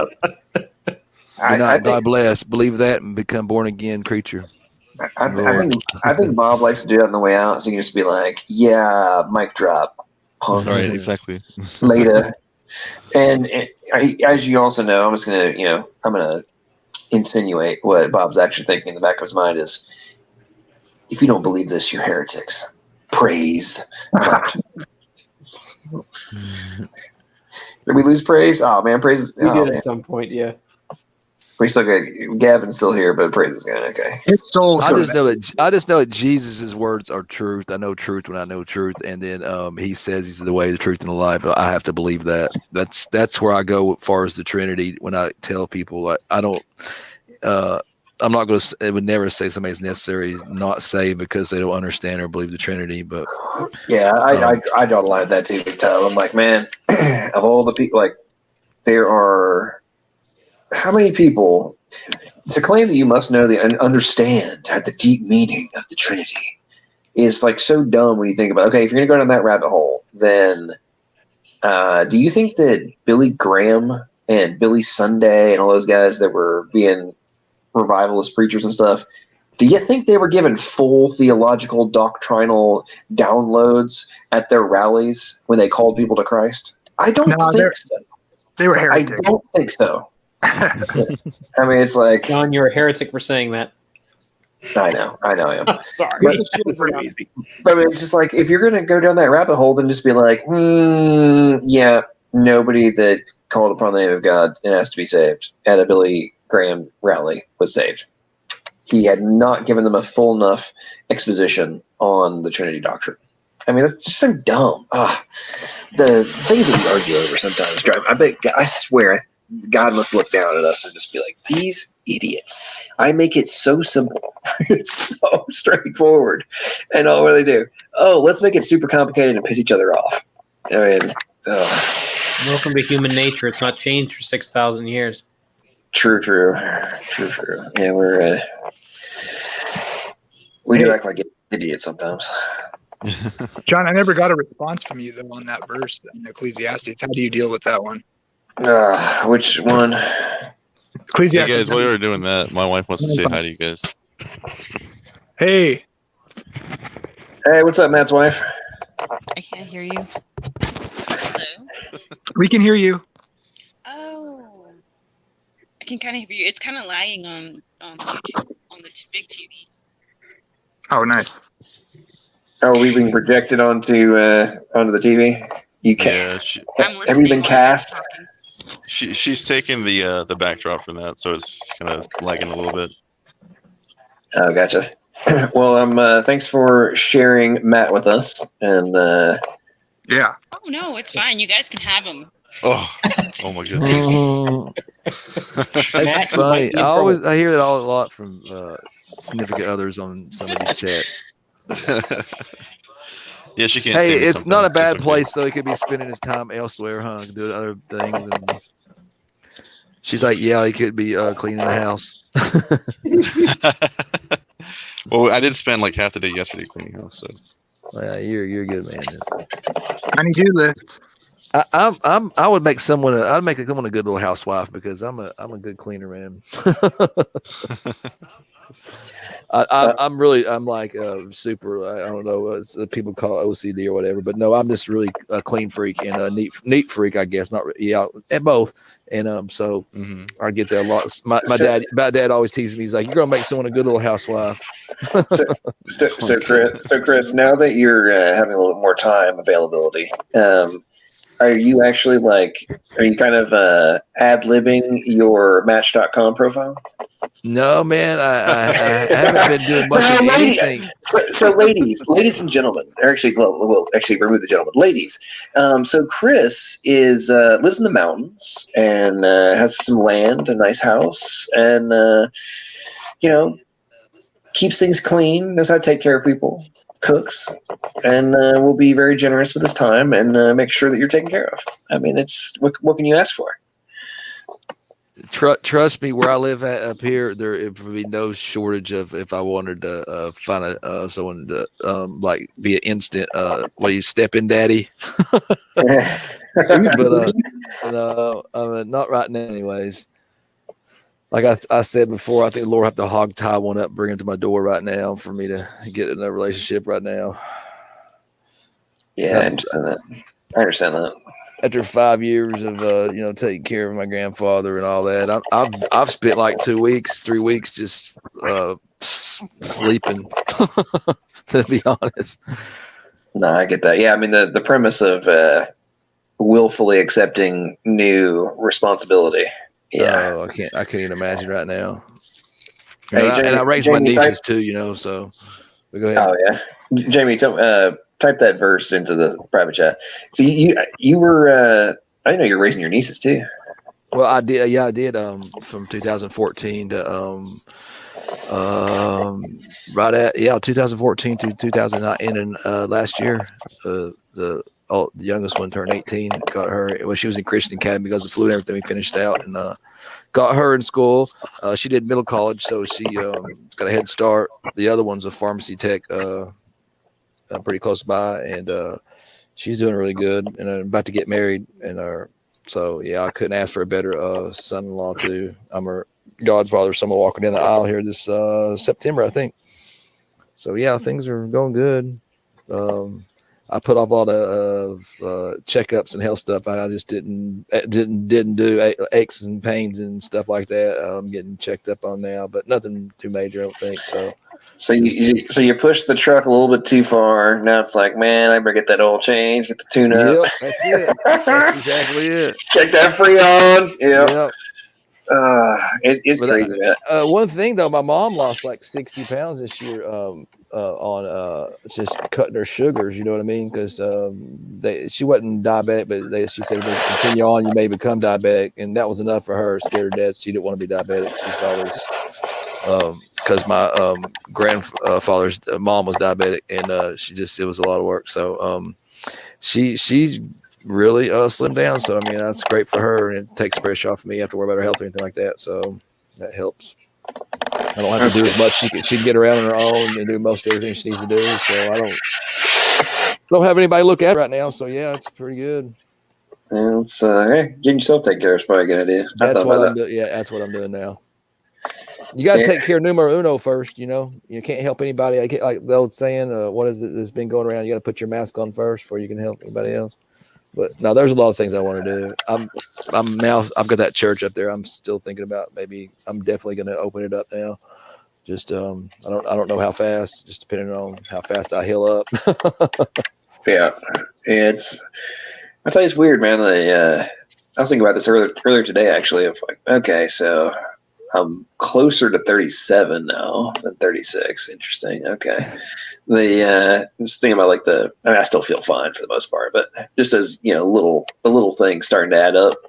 And I was like, man, this is weird. It's kind of a weird feeling. Like those moments of realization of like, okay, so I'm not old yet, but I'm not young anymore. And if my body already starts breaking down at this point, man, by the time I get to 50, 60, I mean, George is off George works out every day, drinks a glass of wine, bounces back and forth when he's on lockdown between his city house and his lake house, right? Bob's having a grand old time. But, he's the rarity. And, he's enjoying himself. But I'm like, man, it's going to be interesting. Like what happens between now and that time of life, and just the paradigm shifts, and then how much drastically different it is for different people, Oh yeah, I was just in the chat. I was talking about I've always wanted to go to Australia, so I've been planning as I was I'm going to do a trip soon, sometime, for a little vacation, and that's probably my destination spot I'm thinking of. And but he's invited me out to stay. I might take him up on that, and just because if you're going to go somewhere like that, it's I'll tell anybody like around here, if you're going to come visit here, I mean, well, why you really want to, but yeah, anybody wants to see Smoky Mountains. I mean, it's nice to see if you've never been here, but yeah, free place, come stay, man. Hang out. and Yeah, then you Smokies, save money, and I can man. show you all the sites. I mean, Smokies are, people take those for granted. I mean, Smokies are beautiful. It's Yeah, they really are. It really is, and there's a lot of cool places even around where I live at Cumberland Trail and stuff. You can if you're not from here, you would because we go to the beach. It's like, oh man, the beach, and people live. And I used to live in Florida. They were like, nice to the beach, and then I got that way too when I lived there. And then when I came back home, I was just like, I missed the mountains so much when I got back here. I'd say one of the things I've always recommended folks who need to relax is like go to just plan on going to like Pigeon Forge, that area. I'm just using that as the more well-known name, and you can rent a cabin up in the mountains with a freaking hot tub. The chalets in Gatlinburg, some of those are like multi-million-dollar. Oh yeah, they're super nice. I've done a lot of work on them. Yeah. They're amazing. And like, if you just going by yourself or one other person, get a small one, or go with the family, get a big one. We had a family reunion out there. That's such rented one of those gigantic freaking chalets, man. That thing was nuts. But I'm sitting there thinking, I've done it personally a couple times over the years, but just go over there for a day or two and go up in the mountains, sit in a freaking hot tub overlooking the Smokies. That's about some of the most relaxing thing you can ever do. Oh, it is. My sister-in-law used to clean those cabins when people would leave. You know what I mean? She had a cleaning service, so they would go in there and service them, and they'd do several up that mountain because it's really hard to go up that mountain too. But and so I'd get be able to stay there for free a lot of different ones, and I've been in several different ones and just checked out. There's just so many nice ones up there, just would blow your mind. You not people. You wouldn't think of this area. People would think it's like, oh, Tennessee is probably just Hickville or something. But man, there's some nice spots up there, and there's actually some nice spots in different suburbs and stuff throughout East Tennessee, and even in Middle Tennessee. Okay, guys, hang on. So, as a thank you to George for his awesome super chat, I didn't know you had a super chat. I'm gonna hit you. I didn't. Finally, after for a long time of waiting, I finally got. I kept telling. I don't keep cutting you off. I'm sorry, but I kept telling Smokey to do the PayPal if nothing else. I was like, don't take as much money out of your fund. To just go ahead. But in as a thank you to George, hang on, everybody.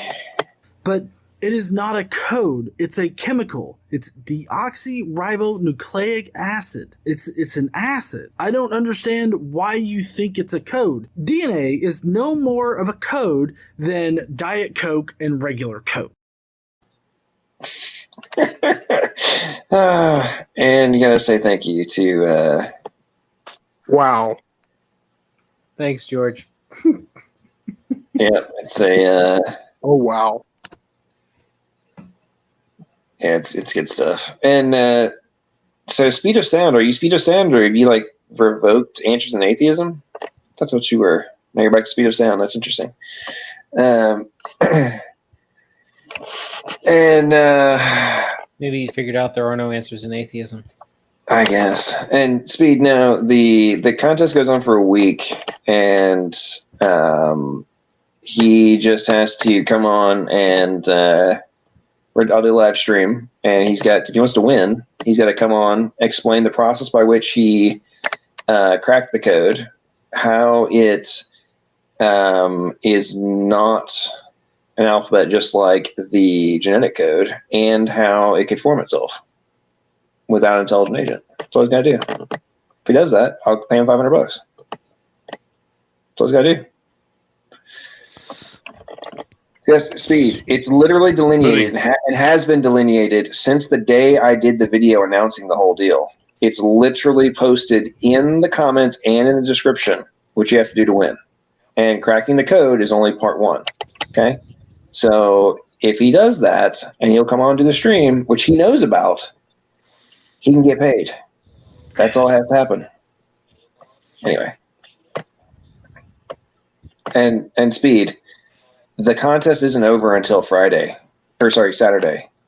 Idiot. So why would I have paid somebody before the contest is over? Oh man, Speed, I don't know. How would that make any sense, bro? The contest goes until Saturday. Holy crap. Why would I be paying it out until the contest is over? Good Lord, what an idiot. Anyway, sorry guys.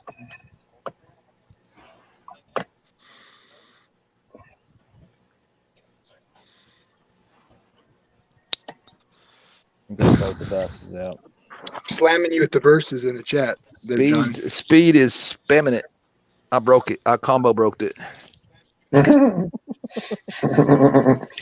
Atheist Fantasyland projection complex. So Speed, why aren't you trying to Oh, it's solve the complex. I code? thought it was I don't really I thought it was understand. syndrome. My bad. Yeah. No, I've had some syndromes too. Yeah. You have another one. Yeah, it's a syndrome. I forgot. AFLPC. That's it.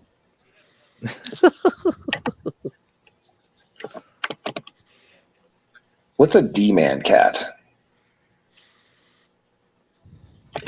I have no idea what that is.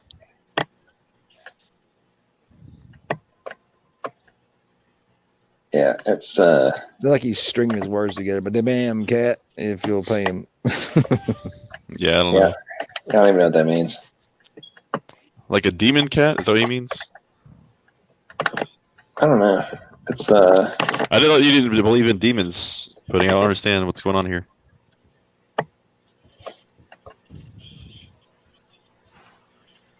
Yeah, I mean, it's like these atheist idiots can't comprehend basics. I mean, That one I thought would have been pretty simple. I mean, I figured that out, and I didn't even pay attention to your contest video because I'm not eligible.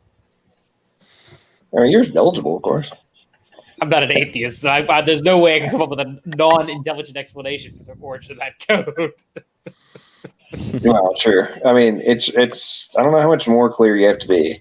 500 total prize available. If multiple winners, prize split between winners. Winners must come on a live stream and explain their process of cracking the code, how they determine the alphabet value assignments, and how this process differs than value assignments for nucleotide base pair codons and amino acids. Like, that's freaking straightforward. And it also says submissions must be posted by 9 p.m. Central Standard Time to 2021. So that is Saturday. So we have dumbass Speed of Sound coming in here and saying that I'm dodging paying somebody when the contest isn't over yet. That just seems dumb. But we are talking about Speed of Pudding, so it doesn't really surprise me much. Anyway. It's okay. He still thinks that demons exist. It's all good. But there's no God, right? Spirits are okay as long as you don't bring up the G word. Hey, I mean, Alfred Russel Wallace, who was the co-discoverer of evolution, gets his name on. It's technically the Darwin Wallace theory of evolution. He was a spiritualist, so I mean that's perfectly okay to them, so long as you don't invoke quote unquote Sky Daddy. So. Take your pick, John. I put some in there in the chat. Sky Daddy, it's better than Rock Daddy. True story. True story. It's funny because they can't hope every time he brings it up, they're like, "We don't come from rocks. We don't even believe that." I'm just like, yeah. I think it's hilarious because they cannot understand that it is required. It's literally part of the path. Matt Powell made another video. Somebody was on there doing that. They were saying that we do not come from a rock. We don't believe we came from a rock. It's like, wait a minute. Yeah, you do. If you put it in an ultimate sense, yeah, you do, sort of. I mean, Jason Lyle has made a habit of going around of saying, you're related to, so essentially you're related to spinach. And he gets atheists every time he says it, come up to him afterwards. So aren't you going to make fun of us? He's like, well, in your view, everything descended from a common ancestor, so you are related to spinach, right? And they'll always, most of the time, they'll think about it for a second and go, well, yeah. So how could I possibly be making fun of you? I'm representing you accurately. Have you ever noticed how they switch everything in the Bible like backwards? Like it's not backwards; it's upside down, inside out, and sideways. Right. Yeah, the star thing is kind of interesting because there's typology of stars in the Bible, and are you guys familiar with Dr. Heiser's Yeah. thing with the divine council and Yes, I've heard. Psalm 82, and how there's that verse that Jesus quotes about when it's Like ye are God, Jesus gods. quotes being, yeah, you are gods. He's not saying they're gods. He's saying there's a divine council that he's on, essentially, where there's gods, like it says in their scripture. He's defending his deity. Well, that's why he says that there's all. Remember, well, I mean, the apostles later clarify that we wrestle not against flesh and blood, but against principalities and wicked wicked forces of spiritual darkness. So this is obviously to clarify that there are princes of power, right, of the air, and that they are essentially the same thing as like the little g gods, right? Yeah, they're Elohim. They're divine beings. Yeah, the plurality. God stands in the midst of the gods, and he's judging them, and he's saying, and of course, some scholars who don't believe take that as like the development of monotheism, but it's really just telling us that like there were like angels were appointed over the different nations and stuff. Yeah, I mean, in the ultimate sense, there has to be one creator. So that's really what we talk when we say the word God. We're talking about the creator. Exactly. The Most High, that means something. Like he's the Most High. There's other divine beings. Yeah. And why would God be making like contrasting himself in Isaiah to gods that are not real? Like, look how great I am. I'm better than gods that aren't real. Come on, that's retarded. It seems like it's saying that kind of because God's mocking. Like if you read Isaiah 46, he's mocking how men will make idols and worship them, and how they'll they'll cut down a tree, they'll burn some of the wood at the fire to warm themselves, and then they'll fashion themselves a god and they'll put it in its place, and they'll bow to it. And then but they can't do anything or save or whatever. And then God goes off. That's a great verse, great chapters. I love the story of Abraham, where he takes his father's idols out, and then he leaves one and puts the axe in the hand of the idol, and he tells his father, like, "This is the one that destroyed all your idols," because and he's like, "No, I know you did it." Yeah. And he's how do you know I did it if you believe these gods exist? It's hilarious. Read Isaiah 46. It's beautiful. It's where God challenges the gods, and like I have some interesting ideas. But what I wanted to say about the star thing is that. So you know how the Bible refers to stars like the angels of stars and how they fall from heaven and all that. And I think the Quran kind of picked up this idea from Scripture and just kind of like over literalized it or whatever, and like seriously messed it up, because they talk about like shooting stars or missiles, like missiles, that Allah uses to destroy demons. Yeah, I think it was just mixing that up, but like often we all do, like with certain verses and over literalizing it in a sense. But I'm like I said, I'm a fundamentalist, so don't get me wrong here. But it's interesting that the stars are likened to the angels, and people say, oh yeah, they were dumb. They thought the moving planets, the wandering stars were angels because they were in the heavens. Maybe they thought that, whatever, but the Bible's using it as like a type, because we're going to be, because if you look at Revelation, it talks about the great multitude on the sea of glass, which to me is like a reference to the creation story where the stars are in the firmament, Right. So I don't even have a problem if it's like suggesting or borrowing from ancient Near East context that idea, Honestly, my perspective is that, like, if we were to think it at the most literal sense, right, there's nothing wrong with angels actually literally being stars, because if you remember correctly, they can appear as whatever they want to be, and they probably can like also put off different variable temperatures and things like that. For all we know, they have all kinds of abilities that we just don't know about, right? They had that one angel that destroyed they killed an entire army, like 146,000 people. I mean, think about that. That's crazy. They did that in one night. So, I mean, if they can do that, why would you ever assume that this has to be any other interpretation, right? But again, I mean, I understand that there's different nuances to it. I'm sure there's things that we don't know. But if I had to say, it could be any guys, hang on one second. So George has another super chat request. So hang on one second. Yeah, go ahead. So George, you get the slightly longer version this time.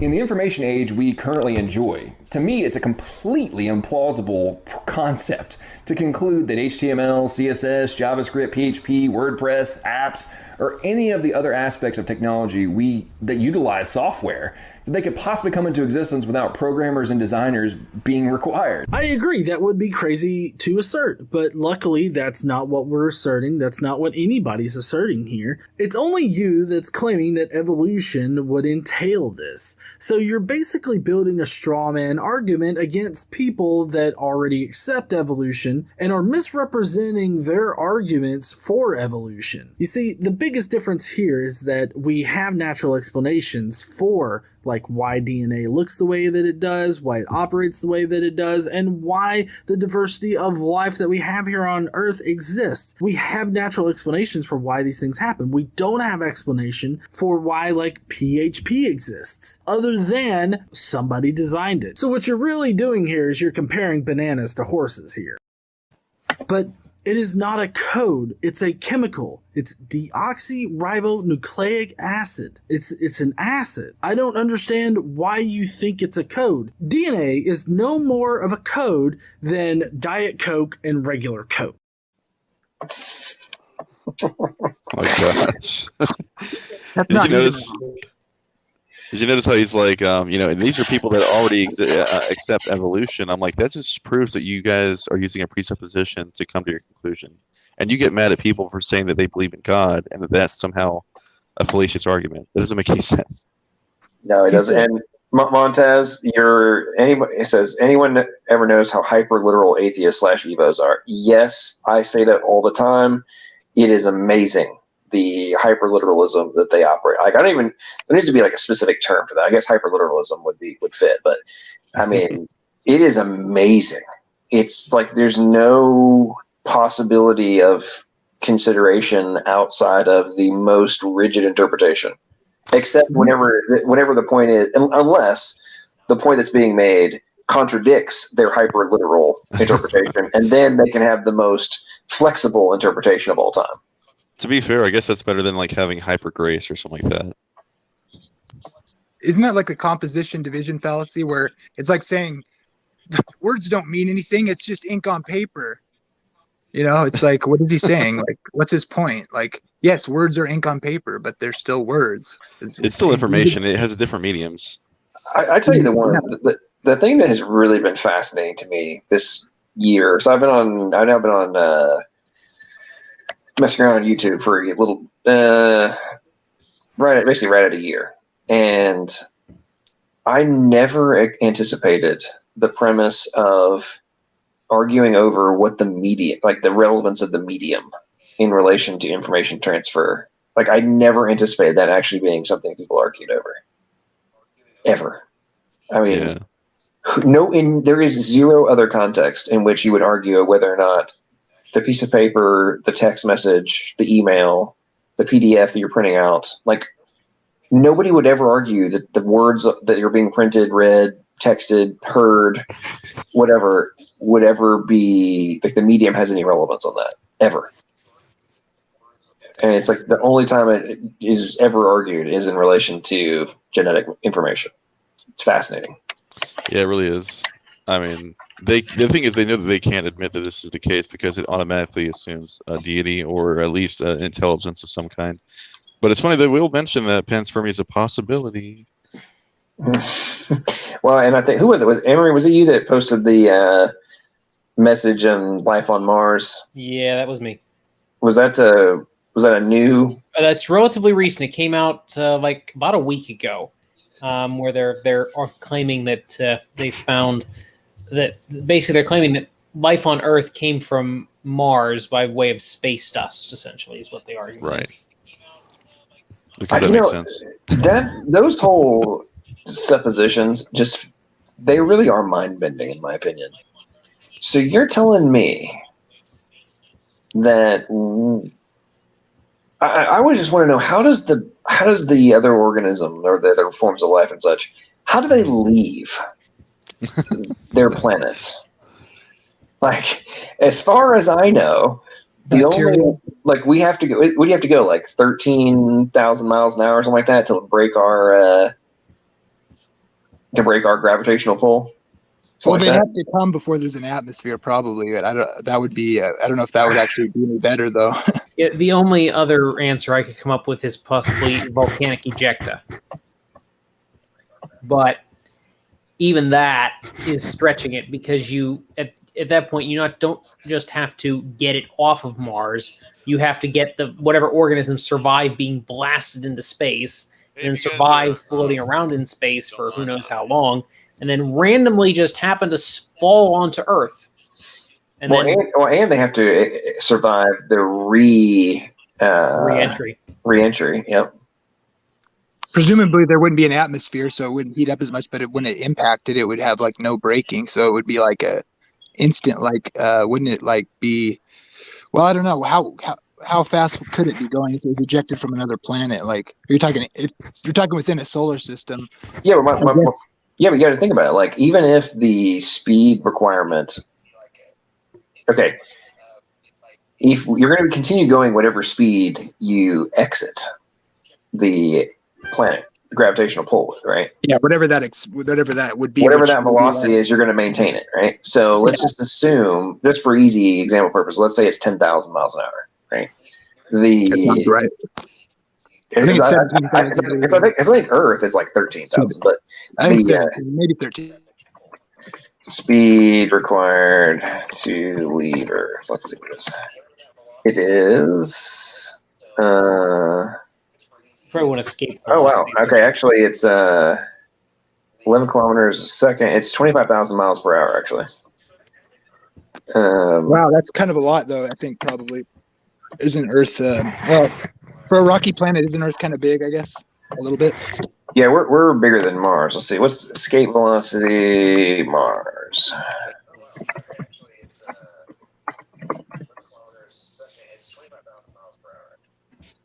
Who's on Echo? Okay, so they're saying 34,000 kilometers a second times 0.6. That's got to be Gavin. Does Gavin have to put on mute again? What's up, Sal? Actually, Sal probably knows the answer to this question. Sal, you know the answer to this question? About the escape velocity of Mars?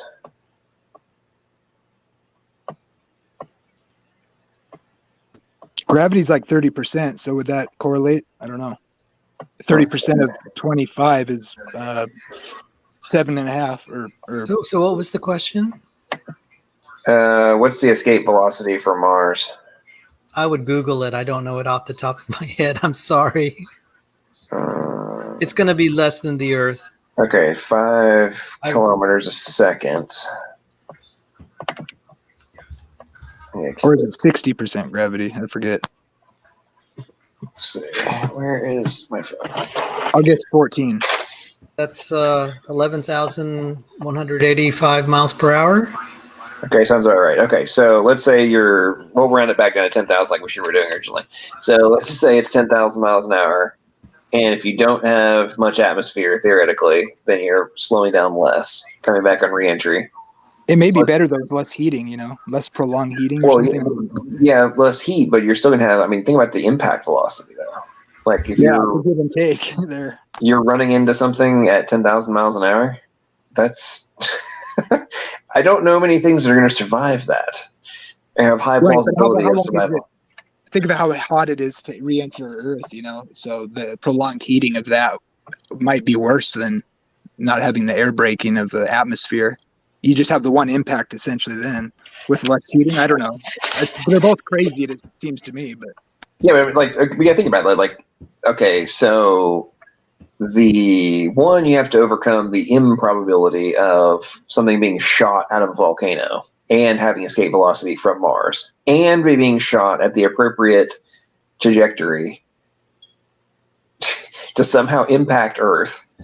And for it to survive through all the cosmic radiation it will have gone through and any other potential asteroids that it might hit on the way.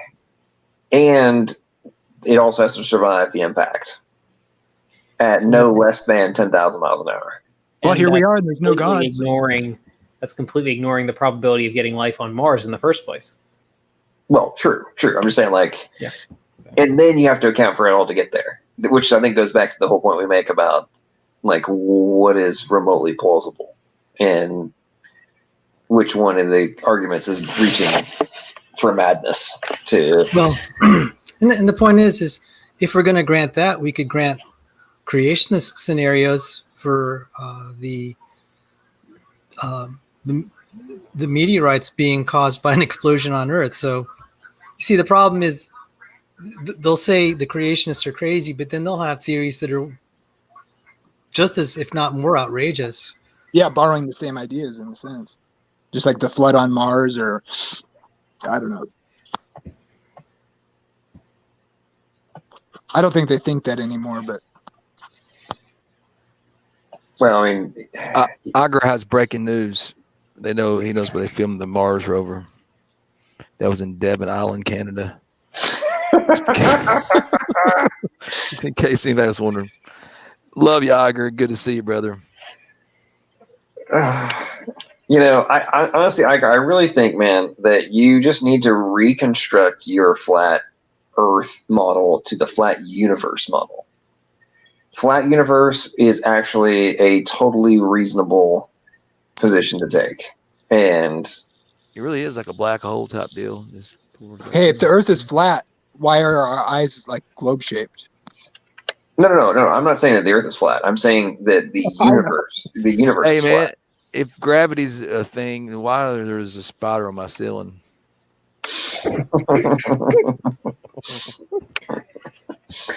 Oh man, it would be awesome if gravity was reversible and you could like bend it to your will. That'd be awesome.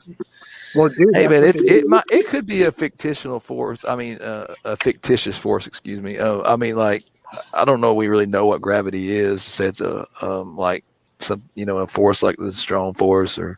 Man, we know there's gravity waves now, man. Gravity waves. Yeah, that's what they say. It's the But curvature of space. it wasn't real convincing to me, the test they did on that. But it's the gravity waves, man. You got the gravity waves. You need gravity to explain all the. Now that's probably in Sal's territory about the mathematics of the right? Ain't that? Yeah, you're the math man, aren't you? Well, there's Sal, don't let Sal shake his head. Sal loves the gravity waves, man. I'm skeptical of a lot of theories. Mm-hmm. I think at this point, so much is on the table. I don't want to commit to one, and there are a lot of creationists committing to one kind of cosmology, and then a few years later, someone else will come along and say, no, that's not right. Right now, I've counted probably 11, 12 different young Earth cosmologies, different kinds of physics, and I'm just like, you all can't be right. You know that. That's okay. You all can't be right, but you can all be wrong. That's what they can all show how say. the other theories are wrong in their ideas, and obviously they can't all be right. But I think that's good, don't you? That there's just various ways of looking at it and thinking about it. Unless we're in a simulation and we all could be right, we're running our own. It's like was it Total Recall, or we're on our own little vacation or trip? Well, I think in time, as God wills, we'll find the answers. It'll get clearer. Just like when I studied in junior high school, 1975-76, they're teaching me Uri Miller, and I accepted it. And they thought the Earth was flat back then too, didn't they? Good joke. So what happened? I mean, really, the argument against naturalistic abiogenesis got better and better and better, and there are problems that were solved. I'd recently, I'd mentioned this. I'd actually worked on a project with Dr. Sanford on nylon-eating bacteria. That was an outstanding problem for about 35 years, and we were able to refute it. But and now people are finally making a few retractions, but they're really covering their tracks. But the point is, data eventually comes. Data eventually arrives. Was that the citrate one? I'm sorry, what? Was that the citrate eating bacteria or something? that they changed This is another one. This is one that the NCSE, the National Center for Selling Evolution or Science Education, they're saying there's no need of God's help to make proteins. And it was a thorn in the creationist side for decades. Ken Miller of Kitzmiller versus Dover fame was promoting it. And Dennis Venema in 2016, 2017 was going on a roadshow saying that's his favorite example of evolution. It was all a hoax. He was a star of that thing. And I think many of the things that seem such great arguments sound so dumb and just ridiculous. And he retracted his nylon thing. He retracted it after Dr. Sanford and I published, and then also other people had probably dinged him on it. I wouldn't, maybe perhaps our paper was the final straw, but he retracted it. It's like, well, are you going to retract the rest of your book because that was your favorite example of evolution? Exactly. And yeah, he jumps. And we heard that. Oh God, we heard that parroted so much. Sorry, there, Iron Fist. Go ahead. No, I was gonna say he's like T-Jump's dad. He was very convincing in the way he presented it, like really just matter of fact and like, well, we got tons of evidence. And I think he gave the sequence of whatever those basilisk things that turn into a whale or whatever, and all that. I can't think of it. Rhodocetus. Yeah, Rhodocetus. So back before they found it with the full skeleton, I think, and they were presuming they had this long tail with a flipper on it. They faked the fluke, yeah, the old fluke fake. Creative interpretation, Well, if evolution's true, it would have this or something like it. No, sorry. I mean, I don't want to sound overconfident on stuff or whatever, but it's. Oh, but it does seem like, like every time they have something and then like you just wait a few years and then it gets debunked, and I'm just it's a trend. So I have to I'm going to be mean to Emory for a second. So Emory, what you're going to grad school for is kind of like being a dietitian. And that every couple of years, whatever your most adamant position was, will be completely debunked and you'll have to flip. And then fast forward another 5 or 6 years and you'll be back to the original position. Hey, I'm going for biology, not evolutionary biology. There's a big difference, mate. I could have sworn you said you were studying evolutionary biology. No, I took an evolution class. That's probably. Okay. My friend's mom is a dietitian, by the way, and I always can eat 2 plates of food at her house. So. No, I'm not busting on the nutritionist. I'm talking about the more quacked out dietitian. No, I hear you. By that, I'm actually meaning more like the Atkins diet. No, so Atkins diet's okay. Here's the thing that always gets me is. I mean, just as an example, yeah. It's like it's like every 10 years, at least so far in my life, but paying attention to this, whatever was the worst thing you're going to die from has been debunked. I mean, like, I remember, heck, think about it, just cholesterol as an example. Cholesterol has been gone from being you're guaranteed to die to, oh, wait, turns out you might actually need that. And you have all these other negative ramifications if you completely try to remove cholesterol in a balanced way from your diet. Oh, crap. What's it turn out to be? Balanced. Don't be gluttonous in any one direction. Moderation in all things. It's like triglycerides, or you get too high. You know what I mean. But a little bit's okay. You need. It's like just maintain a balanced diet. Now, obviously, in certain instances, if you have different conditions, you might need. That's where I think the nutritionist and stuff come into play. Like my niece is a. Girl's stupidly smart. She's the one that I think I told you all that she had brain surgery the week after mine. Mm-hmm. Graduated with dual masters at 22 years old. It's amazing. Anyway, wow. One of hers is in nutrition, and she's all deep into it more on the medical side, of really helping people in the hospitals and all that kind of stuff. Really identify what are the things they can do to help them recover or get rebalanced in their hormone, get all their hormones and everything rebalanced through dietary supplements and such. And that I see great benefit in. But outside of that, it's like, what are we doing in modern society? We're consciously destroying our health through eating crap. And then wanting to go jump into some extreme diet that isn't actually going to be balanced. And either is going to be short-lived benefit or is going to result in a complete catastrophe on the other side of the equation. And John, you're right though about moderation. Though even the good things can be bad for you, because I mean, especially like with pesticides and on certain vegetables and all that. You don't want to eat too much because then you're loading up on the pesticide. So, all right, Iger, are you going to prove to us that the Mars landing didn't happen? You got it, bro. For starters, the emoji. Go for it. All right, 60 seconds Instagram.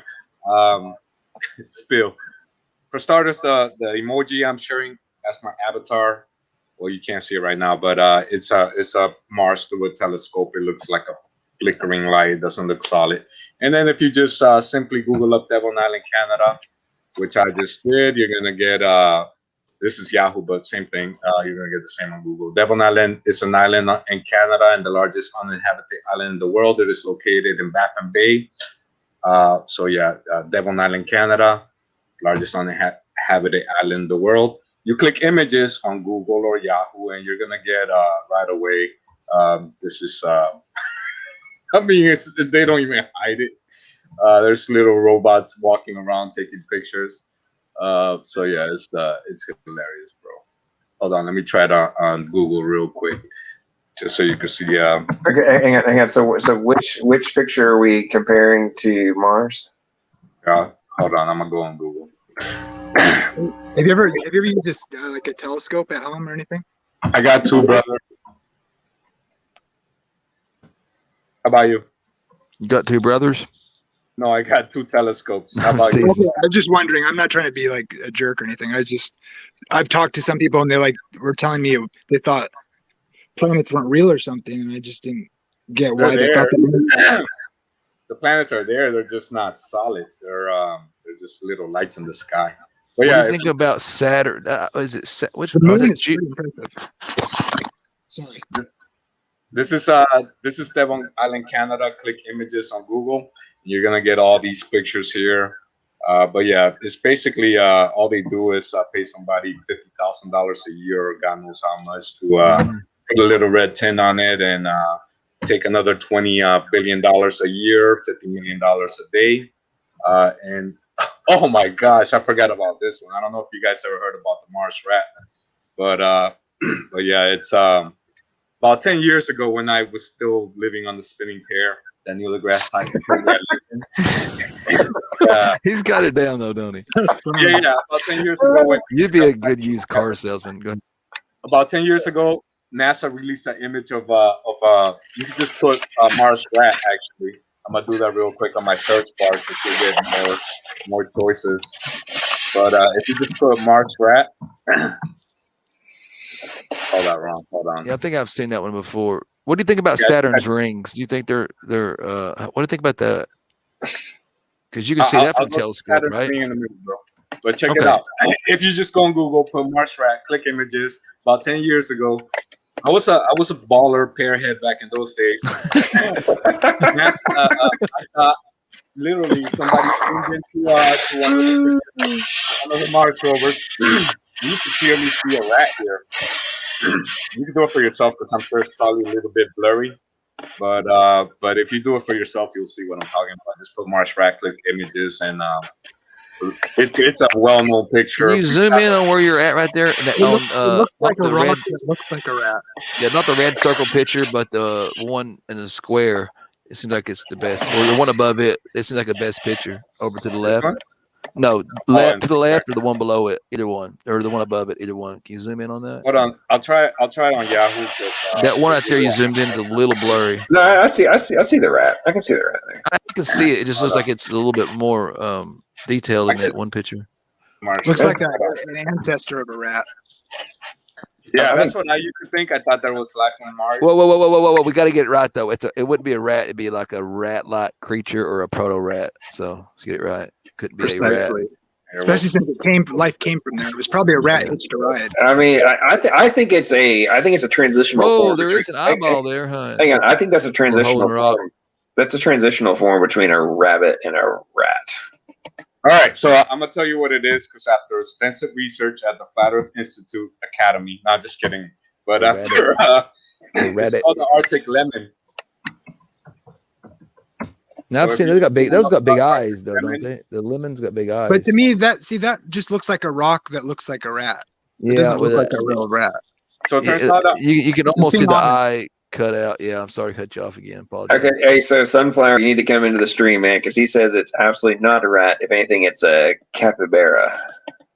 Anyways, it's called the Arctic lemon, which is native to Devon Island, Canada. But about 10 years ago, and you could just look it up for yourself, marsh rat, and yeah, it's an Arctic lemon. But if you put marsh rat, click images, you're gonna get a lot of these pictures because there was so much going around. There's life on Mars. Finally we found proof, and but no, it just turns out that they never left anywhere, bro. All the rockets, they always angle.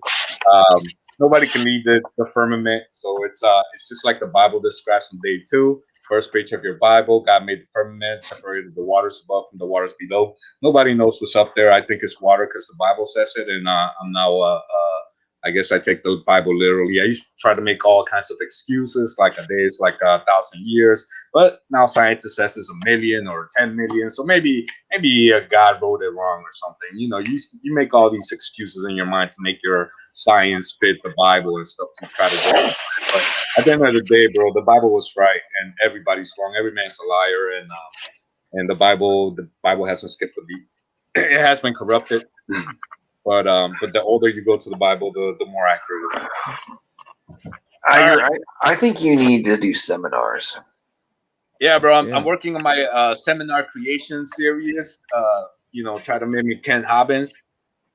I'm up to number 10 now. I'm probably gonna retire soon. Actually, I'm gonna start a new channel about farming or growing vegetables or the medicinal benefits of plants, bro. That's real interesting. But you should see if you can get your lessons published to like Udemy. Oh yeah, man, selling herbs, man. You'd be good at that. Oh yeah, for sure, bro. I've been drinking some chamomile tea, bro. That stuff is real good, man. Chamomile tea, yeah. Yeah, that stuff is man. When you start looking at lies that if you go to the 1900s, how when the Rockefellers took over the oil industry, they took over the media. They also monopolized. They're the masters of monopolies. They monopolized the pharmaceutical companies. So they had all these oils. So they made a lot of the pharmaceutical stuff from oil-based chemicals. And since you can't patent anything from nature, they made all these. Everybody back in the 1900s was using plants to cure themselves because we didn't have these modern medicine, however you want to refer to it. But it couldn't be patented. You can't patent anything for medicine. So the Rockefellers decided to write off everybody as quacks, and only their medicines have been in use per se since then. I mean, nowadays actually, a lot of countries like Germany, they use a lot of plant stuff in their medicines, but here in America, it doesn't seem to be that way. Anyways, that's off topic, bro. I want to bitter herbs, man. Bitter herbs. Call it bitter herbs. If that be your name of your company. I like it, bro. I like it. Yeah, I'm thinking of this Iger's bitter herbs. The Iger television stuff is not working out for me, so I need a new name for my new channel. There you go, or something similar. You can come up with something. You're good. You seem good at that marketing. Yeah. Oh yeah. Well, that's what I went to school for, sales and marketing. Oh, you did? Yeah. I can see. I did little sales in my background. So. Yeah, bro. All right, here I am trying to convince you that the marsh rat is. They put it out there. Yeah, I just looked at it myself though. Devon Island, hey, I agree, man. It looks like a rat. It looks like a rat. It does, but I looked at it on a different picture. You can see the other rock in front of it's got the same shadow of the other. I mean, the same coloration as that one behind it. So it's like, I'm pretty sure it's a rock. But go ahead. I'm gonna tell you another thing real quick. Hang on, I think Jamie was wanting to jump in on something. Okay, go ahead, Fern. I just want to say I don't want to. I'm not trying to be mean. Like I accept you as a brother.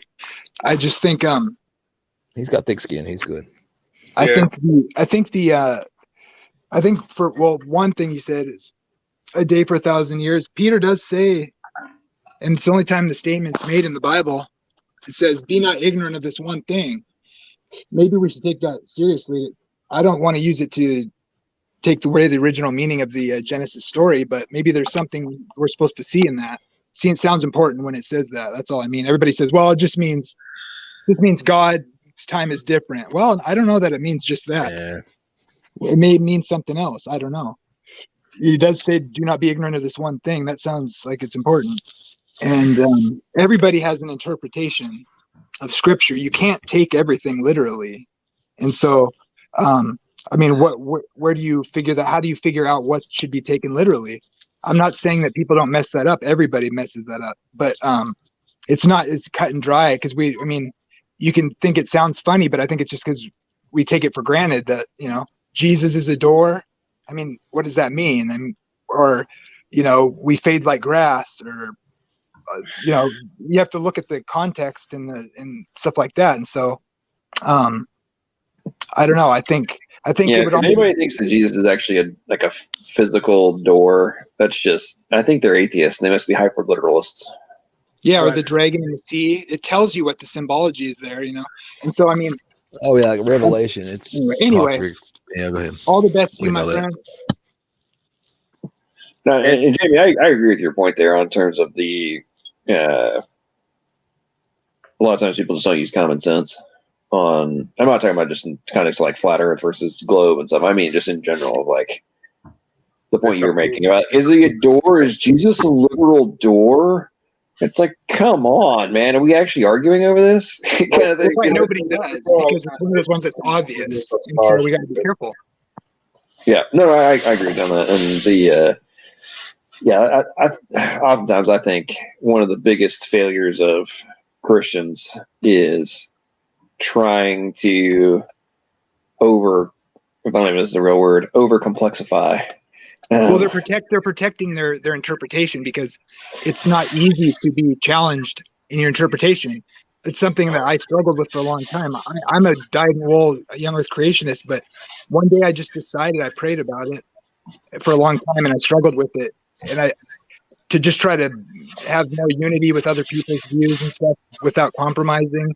And so I just decided to I just went through all the old Earth stuff that I could find, where they give lectures on why they think our view is ridiculous or whatever, and from the text, specifically, because I'm all about the Bible first being our source of truth. And so I took a bunch of notes of the little details, things they pointed out, a lot of really interesting details that young Earth creationists miss. And I'm not saying I got it all right. I made a fool of myself that one day with the whole Leviathan thing, but I think we have to be more open, because God's able to, and even it was cool, because I was on a live stream the other day on Sentinel Apologetics, and he had John Walton on there, and he asked him a couple questions I had about the creation story. I have some ideas about the whole verse in Peter where it says 1,000 years,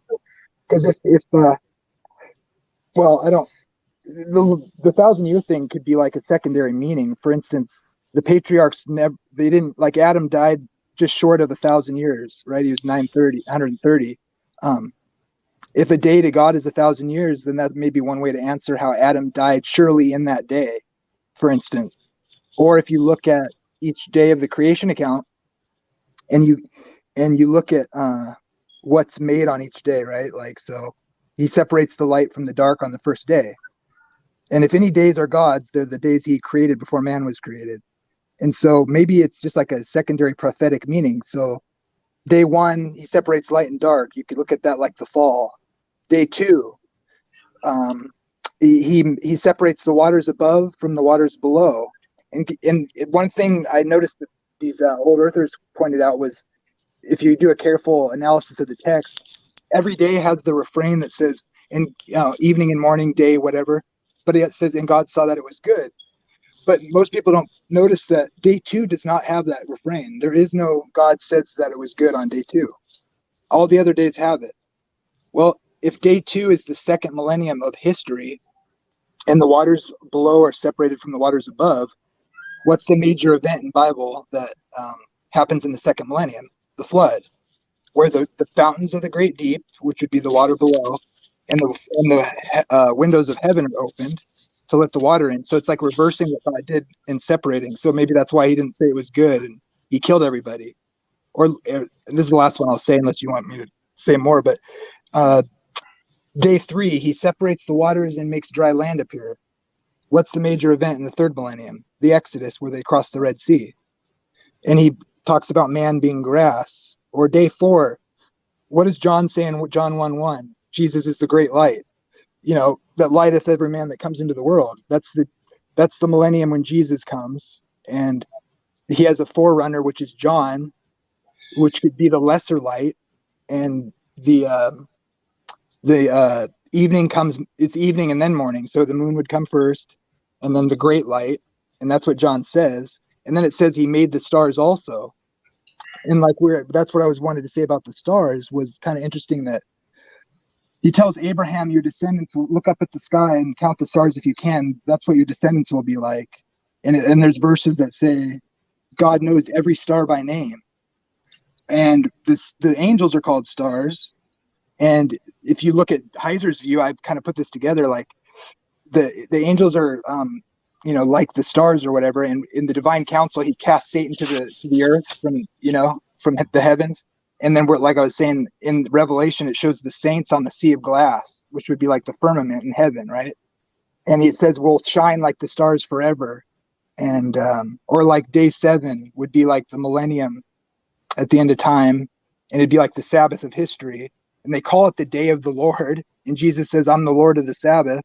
And day 7 in the creation account is missing evening and morning, right? Hugh Ross says that means we're still in day 7. No, it means on that end Sabbath rest or whatever, when Earth's history is over. And in Revelation it says Christ, there's no more night because the Lamb is their light, and there's no evening and morning on day 7. Or if you just look at the whole creation account ends with Adam and Eve being,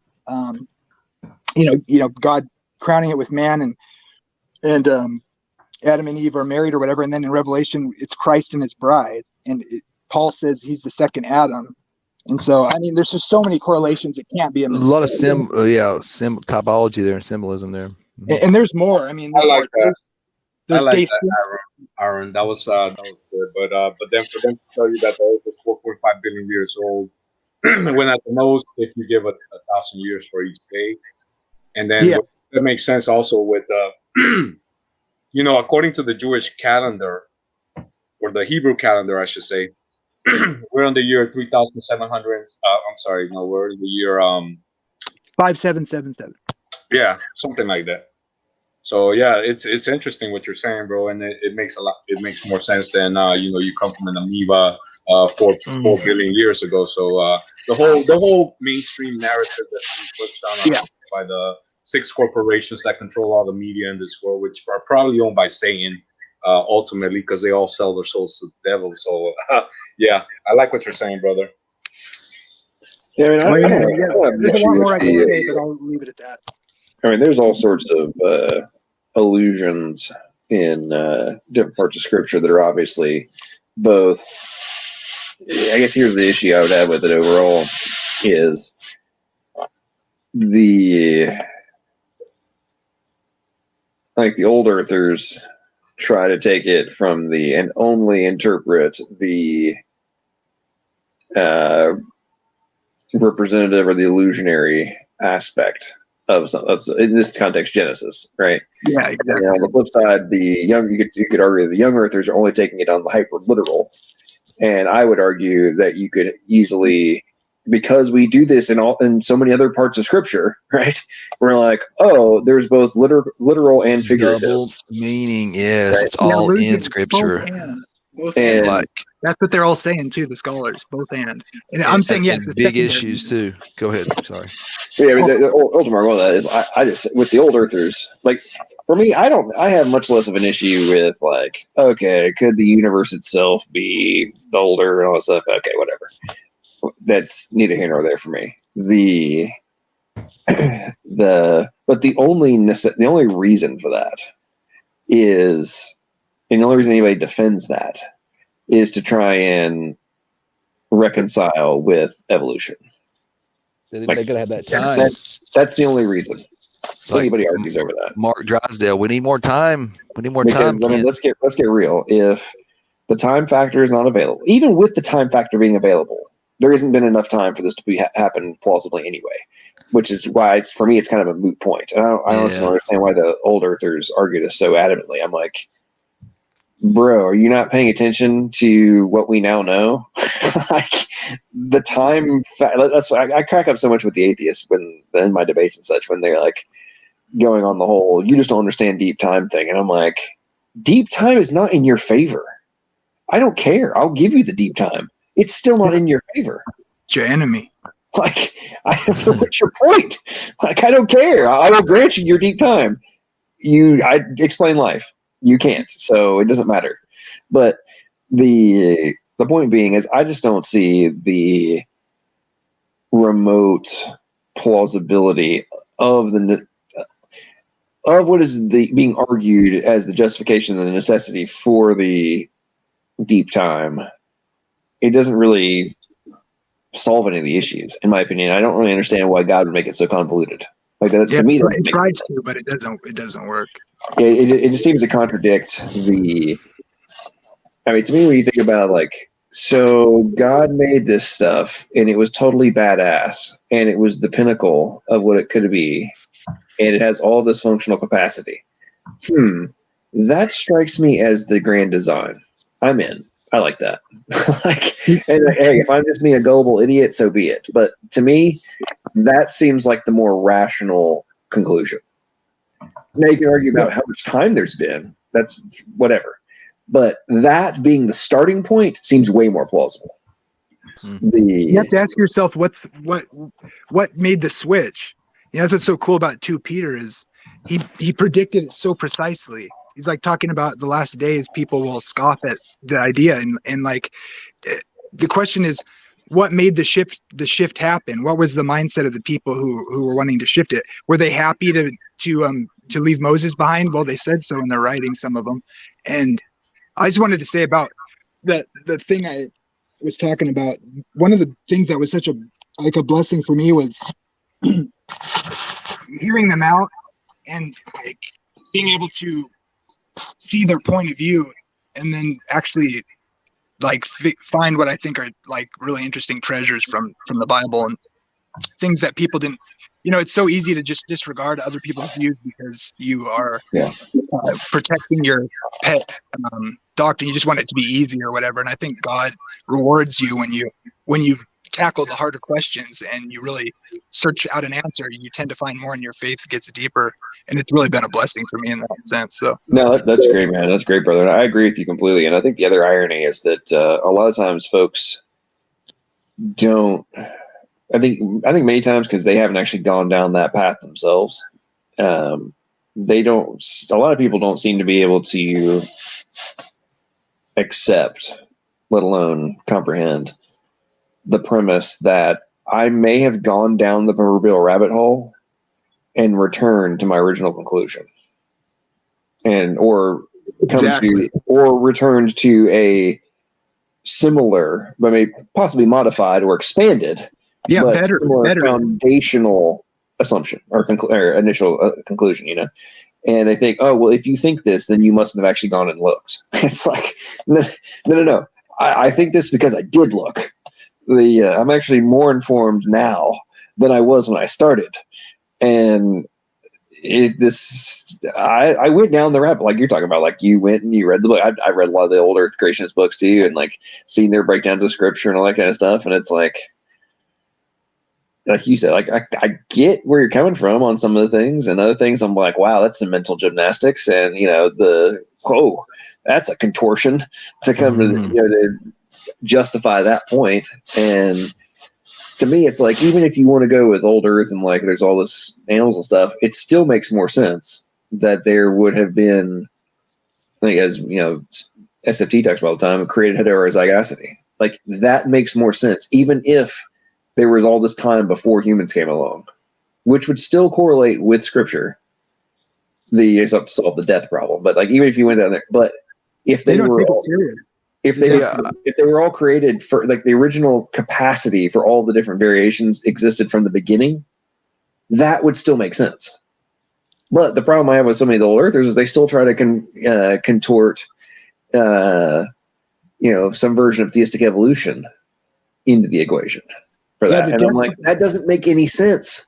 Like, yeah, the whole death before the fall, that would be a problem for me. And I don't want to go into no rabbit hole on it, but I'll just say the soft tissue in dinosaur was really that kind of pushes the date forward on me, even if it's not 6,000 years, it pushes it a lot forward. But Andrew Kaufman had a good in the chat remark where he says, what do you guys think about young versus old earthers seeming to show disunity in the body of Christ? And I don't that it may seem that way, but most of us really kind of, it's not an issue, you know what I mean?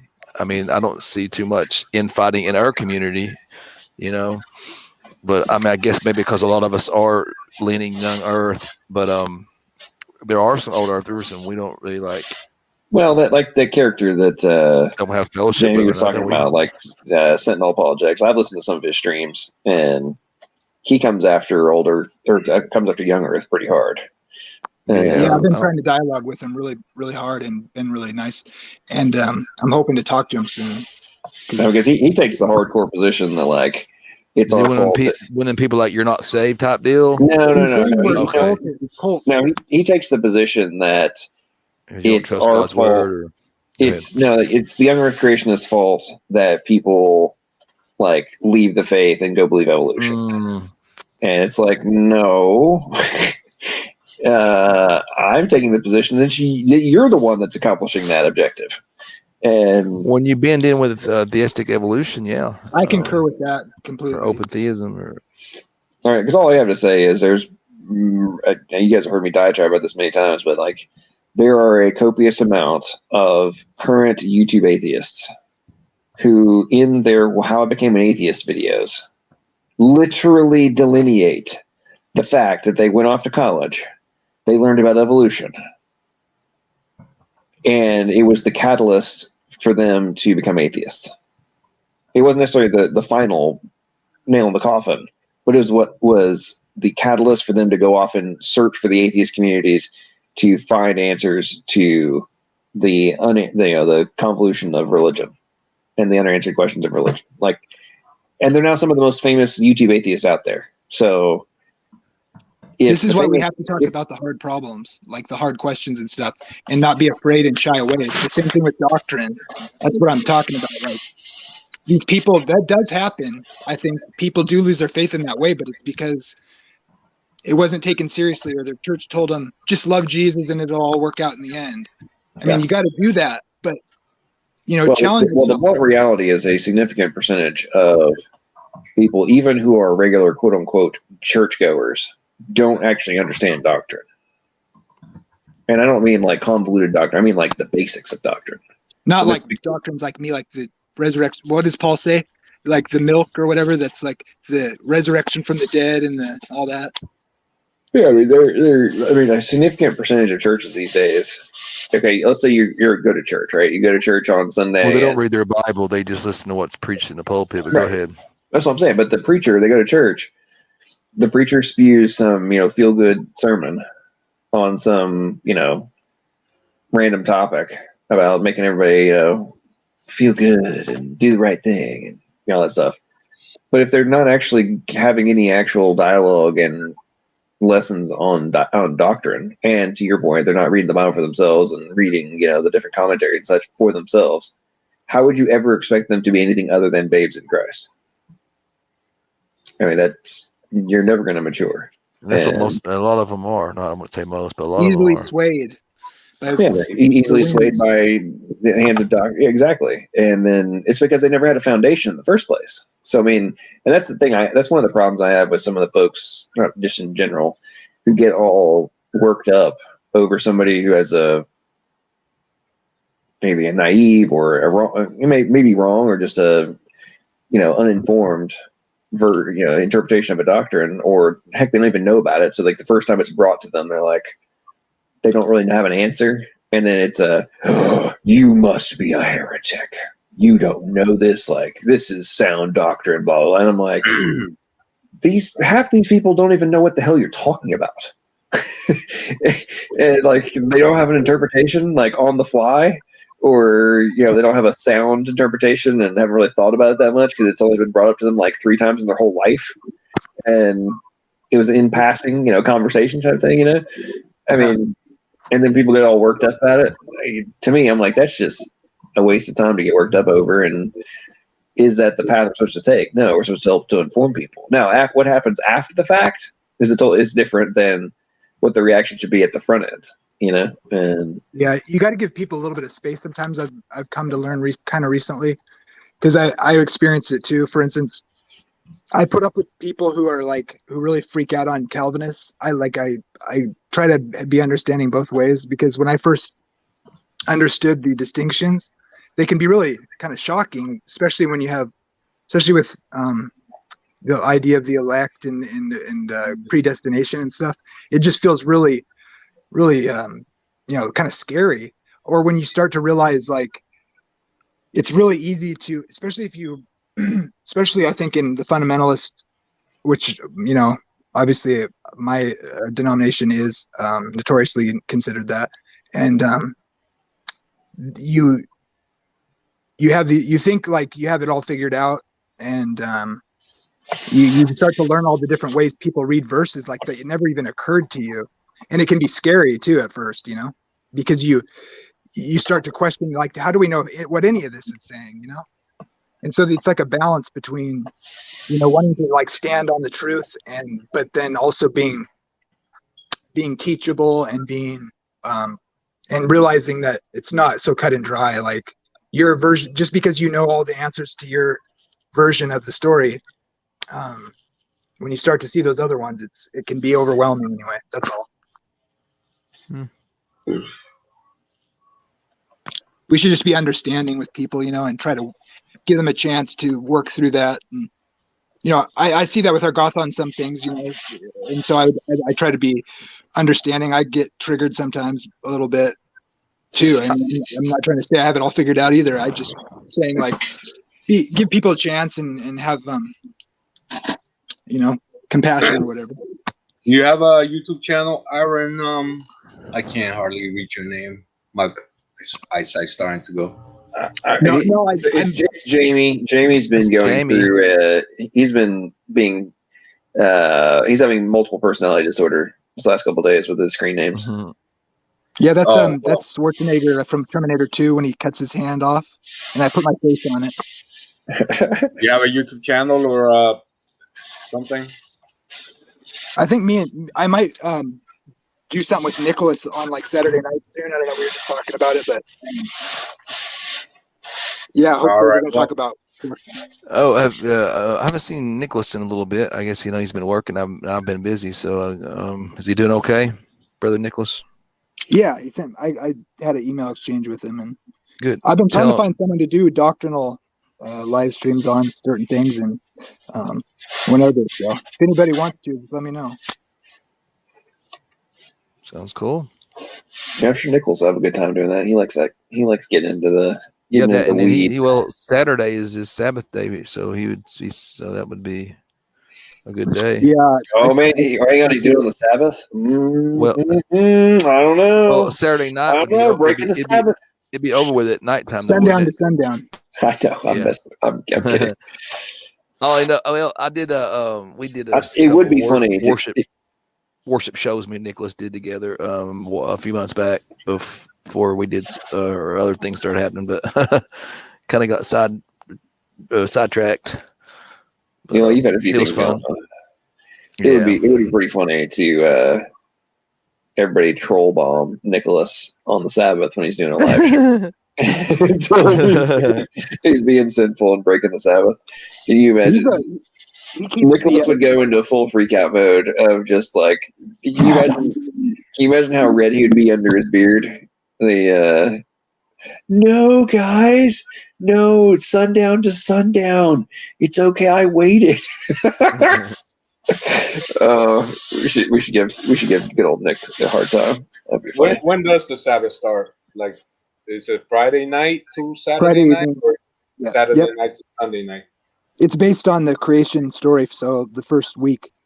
So like it's Friday, it's evening and morning, right? So the day start in the evening. And so Friday night to Saturday night then? Yep. All right, good to know, bro. I only been a young Earth creationist for about 2 years and geocentrist for 3 years. So I'm actually I'm sympathetic to geocentrism to a certain point, because I think Sal can crucify me on this one probably, but it seems to me like, I don't know if you guys saw the debate with Sangenis and the Fight the Flat Earth. I was sticking up for Sangenis. I think there's something to it, kind of like with the whole thing I was saying to Sal about the synchronicity thing, and how the speed of light is a convention, because the light has to like bounce and come back, and with like dilation and reference frames, that's the way I understand it. I'm open to being corrected, but it's if kind you of haven't seen his movie, bro, his movie is called The Principle. It comes right up. Just Google it. Yeah, I think that's somewhat legit. You can make the model. That thing's awesome. It's like a gateway, really, to becoming a freaking. I've watched The Principle. I completely actually kind of like, okay, it makes total sense, to be honest. And there's other scientific experiments that actually lean credence towards it. However, it lends itself towards, that's what I was joking about earlier, of the flat universe model versus the flat Earth model. Yeah. And what do you mean by flat? You mean flat like the curvature of space-time? Well, right? I mean, it's an accepted premise that the overall shape of our universe is flat. Like that's an accepted premise. Yeah, I thought the Earth was a pear, the universe was an orange. You ever saw the orange model of the universe, though? Just seriously. Yeah, I mean, relative. I know what you're saying, though. Flat from a relative perspective, right? But it's flat, right? Like a balloon type deal. Four-dimensionally flat. Like if you blew up a balloon type deal, it's facing away. Yeah, like if some of the different constants weren't correct, then it would have crunched, and otherwise it would have ballooned too much and expanded out. Versus, like, in order for it to be expanding in a contained way, it has to be basically flat, like relative, almost flat on a not quite 2D perspective, but more relatively flat, right? It could be infinite too if it's flat. Exactly. So the point being is like, okay, if the Earth is the actual center of the universe, which, assuming special creation, would actually make sense, right? And how the math all works if you're rotating the entire universe, and when you factor in like the axis of evil from the CMB and different things of that nature, and you just think about the special, like I said, special creation, that makes total sense. Yeah, it occurs. It would just be it's like kind of like a white hole versus a black hole. Like you can do the math with you do the math either way, right? Yeah. But the point I'm making to you, Iger, it's like, dude, the flat Earth actually makes total sense. The flat universe makes total sense, and the Earth does not have to be flat in the same sense in order for the flat universe to be true. Can I share screen, John, for the Earth is flat. Look around you. It's perspective. Our common senses would point to a flat stationary Earth. And that's a torus field, bro. This makes a lot of sense. This is only like 2 minutes long. I flatter Iger a little bit, but it's gives you an idea, maybe like on different dimensions. I will start with, this is a cartoon for starters, but yeah, this is called the torus field, and it's actually kind of makes a lot of sense to with me. the vortex, because everything, like even whether the blood pumps through your heart's in a vortex, so that's, you find vortexes, a spiral of life or whatever in so many places. Yeah, there is something to that in a way, I think. That would make sense in the vortex in the middle. That would make little sense. Wasn't that how like magnetic fields do or whatever? Yeah. It is best understood as a relative space. I forgot. Expansion area, contraction area. So expansion and contraction. Have you ever noticed there's anomalies on all the planets that are all at the same degree of on Earth it's the Hawaiian Island, and then it's like the storm on Jupiter or the Olympus Mons on Mars. They're all at 19.5 degrees. Hey, can I after this video, can I share my screen? I want to show you what the stars look like here from Earth. Before I leave, This is from that'd be from a different angle, or the top view. If you think like the Mandelbrot set or something like that, that would make sense too. The thing is, the Earth is in the middle of all this. It's right in the middle of the vortex of the. I don't know what they call that. Well, that's the whole thing, and that would be how like time or because to create like if you think like a flip book of animation, it has to have movement. So that's what gravity is like. If you're dropping like everything, that's how you create time, is just by moving through space, by dropping through space. So we have to be constantly moving for time to, but it's going in one direction is the thing though. Unless somehow it can go in another direction, and who knows? No, because even if you go outside, the stars and the sun, they're all moving in the same direction. That's why the sun rises on the east, sets on the west. All the stars rise on the east and set on the west. From our point of view, which would be right in between that blue and red, right there. We're in the middle somewhere. Right in the middle. And hell will be below you, and heaven is above you. Okay, I'll stop the gravity could be balanced by Can I share my screen real quick? Audio. That's why I was just saying earlier about fictitious force, like maybe like it's just the fact that like moving through space, just pull and go ahead, let him share his. Well, I'm not playing any audio, so you could talk, bro. But this is basically what the stars look like. This is live footage with a camera. So, do you know that song, "Twinkle Twinkle Little Star"? How I wonder what you are, up above the world so high, like a diamond in the sky. Woo, Yeah, man, this goes back to my question I was asking you earlier. You can see the rings though, right, on Saturn? Can you not? That's about it. This is what it looks like here from Earth, not the. Well, what do you think the rings are then? When you focus it though in your telescope, you can see it clearly. Okay, hang on. So tell me, does Saturn or whatever it is on the yellow, like the whitish one at the bottom, tell me doesn't look exactly like a freaking UFO. It's Jupiter because I can see the 4 moons going around it. You get into the whole I'm saying, doesn't that not look like a freaking? Doesn't that not look exactly like a UFO?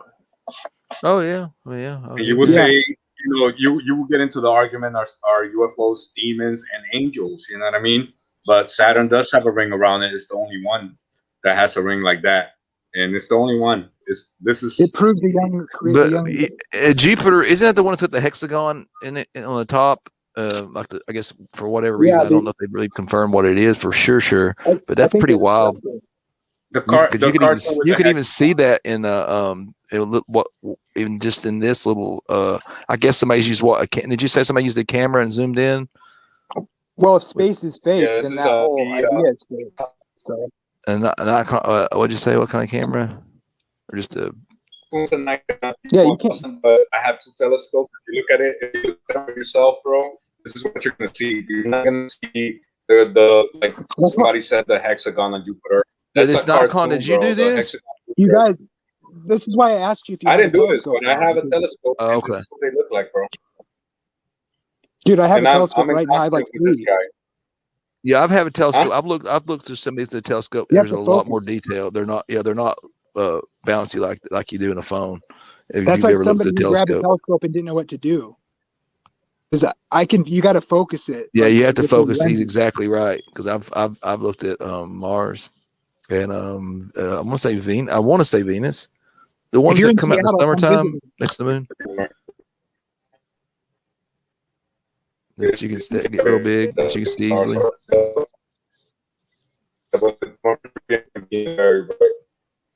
Sorry, man, I'm cutting out. No, it's not you, Jamie. I think Iger is roboting there for a second. But it is pretty cool how they shimmer. Yeah, it's not Wi-Fi. But I mean, that's a lot of that's just the focusing.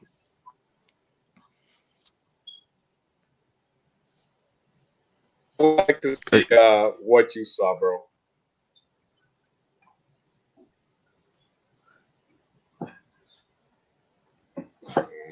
I've done exactly what you did with my camera and zoomed in like that, and I get not as much detail as they got with that Nikon camera, but I get some pretty good little pretty cool. I mean, I can imagine people back in you know, a long time ago, if they'd had a camera like the cell phone, they would just been like blown away if they could have seen that. I tell you what's annoying as heck about your phone cameras is not actually being able to take a picture of the moon in the same level of detail as what you see with your naked eye. Oh, I know you try to do is blur it out. Oh, you doing the car in space? You got to. Yeah, this is just you know, it shows how we can, you know, you can just pretty much put anything on TV nowadays. Somewhere Joel's head's exploding right now. SFE mod.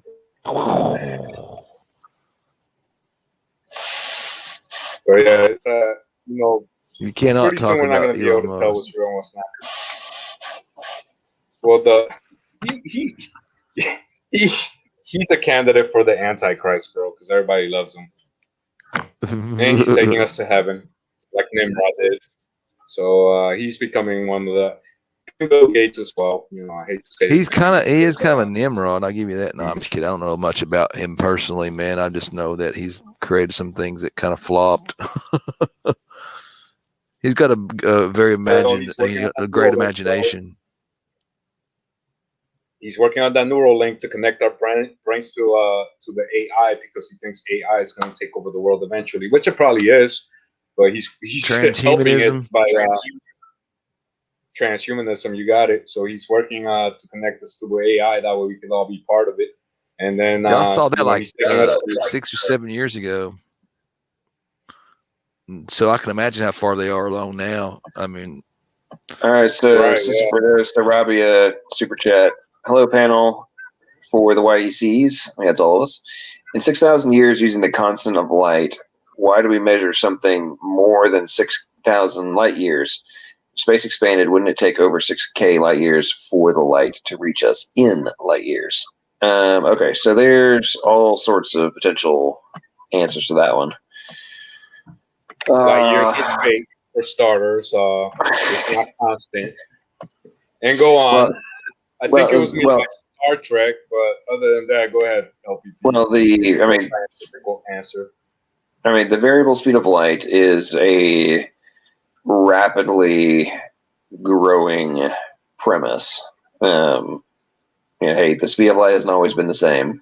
There's multiple people who argue that the speed of light has slowed down in a measurable manner just in the last 150 years. So that's one thing. Then you've got the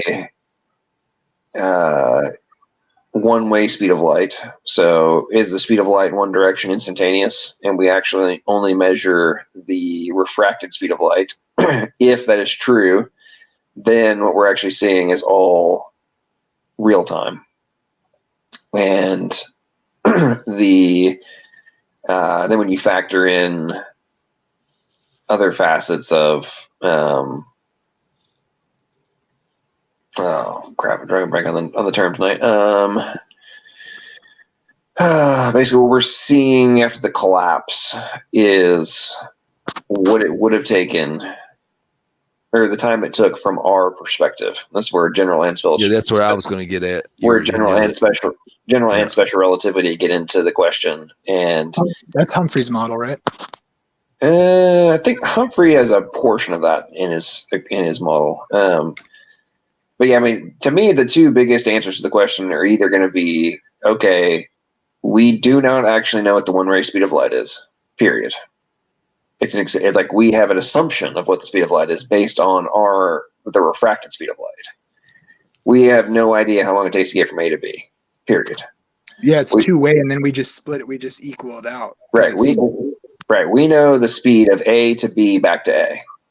We do not know the speed of A to B, period. So it's possible that it's actually an instantaneous move, or a much faster speed than what we think of as the speed of light. Which, to be honest, to me, would make a lot more sense when you think about it in the context of, like, why would God create all this stuff? The stars had to be visible. And see dead. Well, yeah. Wait. Also, why would we be seeing dead stuff? Like, that doesn't make any sense. I think it would also make a lot of the like the accelerated expansion of the universe that we're seeing now. Like, yeah, if they can do all that. We're being able to realize that the universe is expanding faster than it was. So, are we seeing it in the past, or is that in the present? Why can't we capture like a star being formed if the light's coming right off of it? I mean, when it formed, it should put up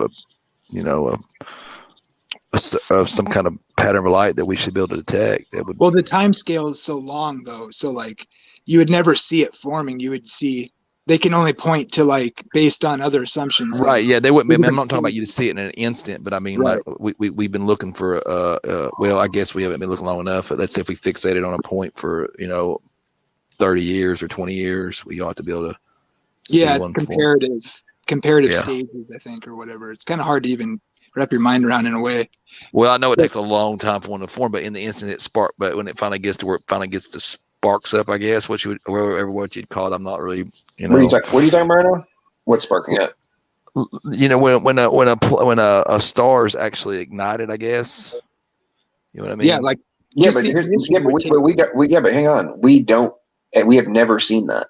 That's what I was saying. It's my whole point. Like, then I conceded that. What he was just saying, Jamie was saying, like, I mean, you wouldn't see it in an instant, but we've been watching. Granted, we haven't been watching all the sky, but I mean, we were watching a large portion, so we'd have enough time now that we should have enough elapsed that we should be able to see, like, put it together and see a star form instead of, like, haven't we been seeing stars explode or supernova, or have we seen that or not? I don't know. There was one. No, we have seen supernovas. I actually Googled this recently, like a week and a half ago, actually. Okay. Yeah, we have seen a couple thousand supernovas. Who has NASA? Yeah. All right, NASA's faking everything, not just now. Hang on. That would really. I agree. Now, per their own admission, they don't necessarily know that all of them that they have designated as supernovas are actual supernovas. It's just things that they think are. Could have been something crossed in front of it. However, the point is. However, Iger, silence. However, the point is that if our universe is 13.7 billion years old, and we've had stars that have been around for literally billions and billions of years, the fact that, and we have trillions upon trillions upon trillions of stars in the universe, the fact that we're only seeing a couple thousand of them, whether they're real or some of them are real, some of them are imagined, is a problem. Mm-hmm. Like, we should be seeing them all over the place. In fact, theoretically, and because supernovas are so bright, the sky should be bright all the time. Right. Yeah. Unless we're just living in it's a zigzag right Goldilocks time, That's pretty much what they have to argue. And it's that's a significant problem. So, like, for example, the one of the last ones that was, like, documented back in the day, like I was talking about a couple hundred years ago, they talked like the entire sky was bright. It was the Chinese in, like, the year 1000. Yeah, and they talked about how it was bright for like a year. Yeah, it lit up the night sky. So I don't know about y'all, but I've never seen that. And, like, all these things that we're noting as supernovas are these tiny little blips of light. Oh, it was kind of bright there for a little bit. Like, okay, hang on. So back in the day, they saw one that lit up the night sky for a year straight. It was that bright. And now you're telling me we've had all these thousands of others and we're seeing, 4 or 5, how many in our years. solar system there are, you know what I mean? We should see a lot more. We should have something lit up, you would think. There should be like 3 a year. They recognize that it's problematic for their models. Yeah, it's a serious problem. I mean, we have we're a couple billion stars in our galaxy. But you did say there is one recorded or so-called recorded, so that's at least something. But I'm not doubting the one that where it was like the Chinese stuff. Right? Yeah. Because you would expect that. Yeah. Yeah, I mean, I have no problem with there being a couple of them, right? Yeah, I mean, either. The point is that was if it's documented, if they document, like, the night sky was bright for a year, Like, you don't just write that down for no reason. You know what I'm saying? Right. Like that's a significant thing. And in the modern era, with technology, everything we have now, like, would we ever like not have recognized this? Like, you can't squash that. You walk outside and be like at nighttime, and wow, there's this freaking supernova, like giant blazing light in the night sky. And Yeah, there's that's 100 billion in our galaxy. That's my point. Like, how can we not be seeing this on a regular basis? That's a problem. Especially since these are second generation stars, supposedly.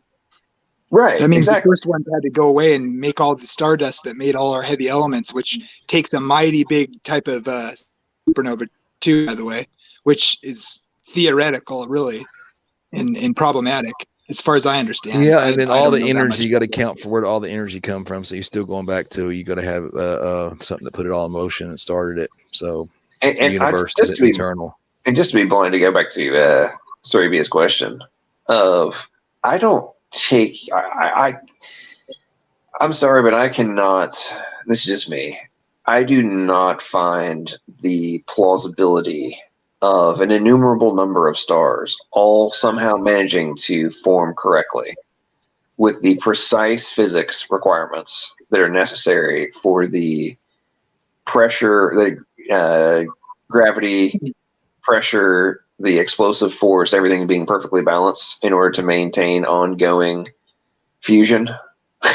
Like, I don't buy this. I do not buy that just clouds all magically collapse into the appropriate exact forces that are necessary for stars to form per their model, and it to have happened an innumerable number of times successfully. But here's the thing, because if you failed, it should supernova. If it doesn't all balance out correctly, it should explode. So where the heck is the evidence for all the failed stars forming? I think that's why they posit that these are second gen stars, but then it's like, how did the first ones? Yeah, it's problematic. Can I read a verse that's related to this? Yeah, go for it. I got it called. Okay. It's a short one. Psalm 33. Okay, let's see. For the word of the Lord is right, and all his works are done in truth. He loveth righteousness and judgment. The earth is full of the goodness of the Lord. By the word of the Lord were the heavens made, and all the host of them by the breath of his mouth. So, speaks things into existence, and there's a lot of evidence to that. I mean, because of sound waves and that, it's to me, it's not far fetched that God actually spoke things, audibly into existence. Maybe not spoke like we speak, but like used, sound waves. That verse, he says, by the breath of your mouth or whatever, that psalm there. Or vibration, in other words. Go ahead. Sorry, it was cutting out, so I probably overtalked. Yeah, you do. That's why I've cut you off a couple times tonight, and I apologize. That's the exact reason, so I apologize. Go ahead. No problem. One thing I wanted to say about the thing I was talking about earlier with the stars, how we're called Abraham's seed, right? According to the promise, and God told him to count the stars. He knows all the stars by name. And then that verse there, and there's other Psalms that I don't have looked up in front of me right now, but that one I just read, it says, by the breath of your mouth, the stars were formed. And then that other one you mentioned, where it just seems like he spoke and they stood fast and all that. That's in the New Testament, I think, based on another Psalm. But by the breath of your mouth, the stars were formed. Well, if those illusion ideas I was saying were right, scholars point out that clause at the end of the lesser light and the greater light for times and seasons, if there's an illusion there, which I'm pretty convinced there is, and we're the stars, which you can back up by looking at Revelation and the whole theory about how we're replacing the Elohim on the divine council, and how the angels are called stars, and then we're likened to stars. Well, scholars point out that it almost seems like the little thing is tacked on to the verse on day 4, where it says he made the lesser light and the greater light, and then it's at the very end it says, and he made the stars also. And these old Earth creationists were pointing out how that doesn't mean he made them right then. It just means they appeared or whatever. And so I was looking into like what this was saying, and like how it's kind of seemed like an added clause to the verse. Well, if you think about it, like Jesus came in the appointed time and season that it was said to, which by the way is also the midst of the week. If you count this as a week of history and by 1,000 years, Daniel means days of years or whatever. But anyways, if the stars are likened to the church or the people of God, which Jesus, formed or whatever with his ministry before he ascended, and that's tacked on after the whole greater light part, that kind of makes sense when he's in the upper room, right? And they're all hiding in the locked room, and he appears to him for the first time, and he breathes on them. You remember that in the New Testament?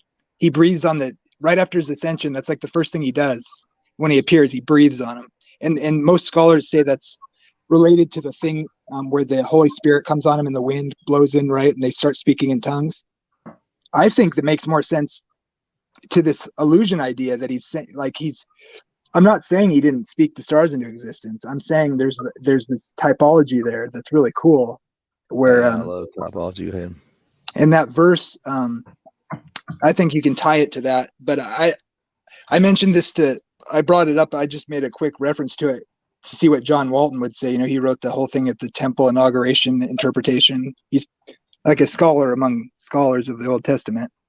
But I just asked him, do you think the creation week could be an allusion to history? And then I just mentioned Adam and Eve and his bride or whatever. And he was essentially saying, like, I'm not going to look at typology and read Christ into the Old Testament. I'm just thinking, well, isn't that what we do? And he's like, well, the New Testament writers did it, but you need like authority for that. So if they didn't talk about it in the New Testament, I just thought, I get that. Like, you got to be careful. But like there's other allusions too, like for young earth creationists, one of the big arguments people bring up is like, have you heard of the one with the plants? How the plants were made on day 3 or whatever, but then it seems to bring it up again right before it talks about Adam and Eve, I think in Genesis 3.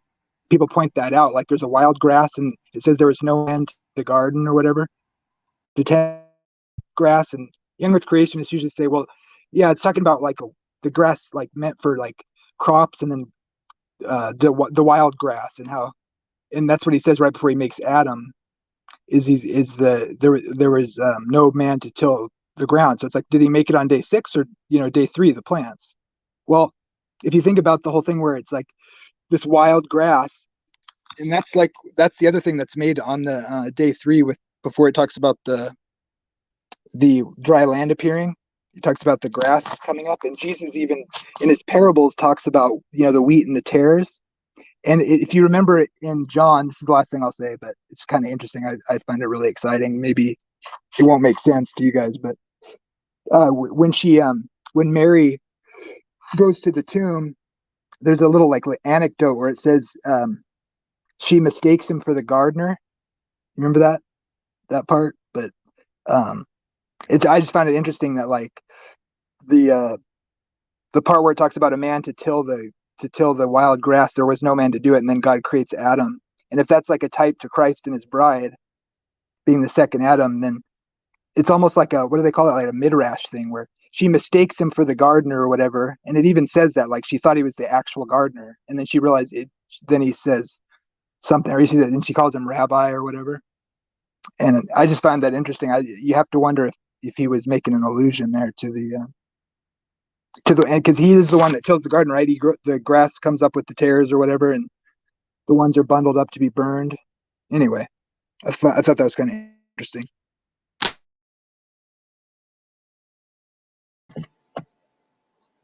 No, that makes sense. I definitely see where you're coming from on that for sure. I want to add, that passage. What passage is it where? Hey, hang on 1 second. Okay, folks. So I'm gonna unless you guys want to wrap up, I'm gonna call it night. You guys can keep talking if you want to. Anybody who wants to jump in the stream, do it now because I'm gonna pass out in a few minutes. So anybody wants to hop in, click on the link. Let me let you in. And yeah, okay, go ahead, Iger. Hey, have a good night, bro. God bless you and your family, man. And take care. Yeah, good night, John. Appreciate it, guys. Oh, and thank you very much for everybody who did super chats on. Yeah, good night, John, brother. Chris, thank you. Thank George, everybody. Sarabia, thanks everybody for doing the super chats. My first official night of monetization was awesome, so I appreciate that very much. And yeah, let's keep rocking and rolling. Appreciate it, guys. And y'all can keep doing it as long as you want. But the stream has now been going for 6 hours and 35 minutes. I got to pass out. Yeah, it's getting pretty late where you're at, but me too. But I appreciate you running it, brother. And, all right. Y'all have fun. Enjoy the rest of your night. All right, good night. God bless. Yeah, I was probably. I'm sorry. No, I was going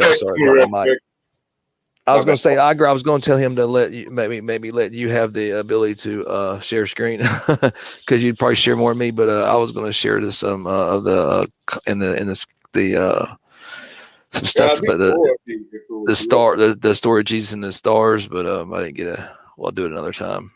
Yeah, I wanted to ask Jamie about the passage in the Bible where he tells somebody to count the stars and then he goes out and counts them. And nowadays they tell us there's like billions and infinite amount of stars out there, but we have these things called planispheres. They're like $12 on Amazon, and we counted the stars, we counted the constellations. There's not billions of stars out there that we can see for ourselves without accepting what NASA tells us.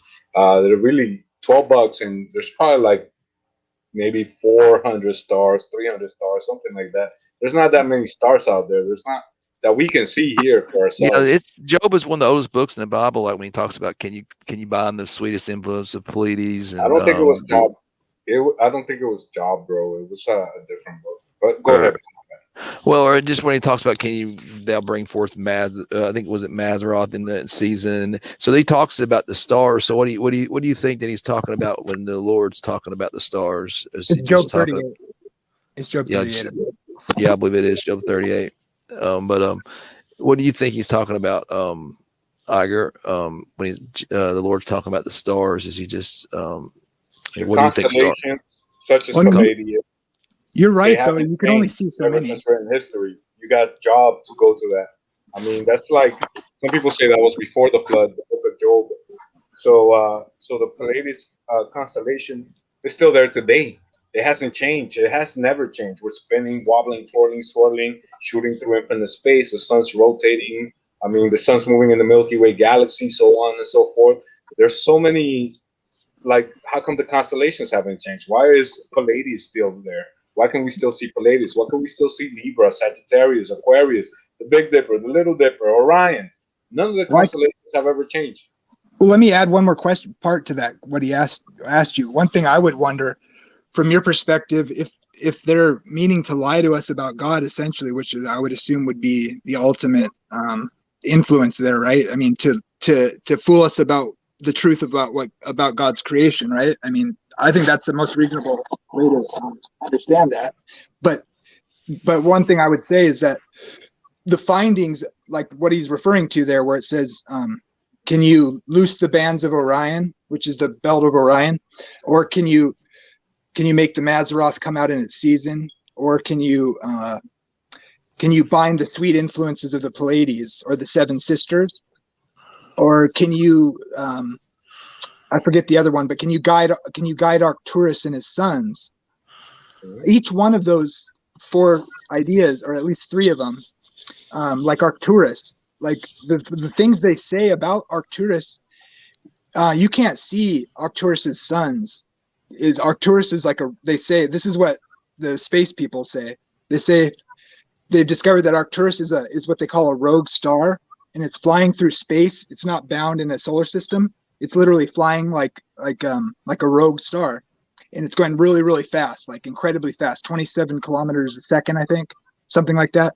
And I don't believe that. And it's the Bible calls it Arcturus and his sons. Can you guide him? Which hints or smacks of this idea that it's a rogue star. It doesn't say that, but he's questioning like Arcturus and his sons in the Bible. Job 38. Job 38. And he's suggesting, and the NASA people say that Arcturus is a huge star, and so it has a huge gravitational field within itself. And what they've discovered with the technology is that it's actually pulling these other stars behind it. And another interesting fact about those stars, they say, like in its wake or something like that. Yeah, they're all the same composition, light. So because they say they can tell what kind of elements are in a star based on the spectral lines that you can measure with a certain instrument. And so that would smack of the idea that they're his sons. They're smaller versions of the same spectral line stars. And so they don't really have any clue how that would be. Like, how did this rogue star, like, did they come out of that one? Because it's the same constitution of elements as Arcturus, and they're following it because it's so big. And so that would make sense that he'd say it with his sons, but you can't see that with the naked eye. So, like, why would they, like, back up the Bible in that way? And also they discovered Orion's belt. You can't see it with the naked eye, obviously, because it's happening such vast distances and sizes, but you can see Orion's belt with your naked eye tonight if you go outside. It looks like it's not moving, but the Bible says, can you loose the bands? God's saying, I loose the bands, and he's saying that suggests that they're drifting apart, and that's what the people in NASA say. They say that they can measure those stars are not actually gravitationally bound. They're actually at different distances, and they're actually, like, in so many millions of years they would be visibly different. And the same thing with the seven sisters, they are gravitationally bound, and that's what the text also suggests, that those stars, it's more than seven, but that's what you see with the naked eye. And he's suggesting that they're can you bind them with their sweet influences? It's almost like it smacks of the gravitational connection of them, and that's what they say about it. They say they're gravitationally bound, so they're not drifting apart. So, I mean, why would they back up the Bible's claims about these stars if the whole point is to discredit the Bible? That's what I would want to know. Yeah, that's interesting. I never heard that. Yeah, thanks for sharing. I don't know. You're mixing. I can give you links for that if you want. I mean, this is just stuff I've heard, man. I don't know this. But I looked up God 38. Yeah, but if you remember back when they were doing the blood moons, they were like, there was like with the birth, or or at one point there was supposed to be like in the what's the Virgin, the constellation? Virgo. Virgo, yeah, where the it drops down and it kind of goes into the womb type thing, but you'd have to see the video. I have to show it to you, but it was pretty cool. Was it the one about Jesus' birth? Yeah. It was during the blood moons. There's only one moment on one day where all the biblical evidence aligns. The only controversy is when Herod was king. Exactly, with the day. Exactly. Yeah. I think I shared that one in one of the videos because I wanted people to review it. Yeah. You got a link on that? Just look up Dr. Heiser, when was Jesus born? And there's like a 12-minute one that gives you all the relevant information. He was born 3 BC. 11, 3 BC. Yeah. Doctor, I'm down with that, did you say Heiser? Dr. Heiser, yeah, Michael Heiser. Oh, the guy who does the divine council idea, which I was really opposed to at first, but he convinced me. And it actually fits. It's been part of my journey with this whole. And what was the last part of that? I'm sorry, one more time. I think it actually has September 11, 3 BC might be in the title. There's many different versions of the video. No, if you just actually put on Google Jesus' birthday September 11, 3 BC will show up by itself. Yeah. Yeah, there it is. It's a lot of people that came. Gotcha, Michael, the birthday. Yeah, I remember that. I don't remember it being that back in 2000, and it might have been 18, but it seems like it was 2012. Probably would have been too far. But yeah, there was like a similar. That's when he did on estimated on Revelation, but the birthday of Yeshua said it would be 18. That might have been when it was, but it seems like it was 2016 that I remember what I was talking about. That's when people were trying to use that. We're trying to say that's the thing in Revelation was like a futurist interpretation, and it was mistaken though. Like there's a few things that weren't. It was a really similar confluence of planets and stars, because it has to be like the moon has to be at her feet during the day. The sun. You get this. Think about this. Part of that is the sun being where her belly is, dude. Oh, I know, it was pretty wild. I mean, that right there, I mean, it's pretty wild if nothing else, because I mean, they said, before, I mean, the Bible, they, if you think about like, the Jews were sitting around, everything was oral tradition and talking, and then you would tell the story, you would use the sky to probably tell the story, you know what I mean, to the next generation. So that would make a lot of sense, Yeah. And how did these pagan guys know about it? Why did they know about this prophecy? To me, that hints at the young Earth model of history, because think about this, if young Earth is true, people don't often make this connection. I noticed. So like a lot of the scholarship makes all these suggestions that a lot of people kind of accept without thinking it through. Like, so you have to like tie in all these other histories of like surrounding countries to, but all the people that make those models aren't doing it from a biblical timeline of right, of from the East. Yeah, creationism. exactly. Yeah, go ahead. And so you have to like assume that a lot of the ways that scholars will explain away the similarities to certain other myths is by saying that it's not so similar. But if young Earth creationism is true, they must have all gotten these stories from the original correct story, which would have been the biblical story. So I don't think young Earth creationists have to like make the same defense that you hear some of these scholars make that are old Earthers, because oh yeah, you would expect there to be similarities. You'd expect for these other countries that aren't the Jews to know about some of these prophecies, which hints at like they probably knew more than is even in the Bible about things they were expecting. You know, yeah. Well, same with the flood seed. stories. You would expect to be flood Yeah. stories all over there, and there are. Yeah, You know, so. That's a good one. But as well as saying about the sun, think about that allusion to the idea I was saying. Like, if the sun everybody's always so scared about saying it's about sun worship. That's why he made it on day 4. Maybe that's true. But I would just point out, like, the first thing God makes is the light. And so, or the light's there at the very beginning, you know? And so, and Jesus is said to be like the first, you know, the one who was, who is, and is to come. And there's the light made at the beginning. He's the great light that comes right then, that correlates with that. And there's an Old Testament prophecy where it says the Son of Righteousness, S-U-N, I think it's in Malachi, with healing in his wings. I think is what it says. The Son of Righteousness will rise and have healing in his wings. And it says Jesus comes from the east. That's where the sun rises. And so I think there's a connection there with Christ and the Son from the Genesis story. And so the Son. Well, it would make sense. Like a lot of the pagan stuff would come from some true stuff too. You know what I mean? So yeah, it's just been perverted. But that's Jesus what the devil does, is to give a little bit of deceit into truth, and it poisons it. And yeah. Confusion. That's what the author of confusion. But I mean, if Mary's the virgin and John is seeing literal things in the heavens, which I didn't I'm like you. I'm a little skeptical, but I mean, I'm open to look at it. Yeah. But like it would be like the 12 disciples, where the 12 stars around her head, and then the moon's at her feet, because you know, and then the sun is literally right where her belly is, and so she's pregnant and she's the virgin.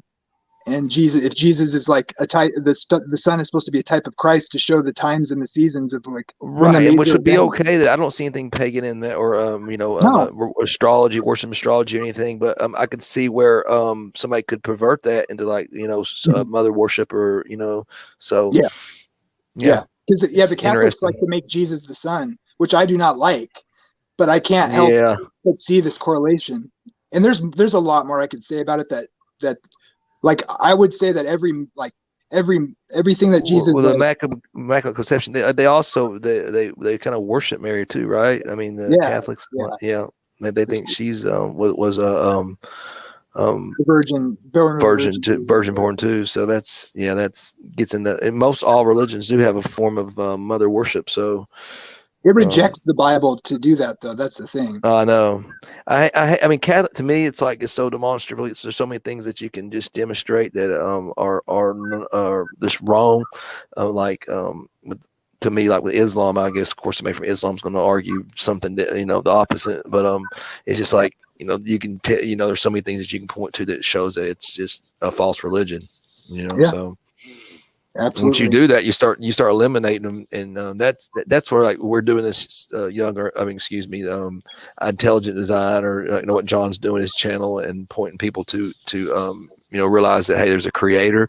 If there's there's a programmer, if DNA is a code, then there should be a programmer or whatnot, and that gets people to the ideal of God. And then I always say, start putting up Christianity to other religions, and do debates on that, because like I don't think any other religion stacks up to, especially like with Jesus, the way he speaks with authority, and then you've got the typology of Jesus all in the Old Testament, and then the prophecies that were fulfilled. You could argue conspiracy. Even Daniel take maybe a late reading of Daniel, but you still have the Messiah prophecies going to be intact.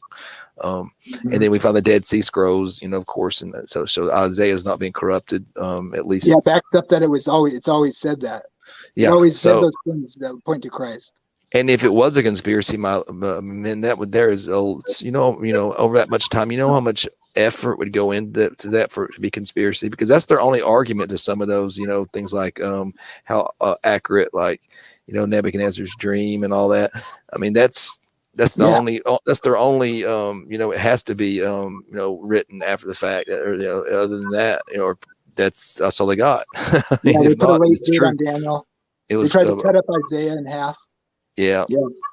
Well, the Jews now, I mean, they used to always believe that the suffering servant passage was about Messiah. They even were confused, thinking maybe two Messiahs were coming or whatever. But they always thought it was Messiah. And then after, Jesus came and everything, then all of a sudden it's about Israel. And it's like, and they even go so far as to, just to take it out. They won't read that part. They don't. They some of them say Daniel's cursed or whatever. Yeah. And, or like you said, Messiah ben David, Messiah ben Joseph, or something. That's it. Yeah. So that it just shows that that that's just proof text that they did at least think it was Messiah. But what they didn't understand was, he was coming twice. They thought, that's what they didn't get. They missed him the first time. It even says humbly, and then with power or whatever. And he came humbly. It's so clear, and that's why when I was talking to was it Smokey's little buddy Will or whatever, it was just like you can't I know that it's like they have blinders on, that God's put blinders on, because you just cannot get them to see some things that are so just blatant, that you just can't, how do you deal with that? And how do you deal with Isaiah 53 and not see Jesus in that? I mean, what it is they're ignorant to they've not studied. He just took a cursory look, or just maybe from what we've said about, that's all he really knows. He's not really ever sat down and read the Gospels. So maybe I have this hope that that there are Jews that can be saved. I know there are, because there's Messianic Jews. I mean, that can be saved if you give them the gospel, and they're able to open their heart, be humble enough to read it. So I don't think they're all like doomed right now or nothing, but a lot of them can be saved. And then he deals with Israel as a nation too. So I don't know what's going to happen in what he's going to ultimately do with the Jews. I mean, I'm open. He's going to come back and save them. I know that, but do what now? I'm open to that too. Some people would say I'm a replacement or whatever, but I don't even. Some people are like, the things they say, like, I don't like the way they say it or the way they put it, but I tend to think the replacement hypothesis thing, or that label, is kind of false, because I don't like to even think about it like that.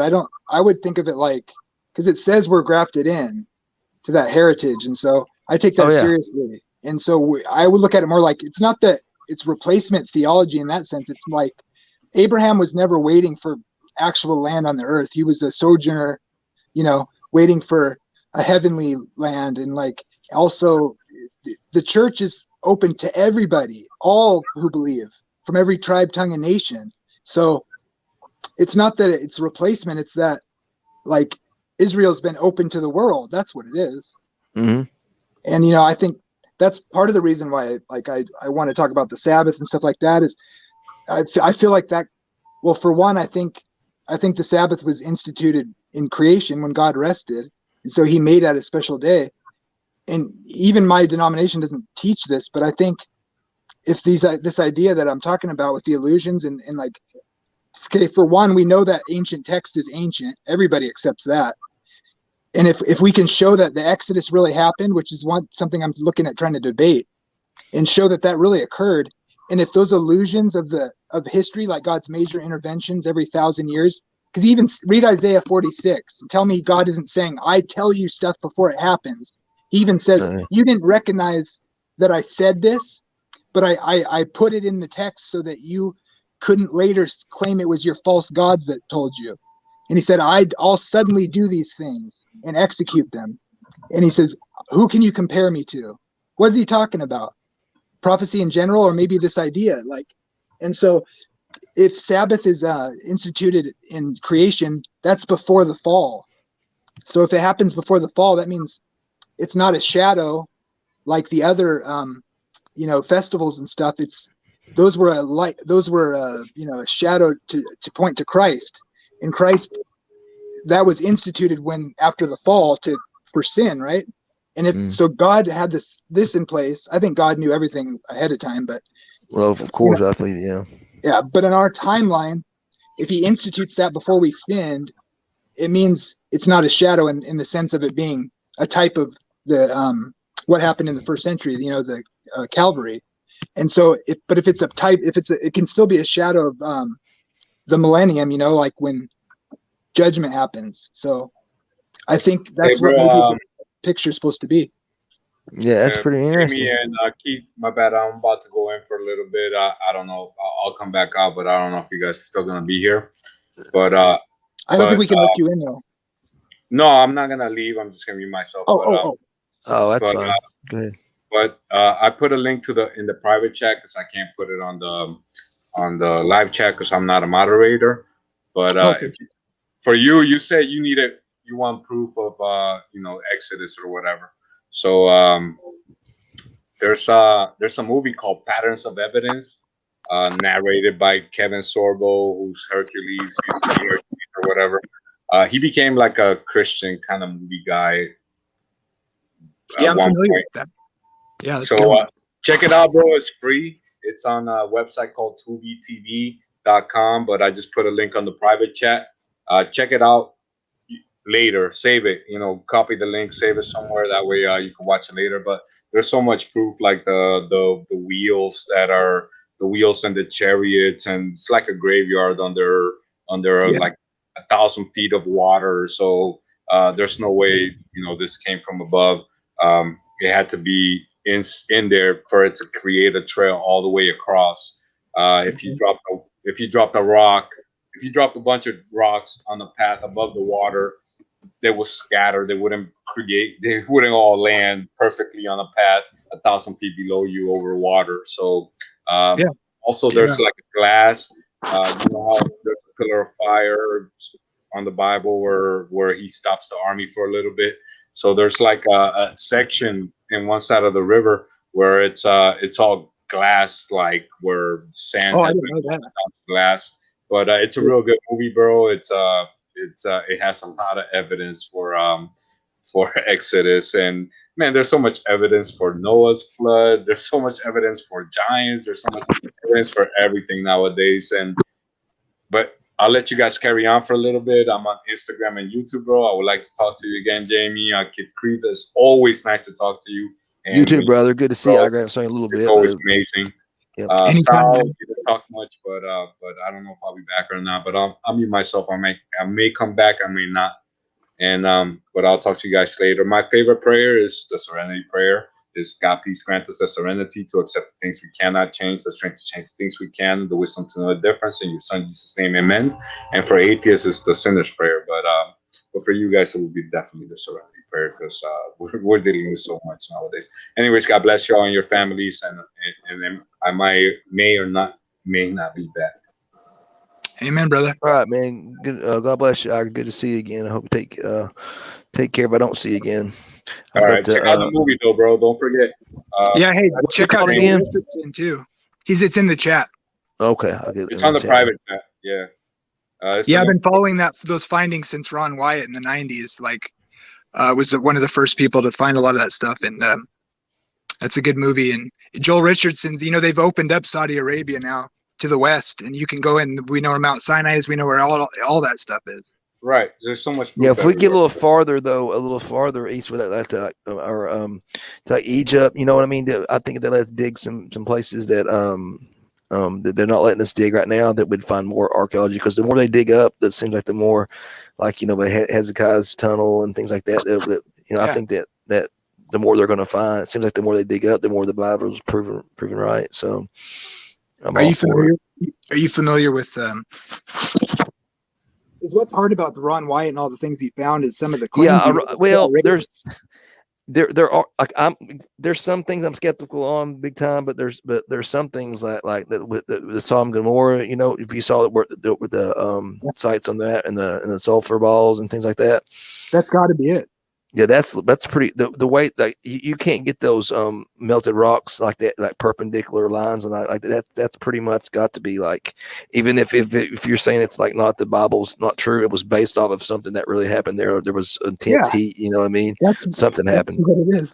And there's nothing else around there that would volcanic action that would do that. So you have to kind of explain. Millions of them. Yeah. You gotta explain where these come from. So, and they're in the right place, the cities, and they look like cities. Oh yeah, you can see the buildings. I mean, that was one of the things that like I'm not. I mean, there's some people, some of the stuff I'm not so sure about. But like anything can be exploited. But some of the stuff's pretty legit. Like what Igor was talking about. One guy find all that? Exodus is kind of up to debate. But go ahead. What now? You don't think the Exodus one is? I think the one that's hard to swallow is like the Ark of the Covenant thing is hard to swallow. But the Exodus one, I think, it's is it the coral, the shapes? Yeah, that's pretty convincing. Yeah, it is.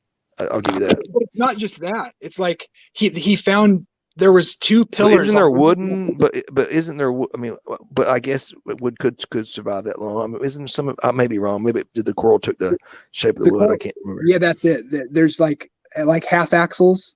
Mm-hmm. And it's a sandy bottom area where coral can't grow in sand, and so it has to anchor onto stuff that is solid. So and the coral is like clearly there's shapes of chariot wheels with the right amount of spokes. Oh yeah, I've seen that. That's clear. Yeah, that's not forged.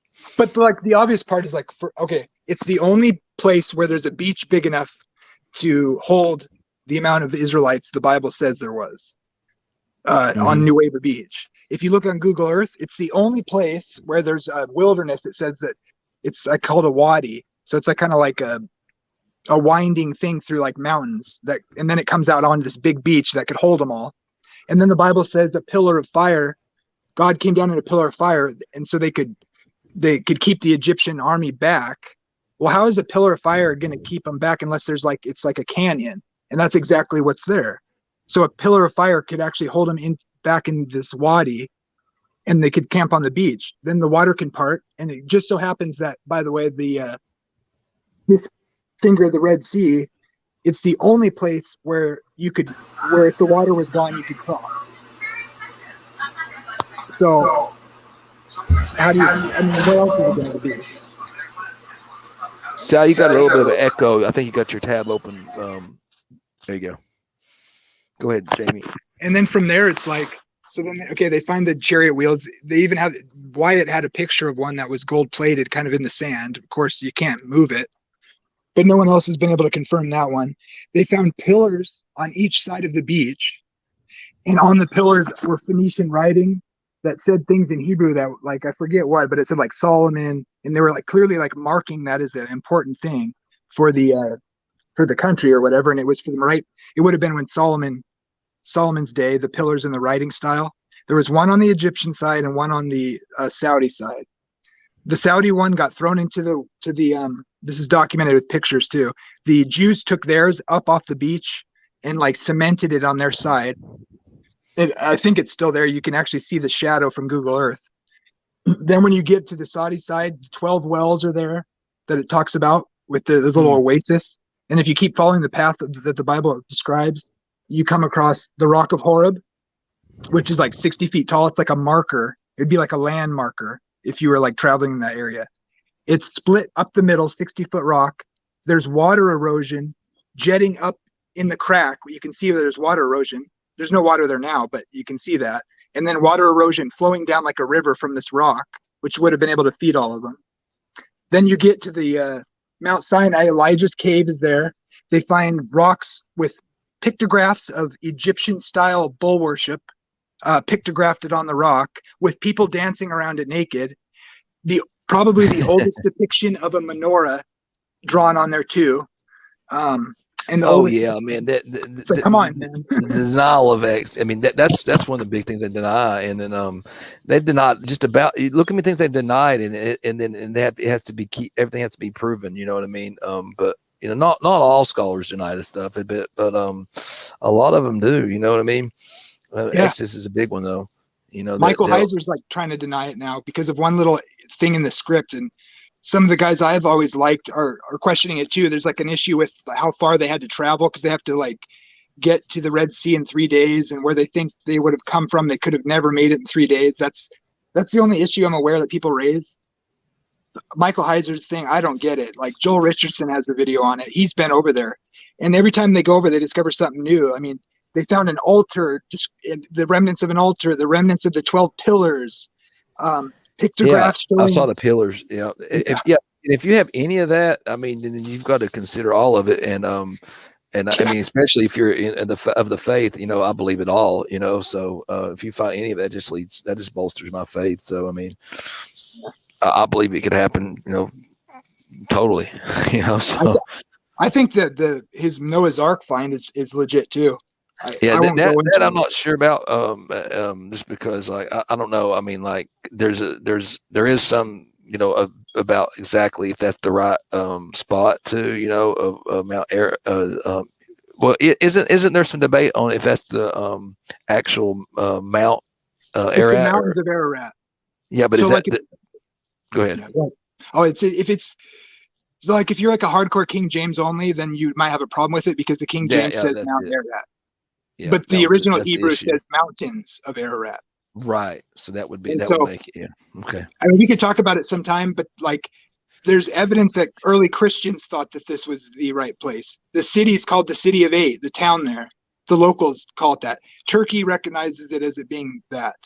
I mean, if someone says they found the ark and they have like pieces of wood, you might as well just dismiss it. Or if they say it's on Mount Ararat, there's no way God would have put it on top of this mountain, which is plus they would have used some of that wood when they got. You would think they would have tore some of that down to use. You know what I mean? So animals, God's gonna. If you look at this site in Darupanar, it's like the perfect little cove that the ark would have landed in. The drogue stones, which look exactly like the same anchors they make in Israel today. Similar, I mean, like the way they make the hole in the rock for the anchor, and how that would only work as an anchor like if it was in water because the rock is too heavy otherwise. The Byzantine Christians drew whenever they found these drogue stones, which by the way are like in the valley leading up to where the ark site is. Like they would have been cutting them as the water like got lower, because they were for stability. And these Byzantine Christians way back in the day. And Josephus says they knew where the ark was, and the people would go and they'd take little amulets of it for it says that in his writing. But these Byzantine Christians put crosses on the rocks, these drogue stones. And the crosses they put on the stones were, many of them at least, they put 2 big crosses and then 3 smaller crosses with 3 slightly smaller crosses, like Noah, his wife, 3 sons, and their 3 wives. They carved that on these rocks. And so it's like, if it exists, it's got to be it in my mind. But there's more I could say, but I'll stop.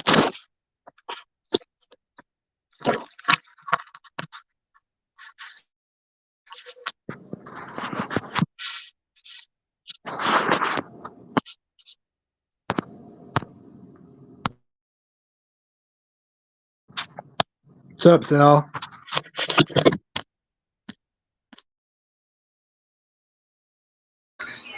Hi, am I still getting an echo? I hear you now. Oh, okay, let me just turn down the volume here. I really appreciate the fellowship here. We've been in isolation since about last February, so it's really nice to have some company. Only one person has actually come inside the house. It was a healthcare worker, and that's been about it. Relatives have called, and they stood outside the door, but we've had to be especially careful. So yeah, before my grandfather passed away last month, for that whole year, that's all I had in here was home health. So I know exactly. We did our holidays on my laptop, so I know exactly what you're going through. So God bless you guys both. yeah, so these open mics, even if I'm not being an active participant, it's really just nice to feel like I have family in the room. Know. Yeah, man, I know exactly what you're talking about. This has been it was a godsend for me this last year to be able to have some escape to, and for me, it was, I didn't have this for because I was kind of geared for it, which you're probably used to, because I was doing that for years. And so when the lockdown happened, it wasn't a big change to me because I was already kind of used to it, but it was more people online and more streams. And I was like, okay, this is really good for me, but bad for everybody else. Well, it also helps. Yeah. And it helps in other ways too. You can actually connect people to people that have a lot more in common in terms of interest. Yeah. Because in my church circles, there's hardly anyone that wants to talk about the topics we talk about. Oh, exactly. So, their shared values and all, and it really helps. So, well, we appreciate you and all the work you do too, Sal. I mean, thanks. I don't know. Every now and then I try to. Be honest with you. Oh, thank you. I really do want to reach out to a more general audience, but my first priority would be the college students and graduate students because that's where my expertise is. But and that's where they're getting got too. They're getting. Yeah, I mean, these people are destroyed there. Yeah, a lot of these people are isolated if they're going through a science curriculum, even if there are other believers there and other creationist believers. Everyone is kind of holding their opinions so close to their, chest, so to speak, and people because they don't want to out themselves. So even if there are other creationists in the secular university, you're going to have a hard time finding out. And when I was at the NIH, I was in one evolutionary biology class. Really, it's more accurately a bioinformatics class. Just by accident, I found out one of my classmates didn't believe in evolutionary theory. It's Right. like that was great. So, but it's hard, and so I want to support these people like Emory and some of the other students who have matriculated through biology curriculums and are working in industry, and they have to kind of keep quiet. So that's kind of been my first priority. But then I'm going to start trying to expand and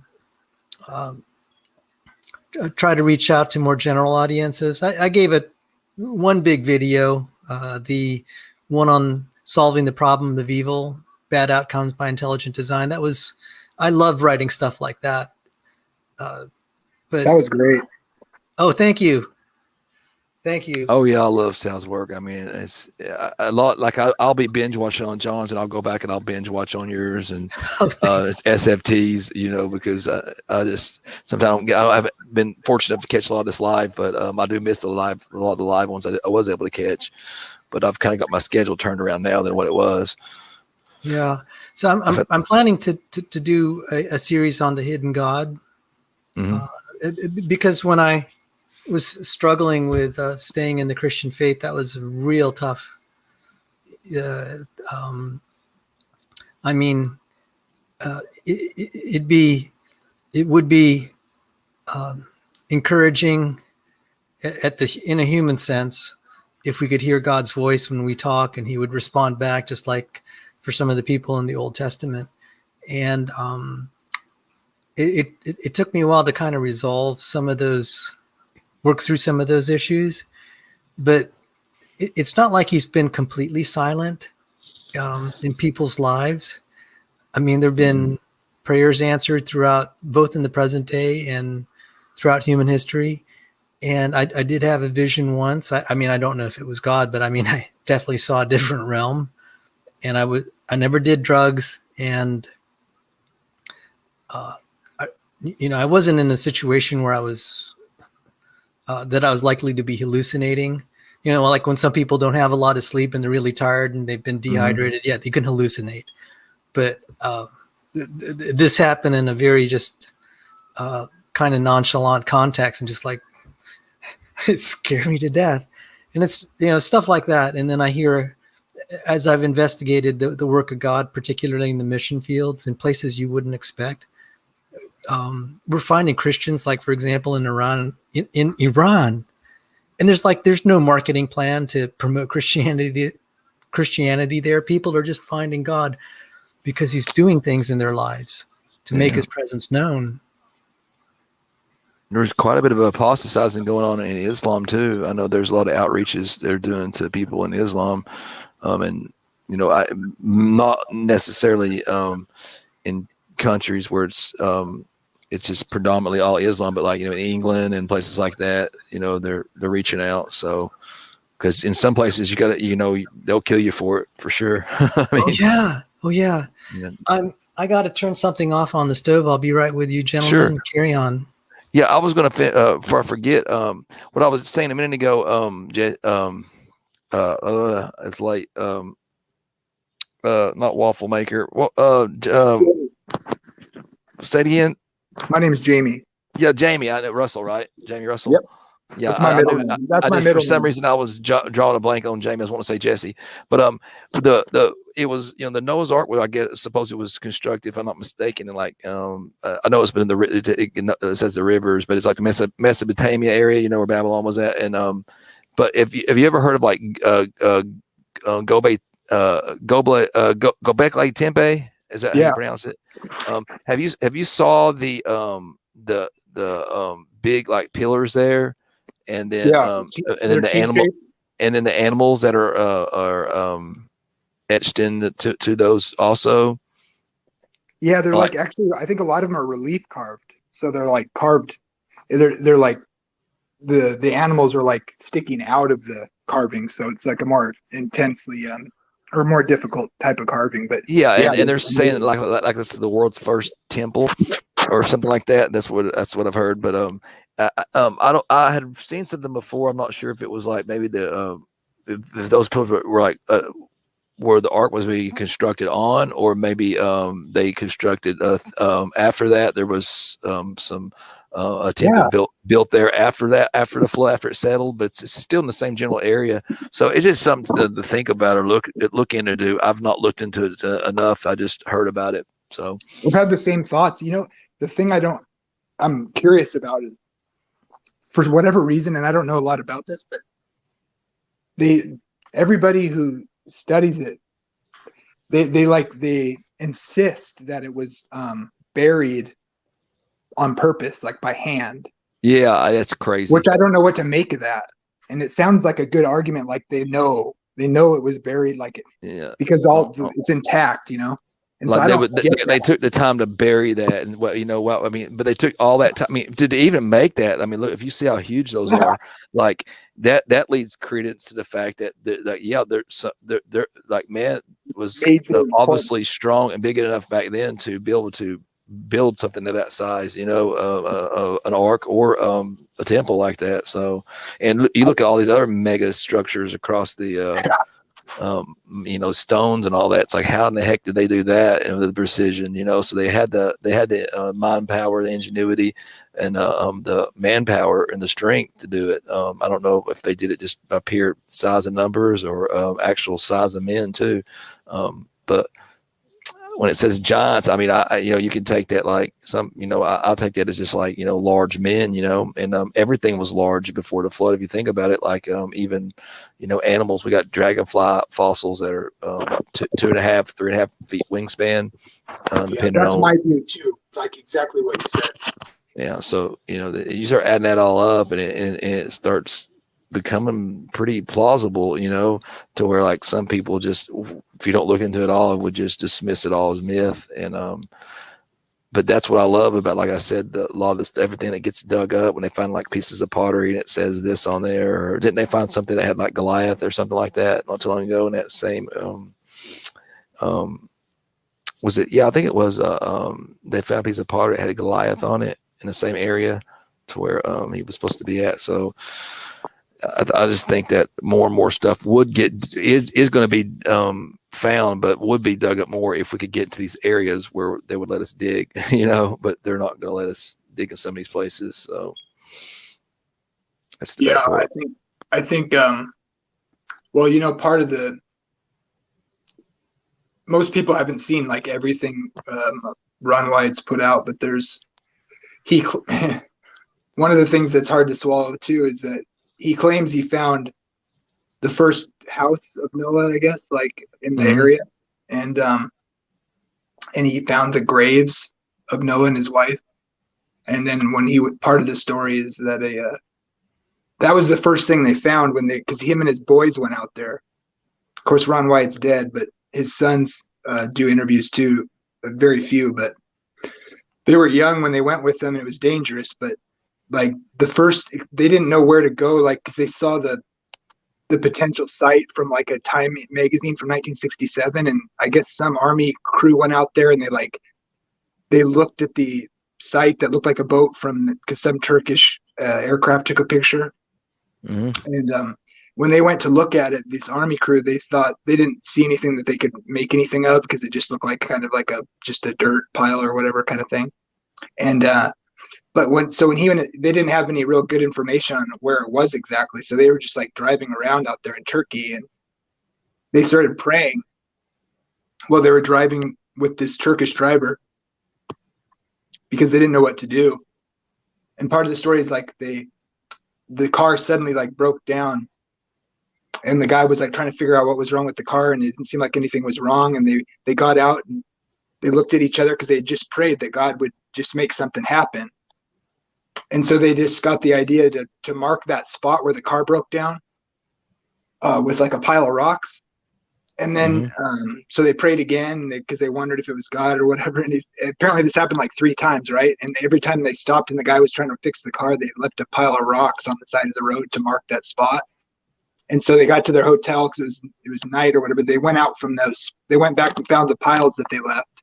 And then they like went off the road in a certain direction. And the first thing they found was this old, really interesting remnants of a house that was like large and stuff. And then the other pile, he found these grave sites and they were marked, and he has pictures of it. Like, but apparently, like before he could get back, somebody dug up the graves, and like they were like, it's really hard to swallow, man. But like, there's enough evidence to make you really think there's something to it. So I can share some of the stuff of why I think it's with you, like offline or whatever. But and I know there are people that will attack some of the stuff he did and has found, but I mean, like, I'm sure he's fallible, and maybe that doesn't mean everything that they did was completely dubious. You know what I mean? I mean, because the stuff that you've talked about that I've seen, and it's pretty convincing. So I mean, some of it's just like undeniable. It really is. Yeah, it really is. And so much so that I'm going to go back and double look at some of this stuff, and not just from what we talked about. Iger, me and Iger's talked about this before too. So yeah, I wanted to do that a while back, and I think I'm going to go back and revisit some of it, take a look, because it's been quite a while since I've seen it. Yeah, other people now have come back, have kind of, it really got shut down back when it first came out in the late. Well, the Noah's Ark was like the first thing. That was like before I was born, but the Exodus stuff came out like in the early 90s, I remember. And he has some connections to my denomination, Ron White, but I don't know that he was technically a member, but like he believes a lot of the same things. But even our church, like the videos started getting passed around just general Christian audiences. And I think a lot of people couldn't deal with the fact of his doctrinal beliefs and stuff. And so a lot of churches just kind of shut it down. And even pastors in my church, so-and-so couldn't validate the chariot wheels or whatever. So people just stopped thinking about it for a while. But then other people finally came along and were compelled by it, because he really did a great job of documenting it. Oh, yeah, he did. He was just some regular guy. He wasn't an archaeologist, but he was very well read on it. And he had to he'd save his money because he made pretty good money as a nurse anesthetist, and he'd have to just save up his money, and then they'd make trips as often as they could go.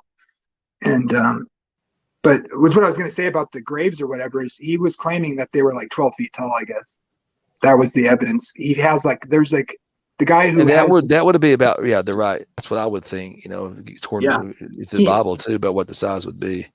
When he went and found the graves were dug up, he found what he says is But the Sodom and Gomorrah, though, that was like, I remember that.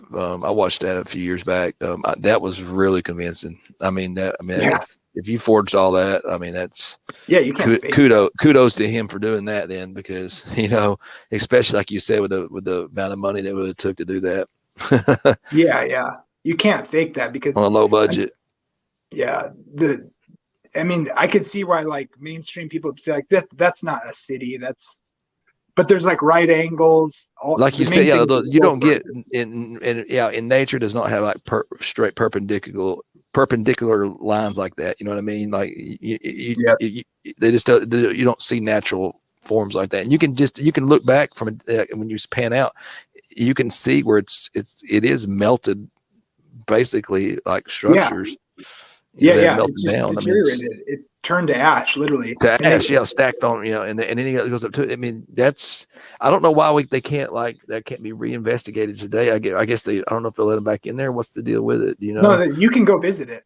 They'll go out really early because it's quite a ways out in the hot desert. So you have to I know. Yeah, that's what I was too. I was like, well, how come no one else has found anything? But then I found out where the location was at too. I was like, okay, that makes more sense. And so that was the main thing. There was just a couple things I looked into, and on the art, that's why I said I hesitate, because I really didn't look into it as much. You know what I mean?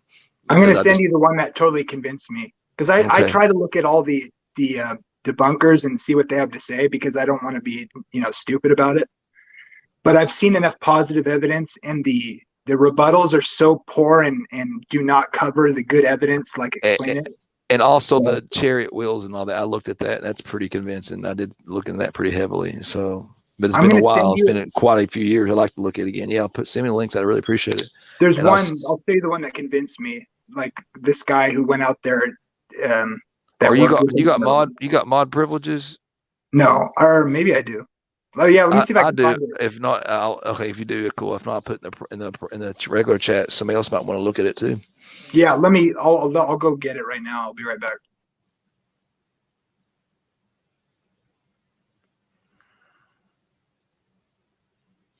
No problem. I'm just going to save myself time from having to chat, to type. I got my phone to type in the chat, but Princess Rainbow said, sorry for my English. It's not my first language. I would have never known it. You do pretty good, probably as good as I do. And it's my first language. It always amazes me that people can speak more than one language. I guess it'd have to be at birth for me. I tried to learn Spanish, and I took 2 years in high school and 2 years in college. And I can read a little bit of it. And if it's somebody talks really slow, I can understand some of it. And I picked most of all that up from just like work sites where I had guys that worked for me that were from Mexico that could speak pretty good English. Usually there was always one that could speak really good English and a few that couldn't speak at all. But in a lot of days we would just sit around and I'd just say words, and then would say it in English, and then he'd say it in Spanish, and then we'd go from there. And it's pretty cool. But that would probably be the language that I'd want to learn if I had opportunity to learn any of them. But I guess they say as you get older, it gets harder to learn. When you're younger, you can learn those languages a lot easier. But people come on me like Lena from her English is, she says part of her English, but it's really good too. I mean, like most of these people, it amazes me. So kudos to you for learning another language. Spanglish, yep, jungle, that's it. That's exactly what it is. But they come up here, and I have to give it to them, and they learn the language, and they're willing to work. And I would do the same thing if I was them. I would, I'd be trying to come up here and work too. I was just in the store the other day, and there was 2 guys, and they're always so nice, man. They're family, they're family oriented. I know I'm stereotyping but in a good way, but still I'm stereotyping. But stereotypes have truth, man. They're hardworking people, and they just want a better life for their family. So I can't knock them for that. They need to figure out some kind of way where they can, maybe you don't have to give them full status.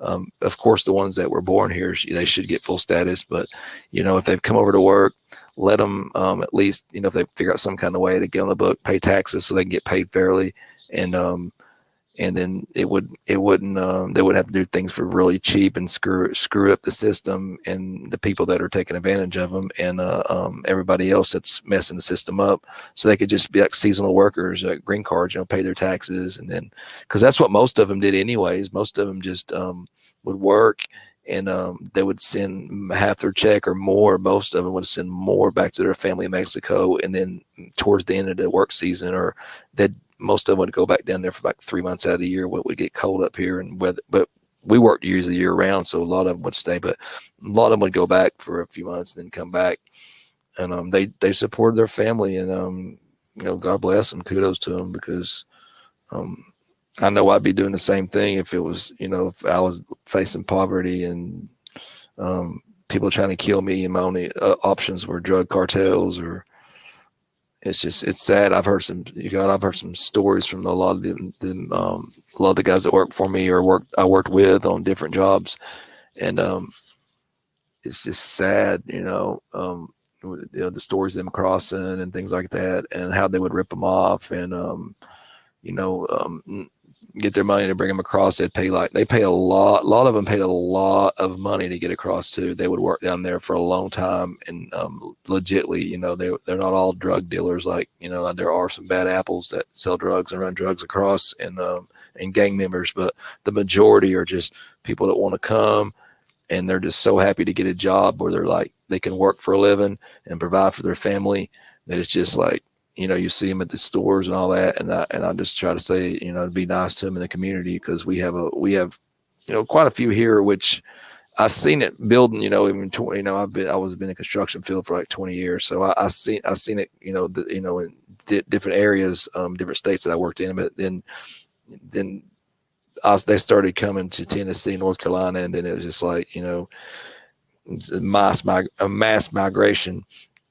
And now it's just like, but they do such good work, but I hate to see people that take advantage of them and don't pay them fairly, because a lot of them, they'll pay like the ones that can speak the best, they'll pay them the most, and then he gets the other ones to do all the work, and I don't like to see that either. So I have used them before. I mean, I don't know how I feel about it. It's probably wrong to do it. But I never really did it to like skirt the system or pay people less. It's the fact that you just can't really find a lot of people to work, that are dependable. They always showed up every day, no matter what, wanting to work.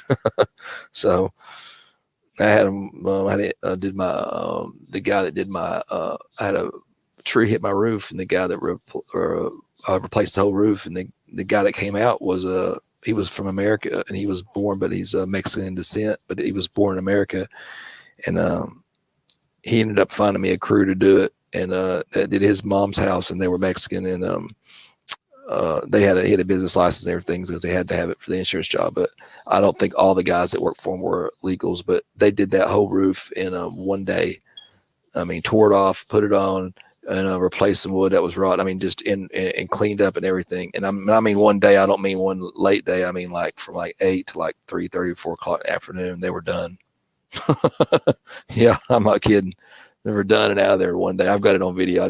How fast they were working. That's why I said you just got to have respect for somebody that works like that. How can you not? I think Iger left for good, didn't he? Jamie's dropped. You still with us, Sal? He's probably taking care of it. He might be looking after his mother. I think John's passed out. I might go ahead and it's 4 a.m. here. I may go on to bed here, but I just want to say shalom to everybody in the chat. It's good to see y'all. I haven't been on in a while, but I'm gonna start trying to get back on here now that I've been rested up and got a lot of business done I had to take care of the last few weeks. But yeah, I think I'll say good night right here. So I don't know if Sal's coming back or Iger is. You guys might hang around for them, but I think Jamie might have lost connection. So, but I'll put it in the chat real quick to Sal, Iger.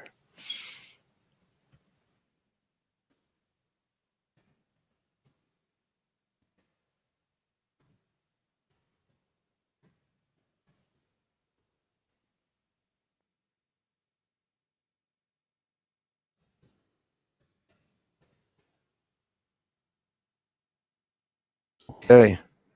I will see you guys maybe tomorrow somewhere. Have a good night, everybody. God bless.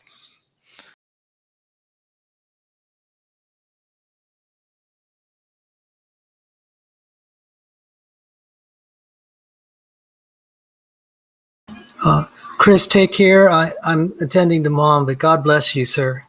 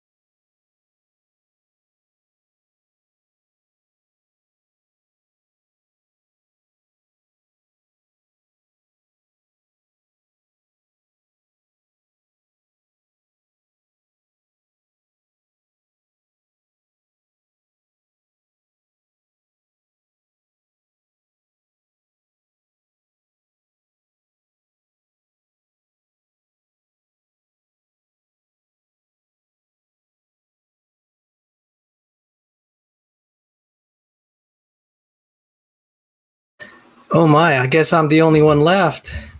I really want to thank Logical, Plausible, Probable for hosting these open mics and after shows. I just realized what a great source of fellowship this is during the time of the COVID lockdowns. So I'm probably gonna sign off shortly. Before I do that, I'll type a few things in the chat. So take care and God bless you all.